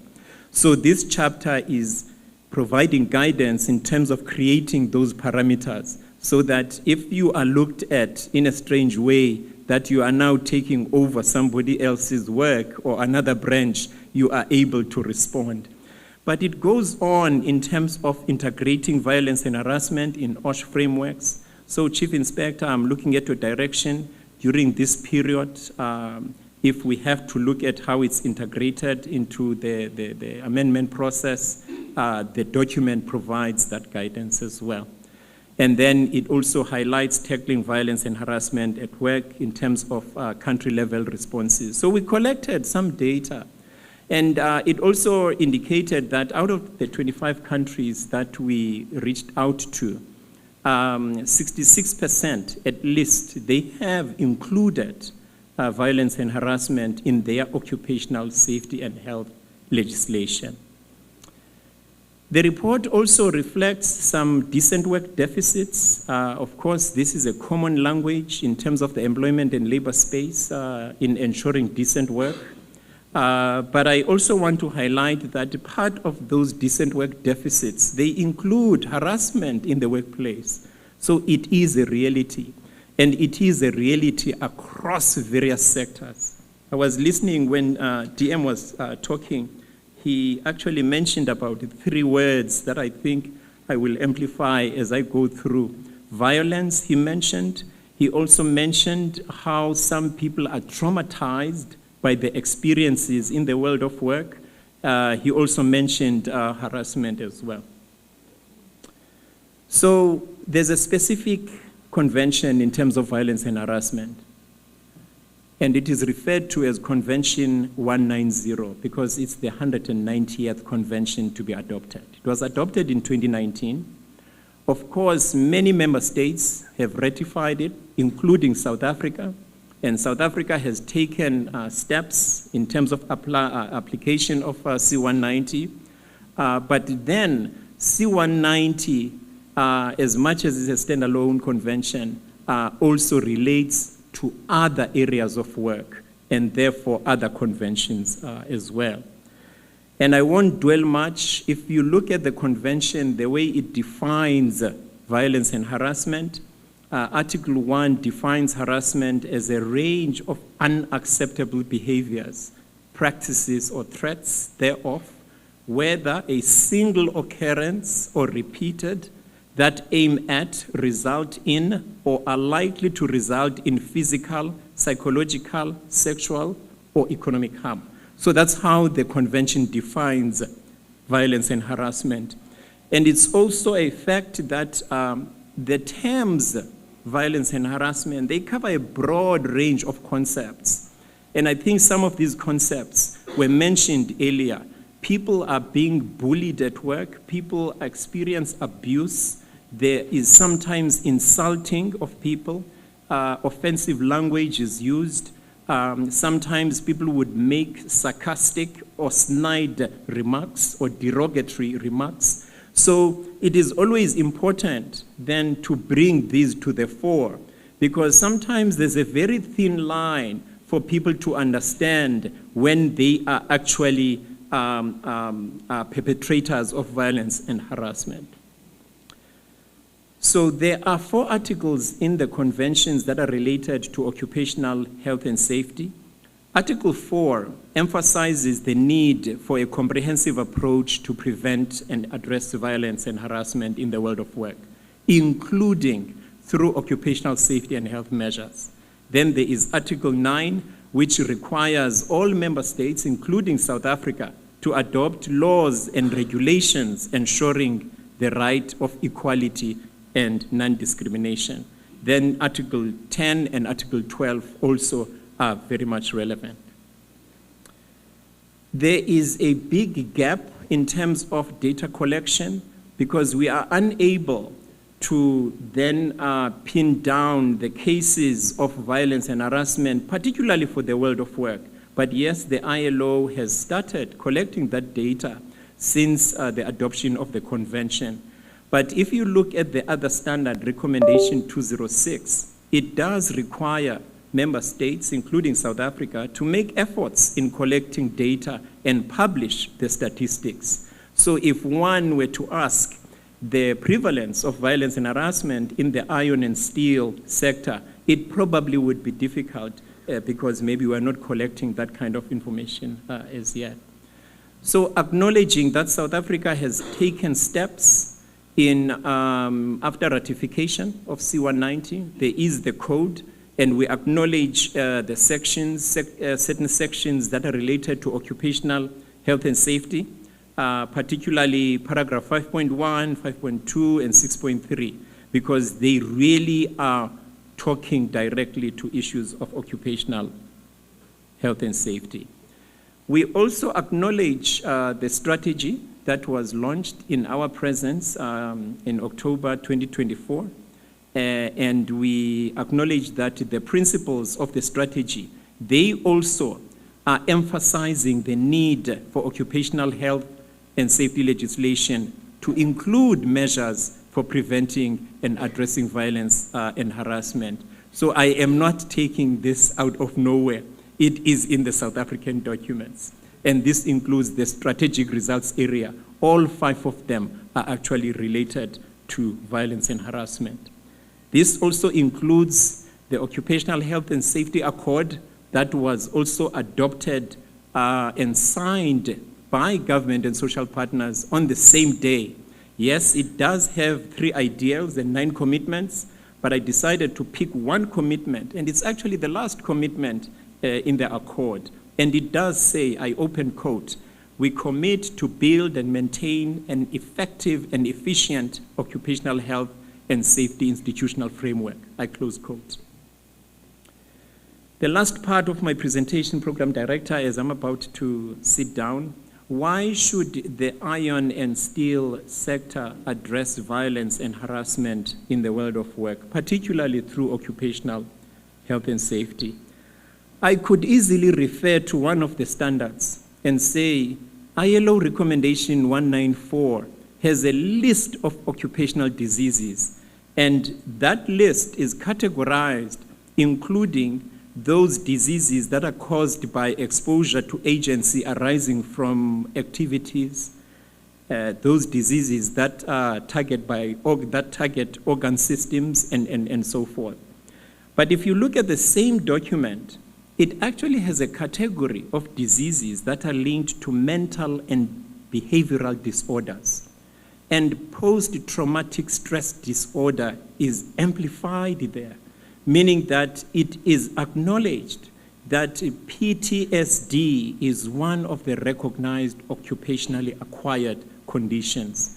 And you and I will also agree that the impact of violence and harassment can also result to issues related to mental and behavioral disorders. And if you look at the data that we had collected jointly with WHO and ILO and WHO, where there was a focus on the prevalence of anxiety, depression, and suicide, just only in the world of work. And you can imagine the 3.3 billion people that are in employment globally. And if you have numbers where about 301 million people lived with anxiety in 2019, and you have 703,000 people who died by suicide, and all these are related to mental behavioral disorders. So I just decided to conclude by 5 reasons that the sector could consider in addressing violence and harassment. One reason is because physical and mental health has to be recognized, because violence and harassment can lead to severe physical injuries and long-term mental health issues such as stress, anxiety, depression. I count them, including PTSD. The other reason has to do with increased risk of accidents, where sometimes a hostile work environment can distract workers, making them less attentive to safety protocols and increasing the likelihood of accidents. So it's important to make those considerations. Reduction in productivity and efficiency, because workers who have experienced violence and harassment are more likely to be disengaged, leading to higher absenteeism and turnover rates. And this can be very disruptive in terms of production processes. The second last one has to do with legal and compliance issues, because addressing violence and harassment is essential for compliance with international standards, with national legislation as well. And finally, to promote a safe and inclusive work environment. So addressing violence and harassment, it really fosters a culture of safety and respect, which is crucial for attracting and retaining a diverse workforce. So in conclusion, I think as we transform from theory to practice, we must forge a workplace in the iron and steel sector where violence and harassment have no place. And together, I think we can build not just stronger structures, but a safer, more respectful industry. Thank you very much.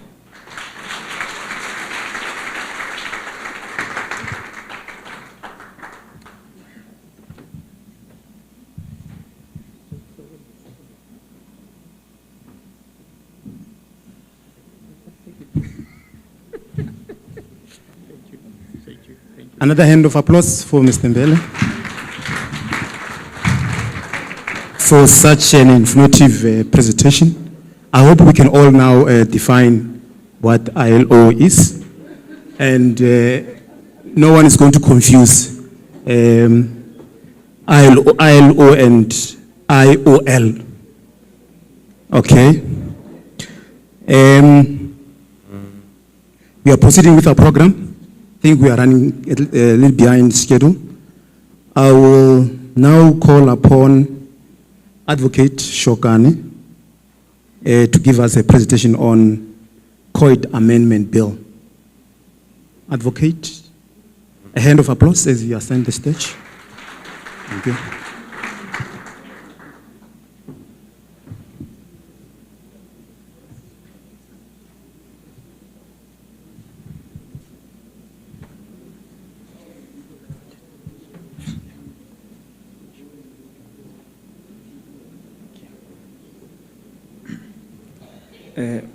Afternoon,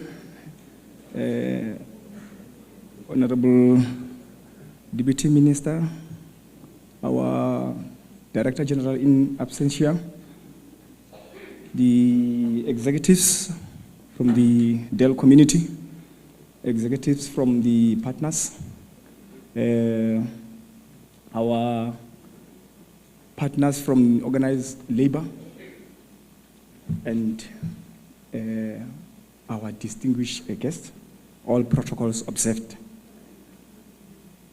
My task is simple, but it has been complicated a little bit. I would like to make that disclaimer. You know, when your principals poke holes in your presentation before you come, then you know that, yes, you have got problems. You must make sure that you, when you go home, then you come first so that then they can deal with you after. But we appreciate your comments, Deputy Minister, because it then tells us that as a public servants, we need to be on our toes at all times. And we need to ensure that whatever we do, we don't work backward. The presentation talks about the amendments to the COIDA. And these amendments were initiated sometimes in 2014. The process went on until 2022.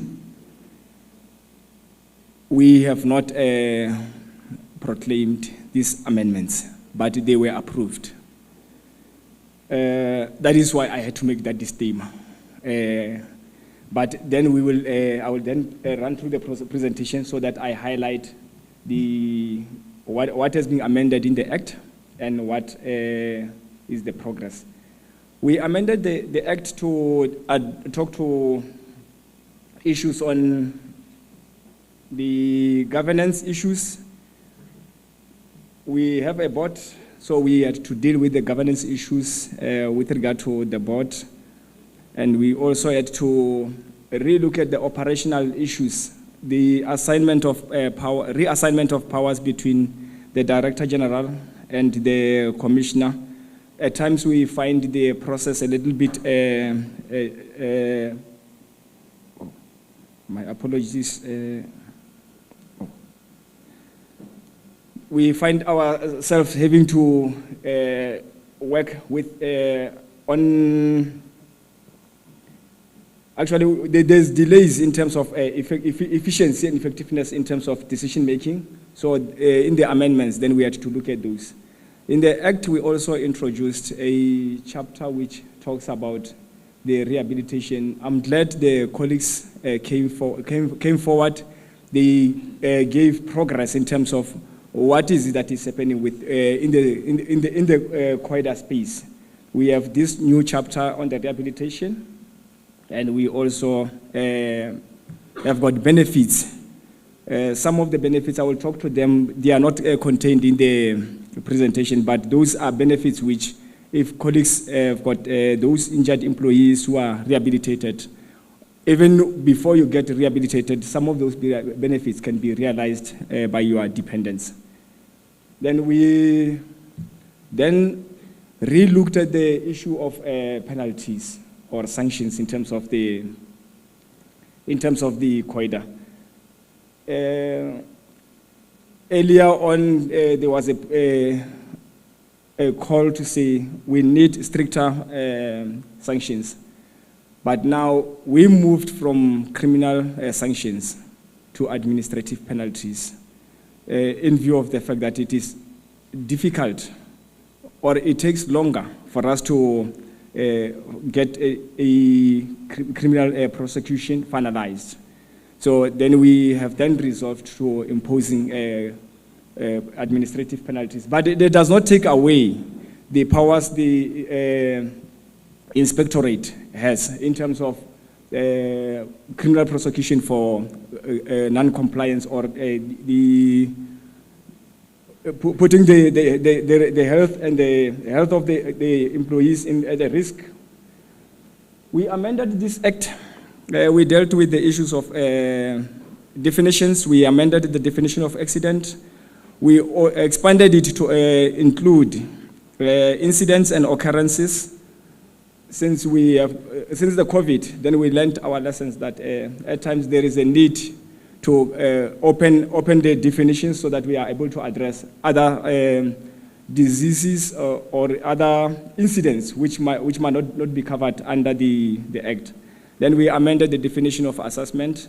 This definition, previously it only dealt with Section 83, but now we have covered the Section 47 and Section 49 and the new rehabilitation. We will also talk to the rehabilitation later on. Then we amended the definition of compensation. The compensation fund, even though we did not provide for payment of constant attendance care and funeral cost, it was a practice within the organization that we had to pay for such. So we then amended the Act to make provision for that. Then we also expanded the definition of a dependent. We are living we are in Africa. We need to ensure that we cover for our people and also the conditions of our people in Africa. So we expanded that definition. Previously, we had only 3 categories of dependents, but we have expanded that definition to cover further 3 categories. So we then incorporated a new definition, which is a definition of earnings in the Act, which was incorporated from the Income Tax Act. But this definition, we have noticed that during the drafting, there was an error between Roman figure 2 and Roman figure 1. Roman figure 2 and Roman figure 3, my apologies. The 2 was supposed to be one word. Superannuation allowance, not superannuation, then you have allowance. So that will be corrected by the drafters. We intend to correct that. Then the most important one, which was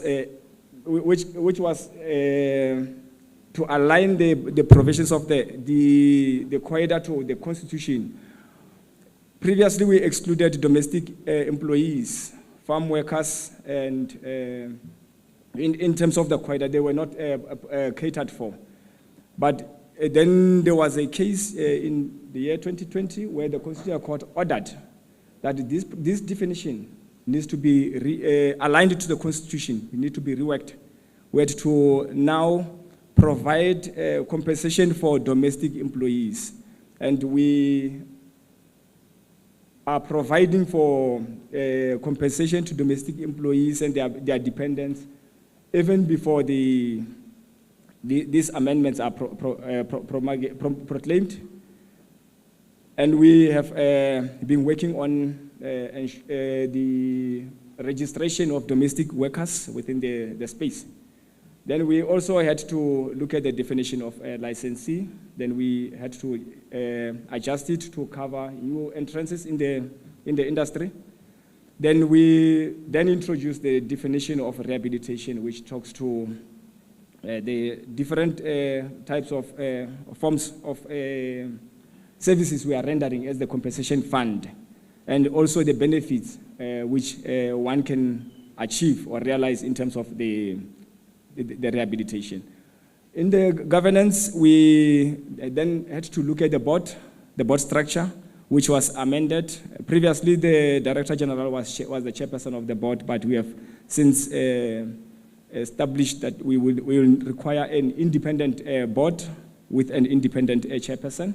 Then there's the other constituent of the board, then were also revised. But the commissioner will still be providing the secretariat services to the board and be a board member also. Then the term of the board is also being extended.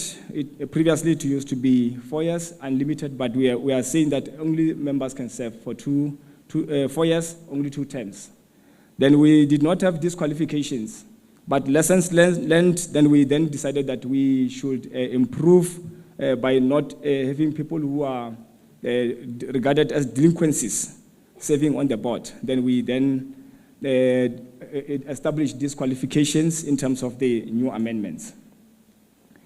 Then we also provided for resignation and removal, which was not provided for previously in the Principal Act.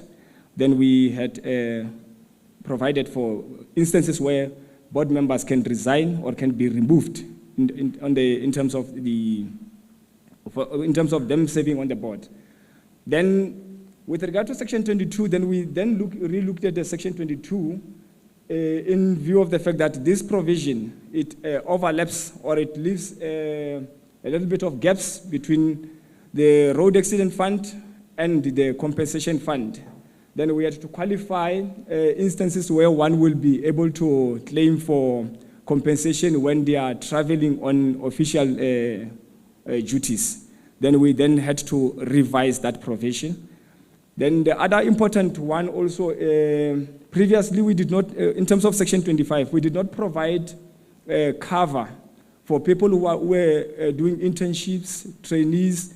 Then we only restricted that to people who were only doing organized first aid and only those who were doing in the ambulance services or rescue work or firefighting or in the mining industry.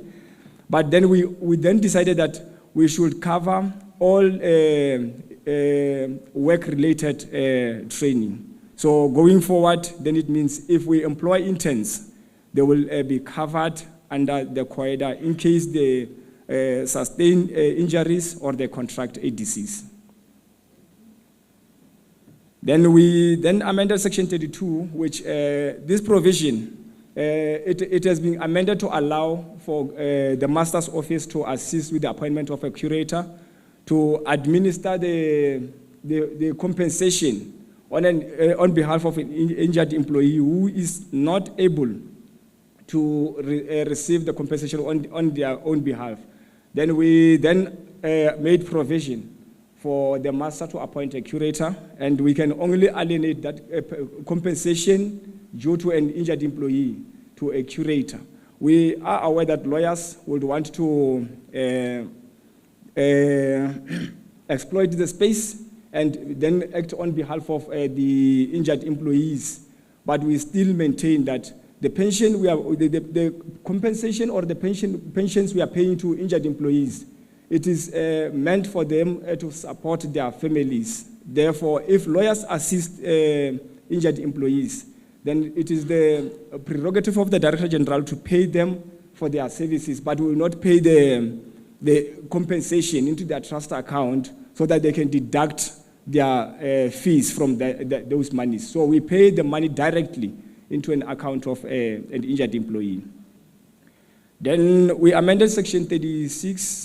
This provision deals with the relationship between the compensation fund and the road accident fund. In terms of the arrangement, the previous arrangement is that the road accident fund will pay for claims to injured employees when they were using motor vehicles, but then portion of that claim, if it is an IOD, we have to reimburse the road accident fund. But under the new arrangement, if they pay a portion which is supposed to be paid by the compensation fund, we will not repay them, we will not reimburse them, but we will calculate the percentages, then we pay the difference to the injured employee, but we will not be reimbursing each other. So it means if they pay our portion, then we don't have to reimburse them, but we will calculate the outstanding portion, then we pay to the injured employee, and vice versa. They have to do the same. Then, in terms of Section 39, this is the provision where we decriminalized, in terms of this provision, For those employers, I have, since the morning when I joined the session, we have noticed that there's a call to say employers are not reporting accident, they are not acting responsibly. But under the new amendments, we are saying if the employers are not going to report or notify the commissioner of an occurrence of an accident, then they will, the commissioner may then impose a 10% penalty to those employers on their annual assessments. So we have decriminalized it. It will no longer be a criminal sanction for employers who do not comply. Then Section 40 also, we have decriminalized in terms of this provision. If there's an inquiry but the employer does not cooperate, then the Director General may impose another penalty plus interest on the penalty imposed. So we have decriminalized in terms of this provision again. Then in terms of Section 41, we were not paying for costs incurred by injured employees for them having to obtain medical records or medical reports from medical practitioners. But we then made provision for them to obtain such so that their claims can be easily processed and finalized. Then Section 42 was amended to provide for a further assessment in case an injured employee is supposed to be subjected to medical assessment. We have proposed, or it was then decided that we can also request the employee to be subjected to further medical assessment for the purpose of rehabilitation. So it means this rehabilitation program, it does not come at a tip end, but we can also do it while your claim is still being processed. In terms of Section 44, this is the prescription provision. Currently, we have got 12 months for a claim to prescribe, but then the new amendments makes provision for the claim to prescribe after 3 years. So it means those employees who were not able to access our offices, either because of they were unable to reach the offices or for any other reasons, then they have got 3 years in which to lodge the claim. Then Section 47 is also a provision where we decriminalized for those employers who refuse to pay the temporary, total, or partial disablement for those employees whose claims have not been finalized. If an employer refuses, then we will impose a penalty to that employer where they will have to pay double the full amount of 3 months compensation plus interest will be deducted from that employer's assessment. Then Section 49, this is a provision which enables the commissioner, at times due to the condition of the injured employee having aggravated or something having been missed during the diagnosis, then it may require that the commissioner receive a report and review such a report or the claim and the awards made. Then Section 49, we amended this provision because currently we don't have a certainty as to when pension commences. It is we use what is called common practice. But we wanted to create a certainty in terms of this legislation so that we know when pension will commence. Then we made provision that upon receipt of the final medical certificate, then pension will commence from that date when we receive the certificate from the medical practitioner. Then Section 57 talks about the powers of the minister to increase or to adjust the pension. Currently, it is the Director General who make recommendations, but we have then, since it is a policy issue, then we would like the commissioner and the board to make such recommendations to the minister. Section 70, which is a new insertion in a new provision in the rehabilitation in the Act.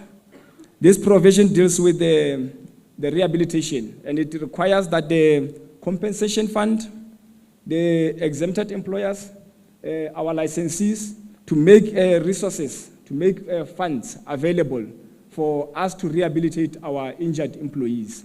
I'm glad that earlier on when the CEO of RMA was presenting, he indicated that the program is underway.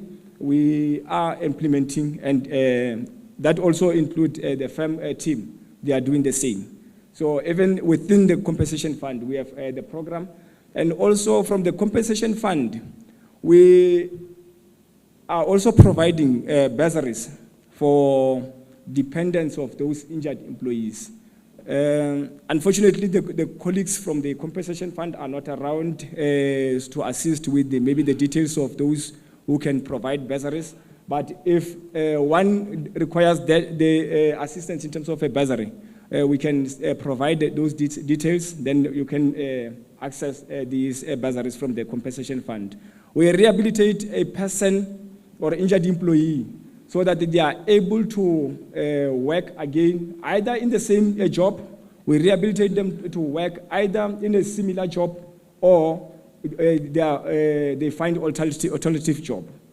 So that is the rehabilitation program within the compensation fund and also from the licensees. Then we amended Section 33 to allow the compensation fund to open finalized claims only to receive medical costs so that then we can pay for the services rendered. Then Section 81 was also amended. This provision deals with employers' records in terms of assessments. They are required to keep these records for a further period of 5 years going forward. Previously, it was 4 years, but then they will be required to keep the records for 5 years. But if should they fail to do that, then they will be liable to a penalty then of 10%. Of not exceeding 10%. It is not more than 10%, but it's not exceeding 10%. So this is where the difference is with the other penalties. This is where we said, because this has nothing to do with the employees, it has to do with the employer and the fund. Then they will only be liable to a penalty not exceeding 10%.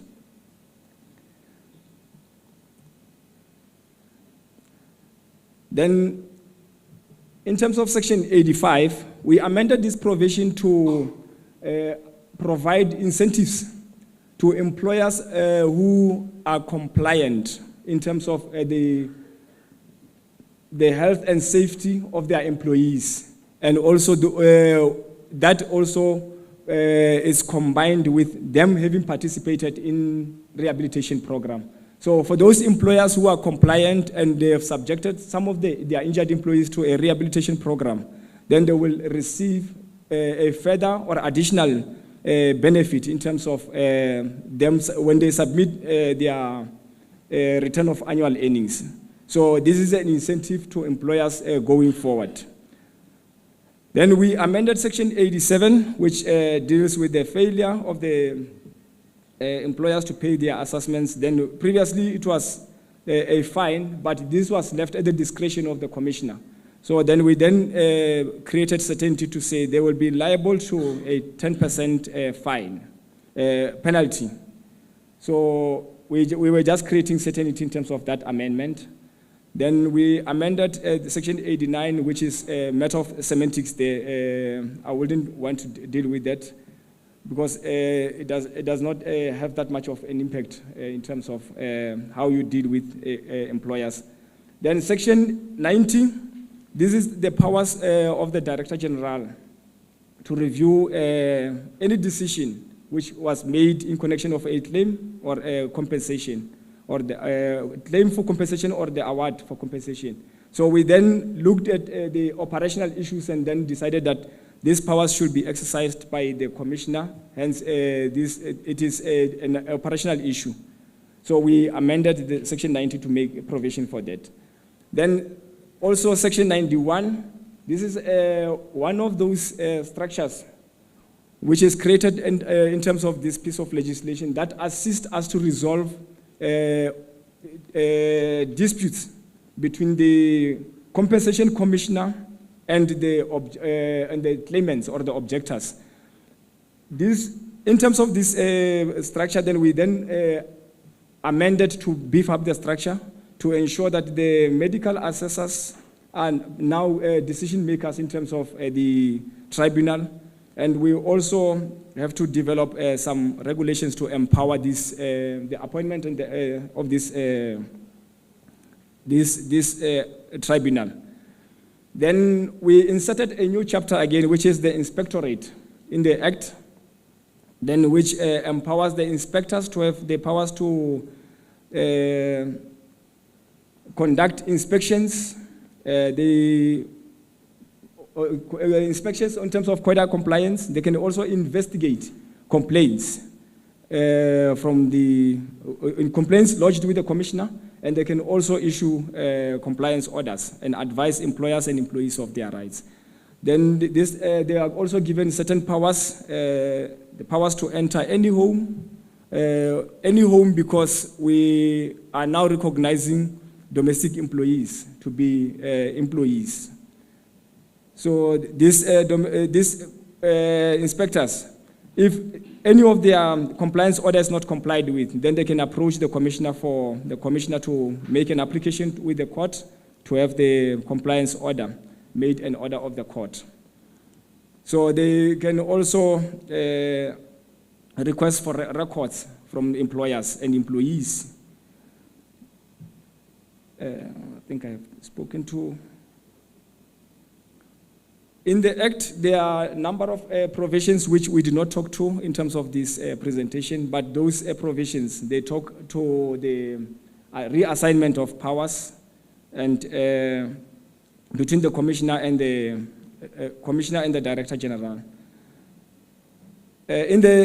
While we are still in the transitional period, then domestic employees, notwithstanding the fact that we have not proclaimed these amendments, the compensation fund recognizes them as employees, and we process all their claims, domestic employees and farm workers. We process their claims, whether they were registered or not registered, as long as we can investigate and find proof that they were appointed by an employer. Then we will then assist them to pay their compensation. Thank you very much.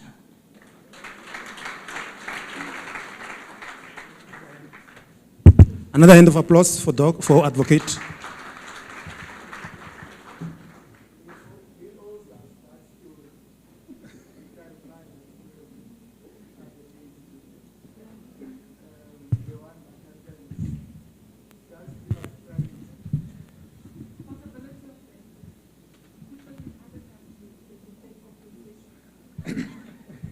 Hey, DM, DM, while you were raising this issue, I then made a note that indeed we are paying. It is what you have said is correct. It's exactly what it is. We are paying for compensation to illegal foreigners who are illegally even in the country. They are working here illegally, but then my assignment is to go and investigate a possibility on how then can we exclude them from the quota without violating their constitutional rights. So I will then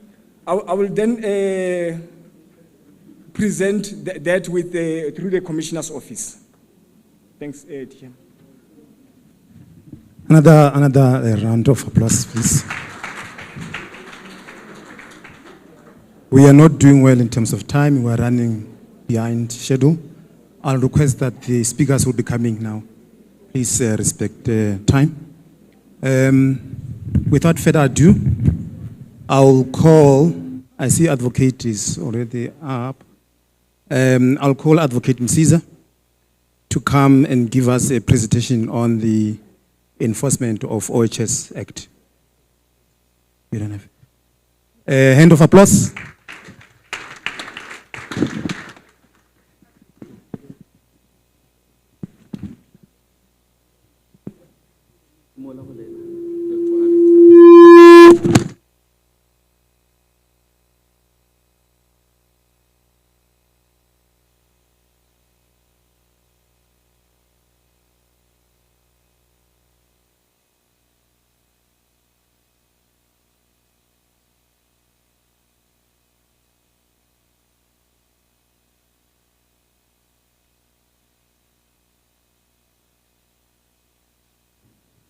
while we are busy preparing his presentation, I just want to check if you knew of the following.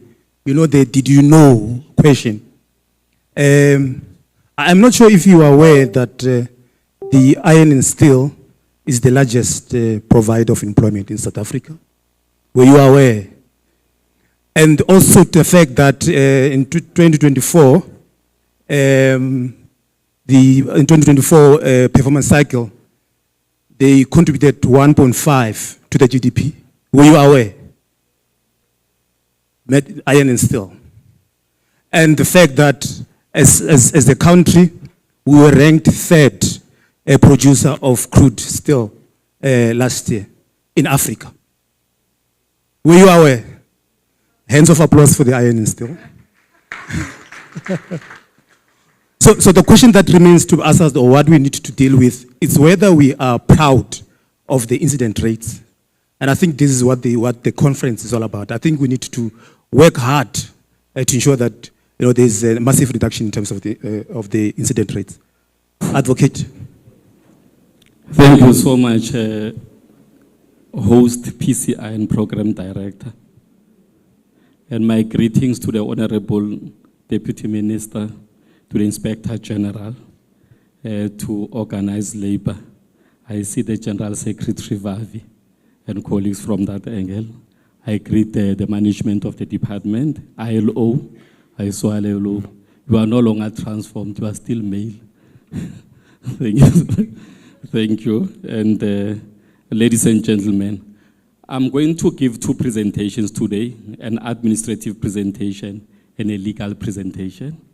As the Chief Directorate, we never gave a legal presentation in conferences, so after challenged by academics, by the way, I'm also an academic, I felt that we should also venture into that space. I hold a Lehum Baccalaureus and a Lehum Magister. Yes, yes. You see the qualifications that I'm having, and I'm a doctoral candidate. So I'm an academic, so what I'm going to present will also either be a paper that will find its way into an accredited law journal and form part of my doctoral thesis. Thank you so much. So administratively now, I'm presenting to say there are challenges with regard to an enforcement of occupational health and safety law. There is low pace of in the South African police services in registering employment law offenses in the caste system. For an offense to be recognized in South Africa as an offense, it must be in the caste system. And there is lack of appetite in speeding up the capturing of the employment law offenses. And there's also lack of dedicated SAPS personnel to attend to labor matters because of their lack of knowledge and the certification of affidavits by inspectors. Sometimes we don't get that special provision in terms of commissioning. And we do not prioritize employment law in this regard. In terms of the National Prosecuting Authority, there's a lack of dedicated National Prosecuting Authority prosecutors to deal specifically with employment law matters. And I must say that they were moving. In other jurisdictions, it is better, colleagues.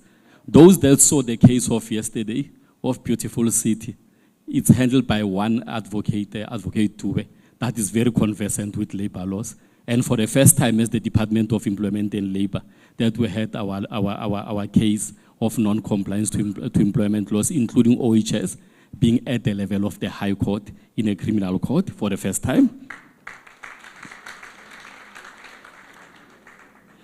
Regarding the prioritization, we said that since there's a lack, we'll have to deal with that space, and there is inconsistency in terms of different jurisdictions, including the police themselves. Then what interventions did we come up with?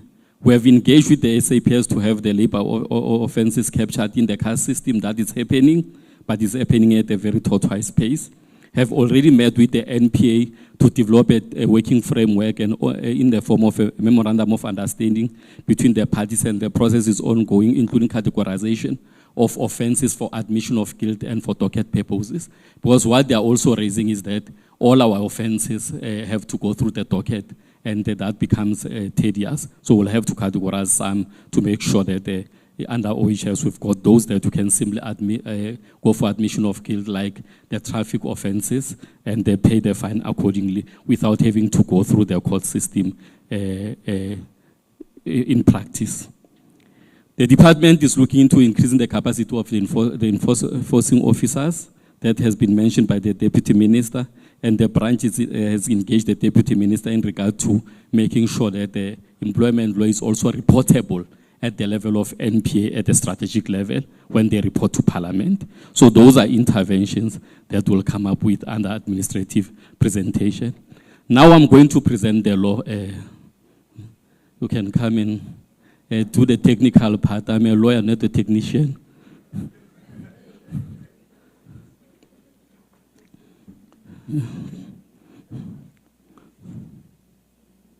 Yes.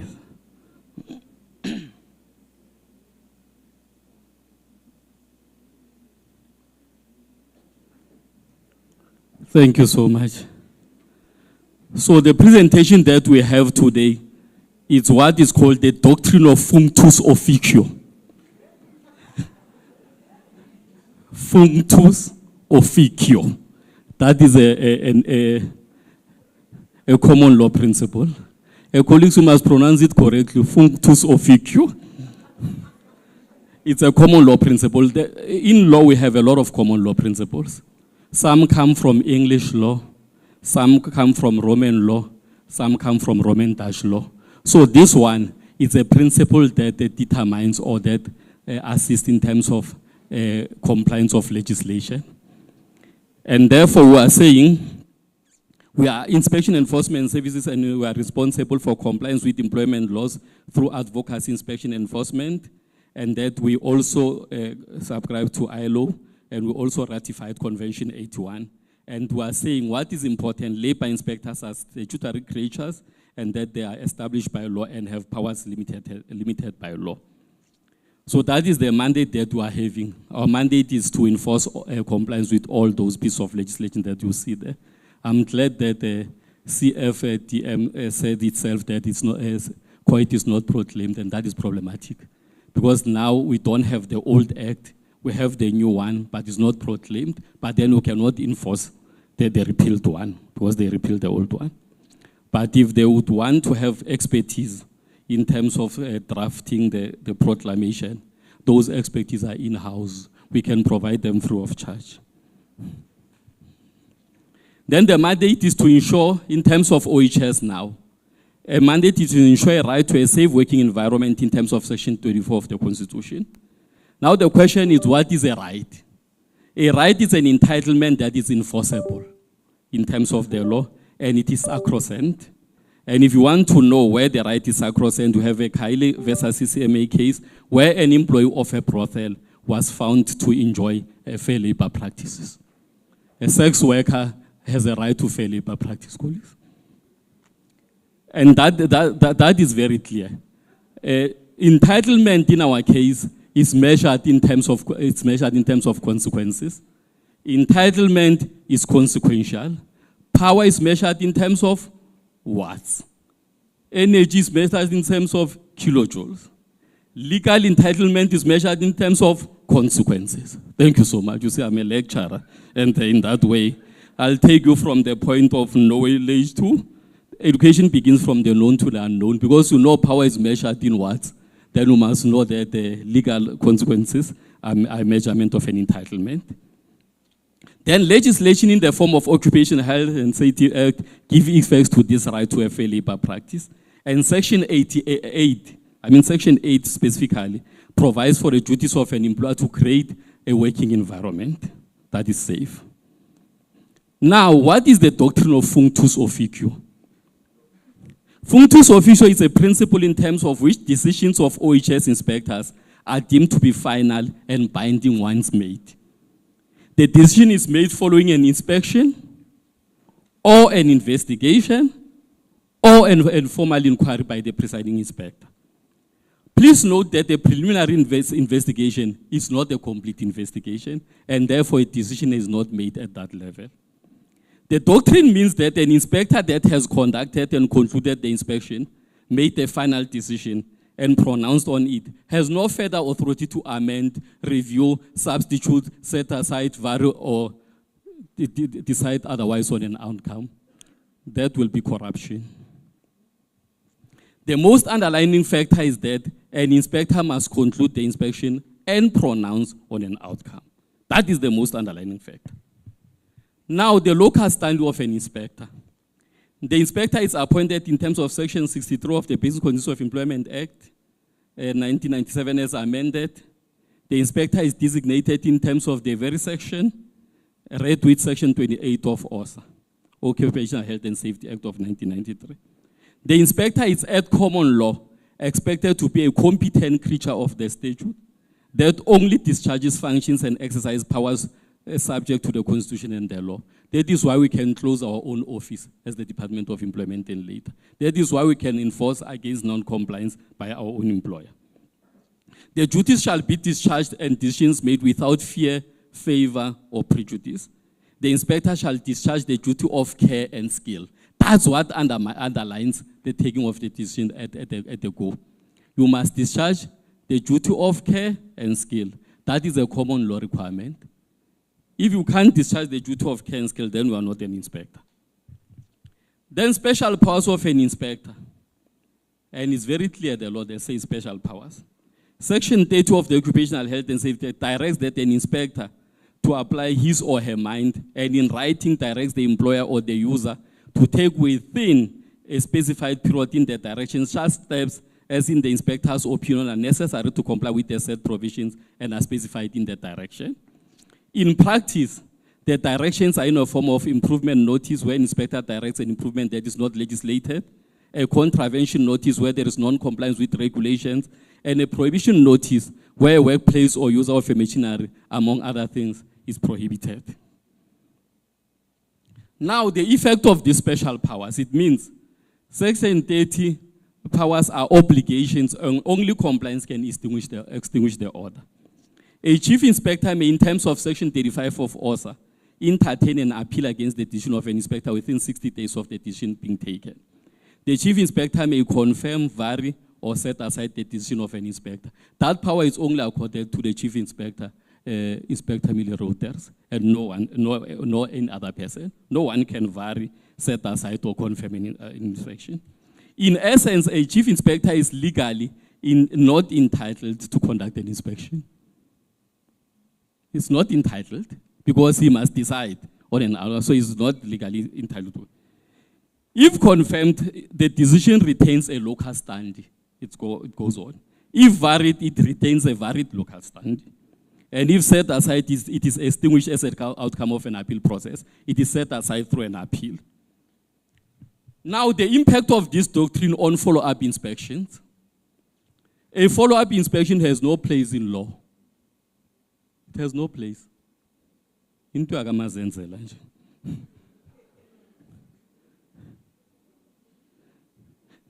No, especially in terms of this common law doctrine, as it revives and otherwise concluded inspection and decision taken. That is why with all law enforcement agencies, there is no follow-up. If a traffic official has issued a fine against you, it stays. If a police officer has arrested you, so be it. No one issues a decision and come back to check if you are following that decision. There's no follow-up. It's only in our case. You take a decision and you take it once, no waste of resources and go back to the same employer. Why you go back there? Because the Funtus Officio says, you have taken the decision. Further challenges is that a follow-up inspection may unintentionally cause a recurring inspection without an ending. Because you can go there and realize another non-compliant that you did not see in the first inspection. And then you contravene the principle of Funtus Officio. Can colleagues listen, because I can see they are interested in this. Section 35 of OSA, which provides for an appeal to the chief inspector, is based on legal assumption that the decision is taken and that the decision is final. Now, recommendations. that the Chief Directorate study and investigate processes in other jurisdictions like minerals to determine if the practice of presentations to the Principal Inspector, which seem to be successful in minerals, is not adopted in a place of follow-up. Now the impact of the doctrine on extensions. Section 30, subsection 5, grants an inspector the power to grant an extension. Who is that inspector? The one that conducted an inspection? If so, does that not comply with functus official doctrine? Certainly not. If so, certainly not. To close the gap, the interpretation of this inspector in CASU is according to the Provincial Chief Inspector in terms of the IES standard operating procedure, in terms of the SOP. That was to close the gap. The extension must be granted in writing to a person consent. That's what the section says. Who is that person? Is it an employer? If so, what about the voice of the employees in making that decision? Because if the employer applies for an extension, especially in the iron and steel industry where now it's high risk, what should the employees do? Do they have a say? What is the objective of our inspection? Is it not to strengthen occupational safety protection? If so, what about OD altem partem rule, the principle of natural justice? That's the other side of the story, should also be heard. And therefore, if the extension is granted at willy-nilly, like the provision is saying, which I think it's unlawful, that extension will not take into consideration the voice of the trade unions there or the employees in terms of also giving their voice to say whether it should be granted or not. That is my presentation, Program Director. And with all those questions, I rest my legal case. Thanks.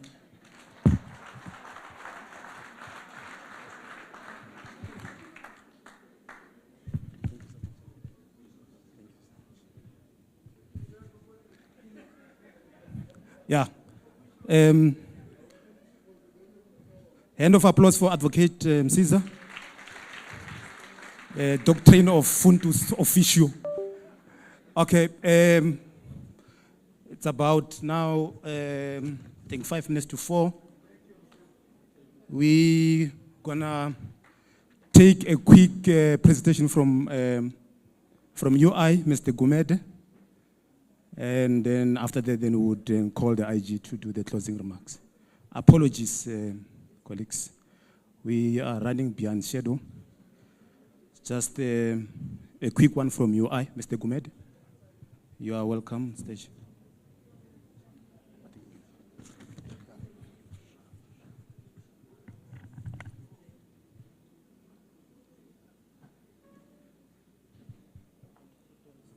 Program Director, thank you so much.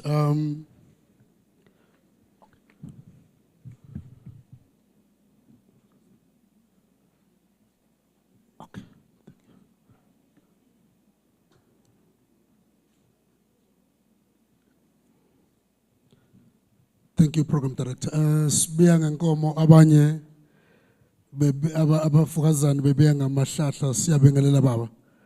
The office of the acting DG, our stakeholders and partners, IG, please allow me to apply all the other protocols from the morning. As Pamela Kumete from the Unemployment Insurance Fund, our mandate as a fund is collecting of contribution and payment of benefits, and also to ensure that we assist in the process of employee reintegration, and also ensuring that we also participate in the creation of jobs. There are 2 pieces of legislation that we are existing to administer, being the Act number 63 of 2001 as amended by Act of 2016, and then also the UI Contributions Act that we are administering together with the South African Revenue Services. There is a number of benefits I will not necessarily be going through, but each and every employee employed, registered, and contributed for, automatically they are exposed to those benefits that we have on the walls. For them to be able to be covered, we will pay or we pay up to a maximum of 66% from the average salary calculated for the last 6 months at the point of claiming. And the funds are going to be paid through to employees based on total accumulated benefit and also based on the qualification criterion.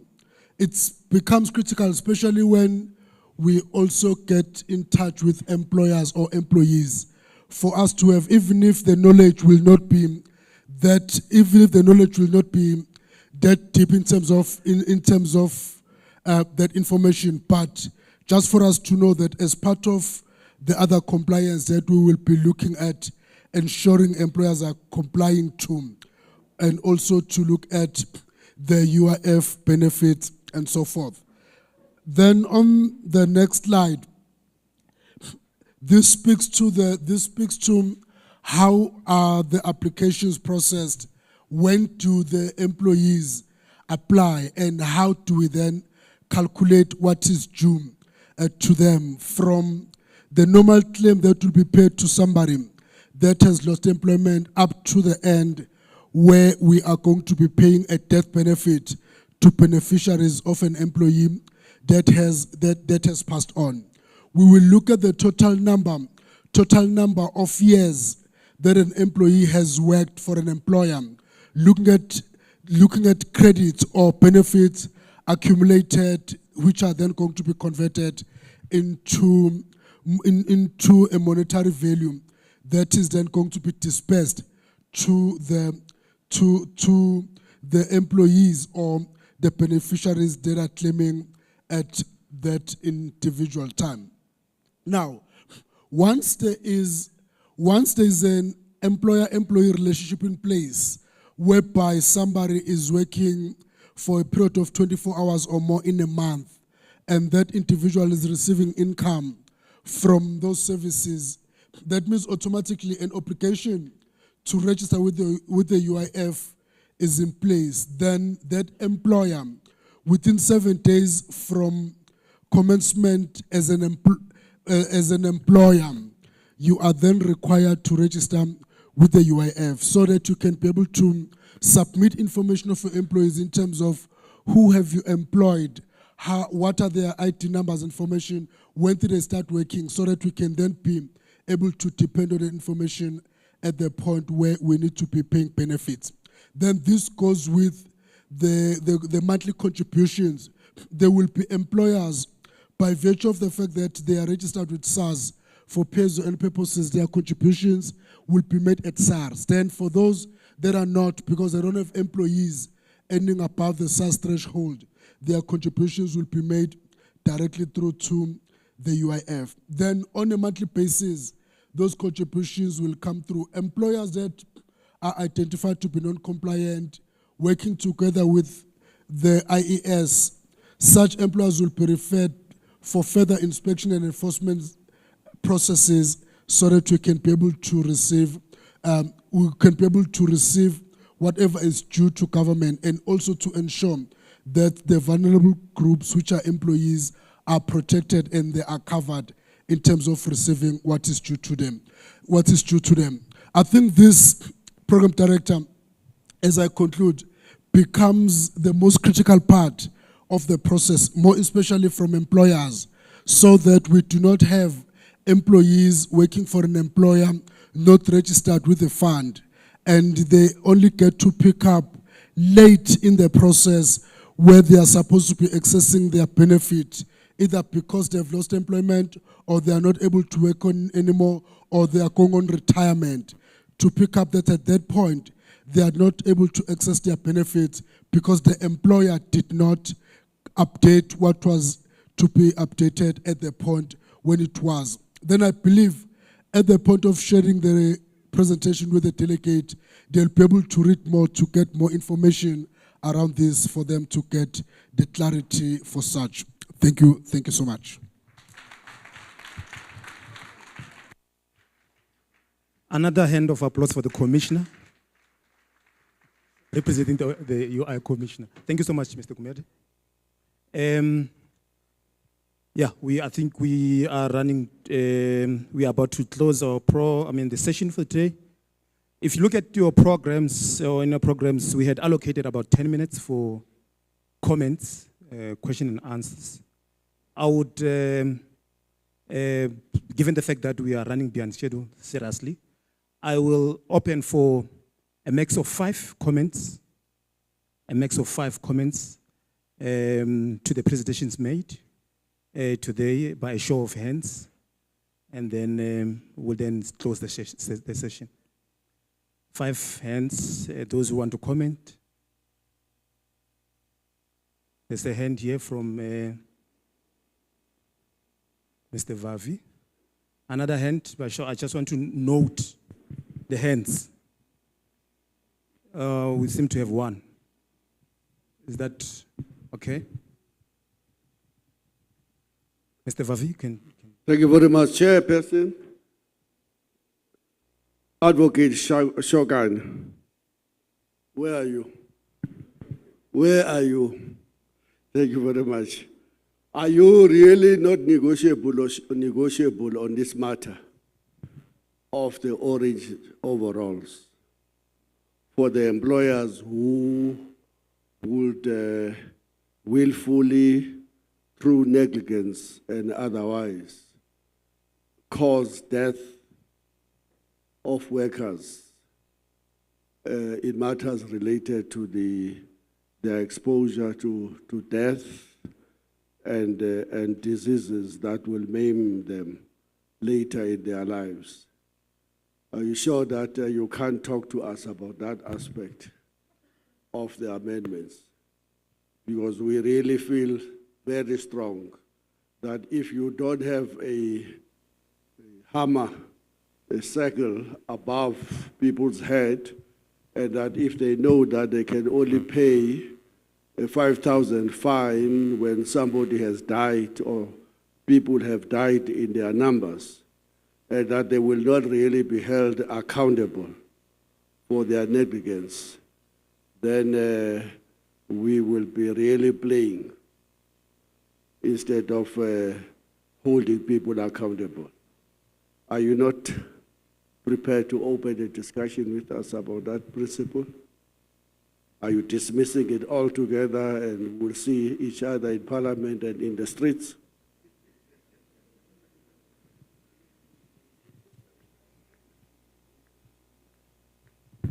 Thank you so much, Mr. Vavi. I just want to make sure that I'm not leaving anyone out. Was that all? Or I think, okay, there's a hand here. A hand here.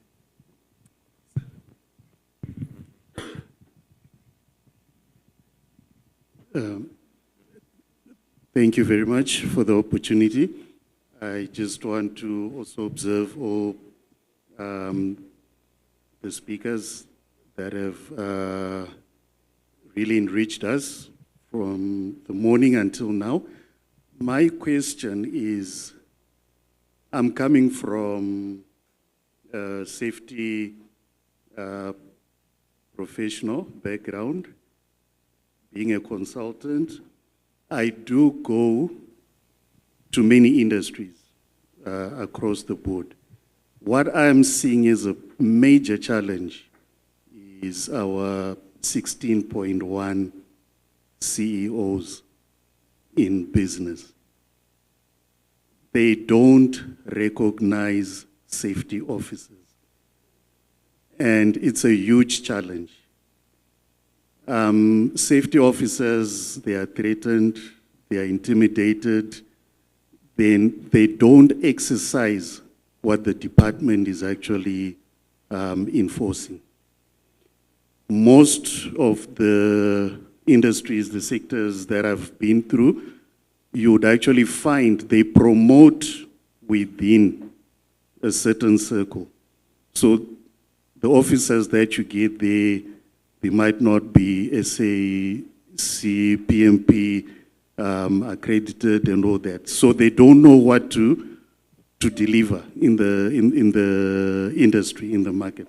So my plea is there a way that legislation, our learned advocates, CPLP, our unions, that we could actually enforce a way where safety officers, being the custodians of the Department of Employment and Labor, can actually also have their own organogram side by side with business, with the CEOs, and they report direct to the department. Then at least we can start seeing action happening. As long as that part is not cleared, we are going to face a huge challenge. I've been to sectors where you get employees actually, pleading to say, our hands are tied. We've tried. Companies, they tell you we are working under duress. We are given targets that are not achievable. And then when an incident does happen, it's all swept under the carpet. So as Comrade Vavi said, that the ILO statistics that they are getting, these are underrated because they are not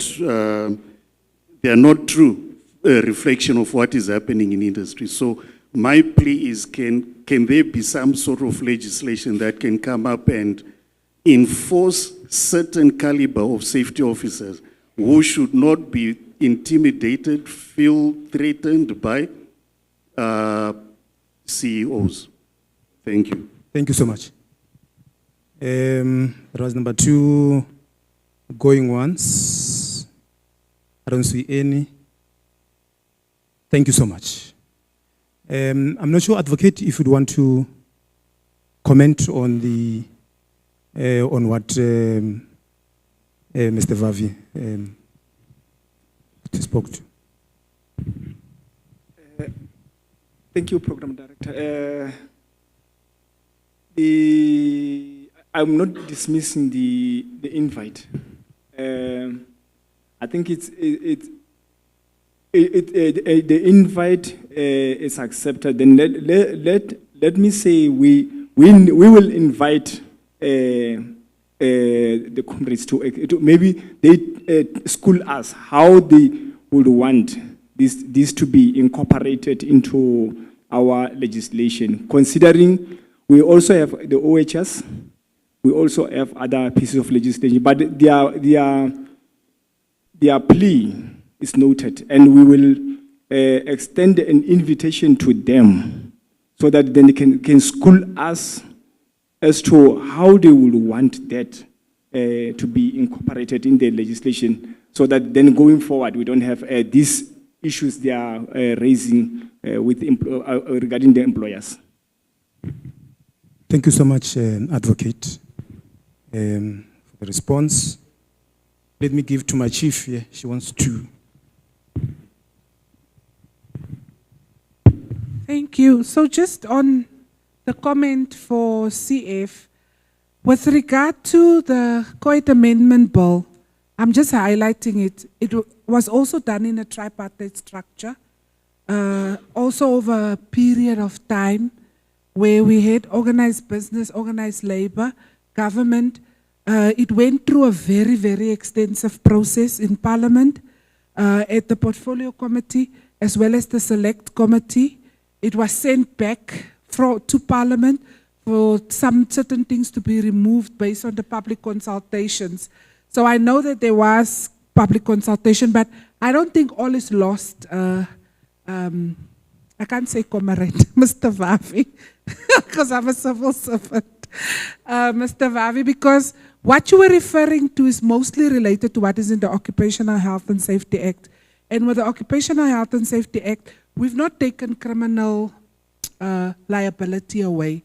What we've done in the Occupational Health and Safety Act that went for public comment, and even after the second, I don't know, yeah, let me say second reiteration, We sat with organized business, organized labor, and ourselves as government in a technical committee where we were looking at penalties, fines, criminal liability, referral to labor court, etc. We had statutory services. I think Mr. Dwabe from statutory services was also there. So we did, on the occupational health and safety side, we've tightened it significantly because when it comes to COID, mainly with COID, it is where they have to report injuries and diseases, and then ultimately they have to pay fines and levies, pay levies and fines, and if they don't, then there are consequences to it. So I don't think it's 100% lost, but I think it's something that we need to look into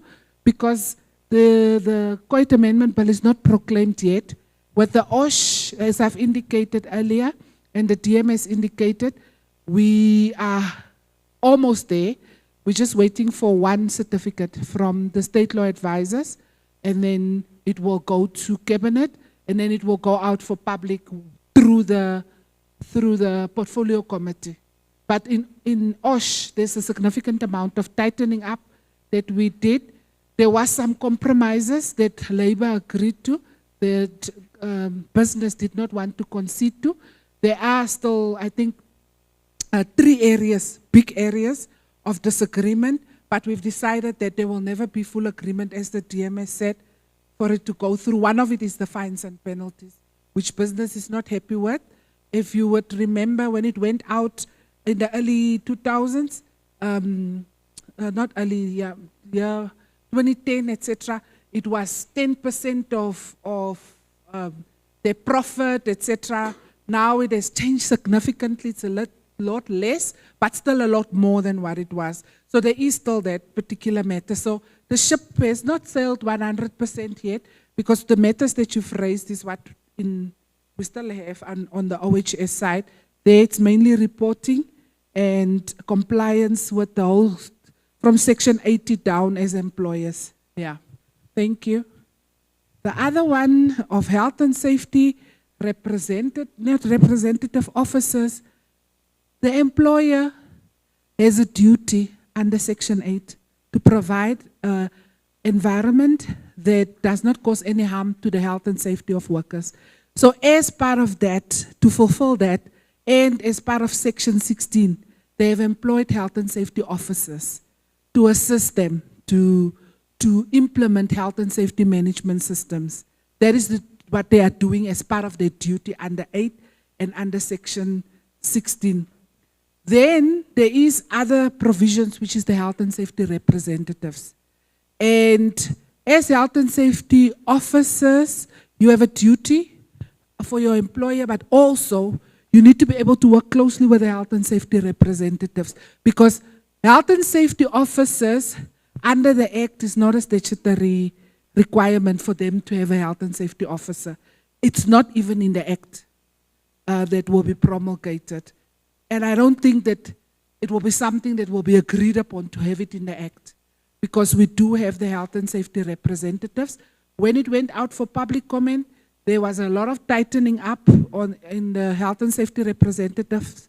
Also, there's another area which is a bone of contention where organized labor is requesting full-time health and safety representatives, and the employer is saying no.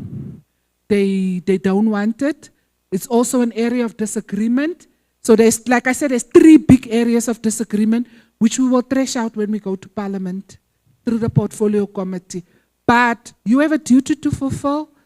You might be between a rock and a hard place, but you need to make sure that the employer complies. Because ultimately, if the employer does not comply, the one that will go in the orange overalls, as Mr. Vavi said, is the CEO. And the CEO will say that you did not assist me to do my work. So that's just my comments on that. We have health and safety representatives, and you should be working with the health and safety representatives. Thank you. Thank you so much, CI. Another hand of applause for CI. Thank you so much. I think that brings us to the end. I want to thank you for being a progressive audience. Your participation, I think, is going to assist us to move towards to what we want to achieve. I'm going to now call upon the IG to render her closing remarks.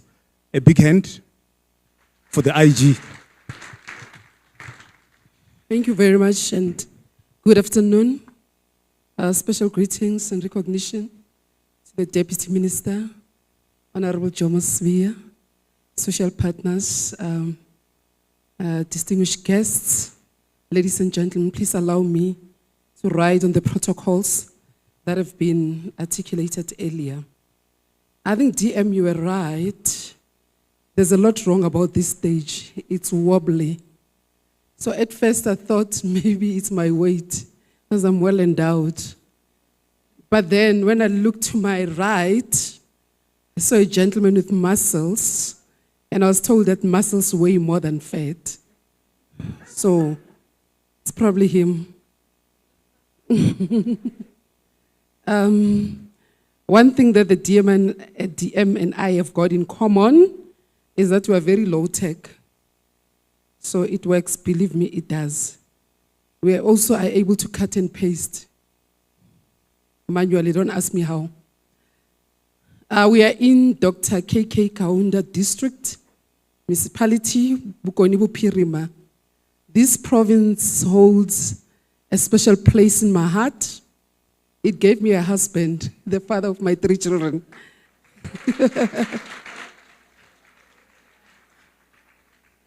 It tonalized me.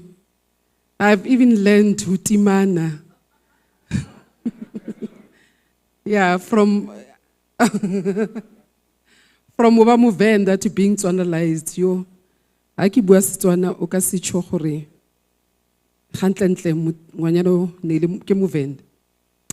So, first of all, I just want to, it's inevitable that my closing remarks are also going to have a flavor of a vote of appreciation and thanks. I do want to appreciate everyone that has been here. And in IES branch, we've got a culture of working until late. We work until we drop. And I think it has become contagious even when we've got social partners.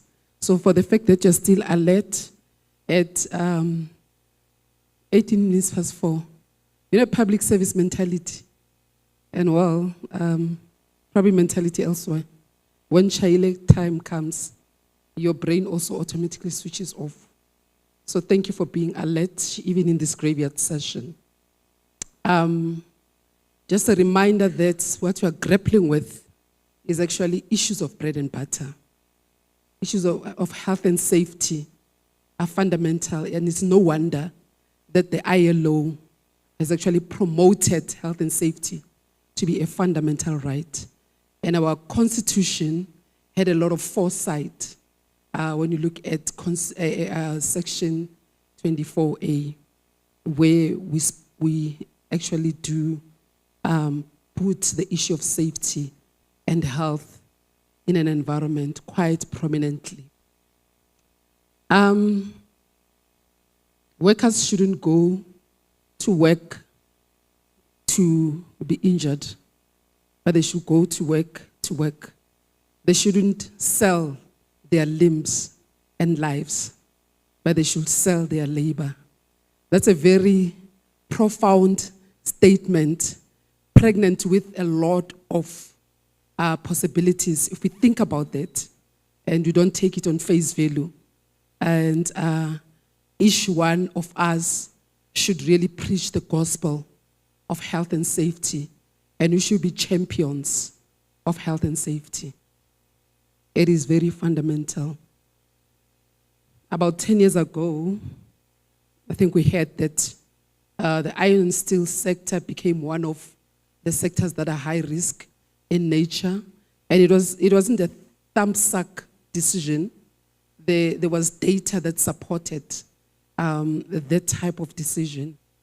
And I quite liked also the issue of promoting a culture of compliance. And I asked myself, what is a culture? Because sometimes you talk about things and you assume that we've got a universal and common understanding of certain concepts. So a culture is an idea, it is an outcome, and a social behavior of a particular people or a group of people in society. Now, behavior, when it's done consistently and conscientiously, becomes a habit. And habits, when they are done over and over again, become a character. So for me, a culture, it's something that is bordering on that it should come as second nature for us to comply. We're a country that is very keen not to comply. I mean, something as simple as observing that a robot is red. What do? We just look around. If there's no car, we pass. That is a culture of non-compliance. And before we know it, these things will permeate even in things that are quite important. The synonyms of the word culture, it's a way of life. It's a habit, it's traditions, it's even a heritage. It's a set of values. We've got to talk about the why of dealing with compliance. And also, we have to talk about how do we move forward. The why and the how. Too many times, we spend a lot of money to come together in gatherings of this nature. And before we even drive out of the gate of Protea Hotel, we've already forgotten what it is we've been talking about. So I quite like the fact that there was a suggestion that in between conferences, let's have committees in whatever form and complexion you want, but let's just work on cultivate the culture of talking even in smaller groups. Because sometimes when we talk in groups of this nature, we may think that we are having a decent conversation. And some people have got a way of looking at you like they're absorbing everything that you're saying. And meantime, they could be thinking about whatever. And the furthest thing in their mind would be what you're saying. So it really does help that we have meaningful discussions, not the type of discussions that are going to hype us up just for that moment. And when we move out of the door, we've already forgotten. So from our side, we can commit that indeed we'd like to make those type of pep talks and committees in between conferences a reality. Just as I conclude, the Chief Inspector Millie mentioned that we're big on collaboration. Can it be a song that will never end? Have you ever had an experience where, I'm a Sowetan girl. I was born and bred in Soweto. And part of the things that I grew around was loud music, very loud music, and all sorts of music. And there'll be one song that will be going on and on and on. And before you know it, you'll be singing it, or it will be playing itself over and over again in your head. Can collaboration be something that is a song that will never end? I'm trying to rap.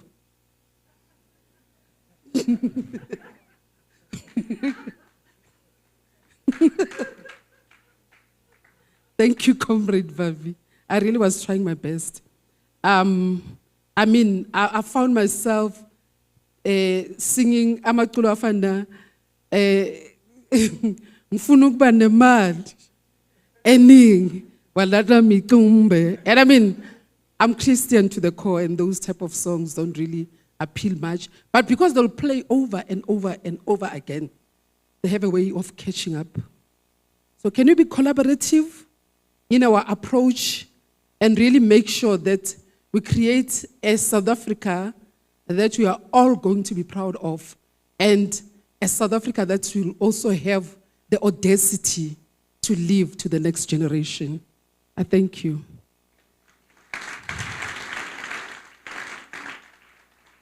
I'm closing.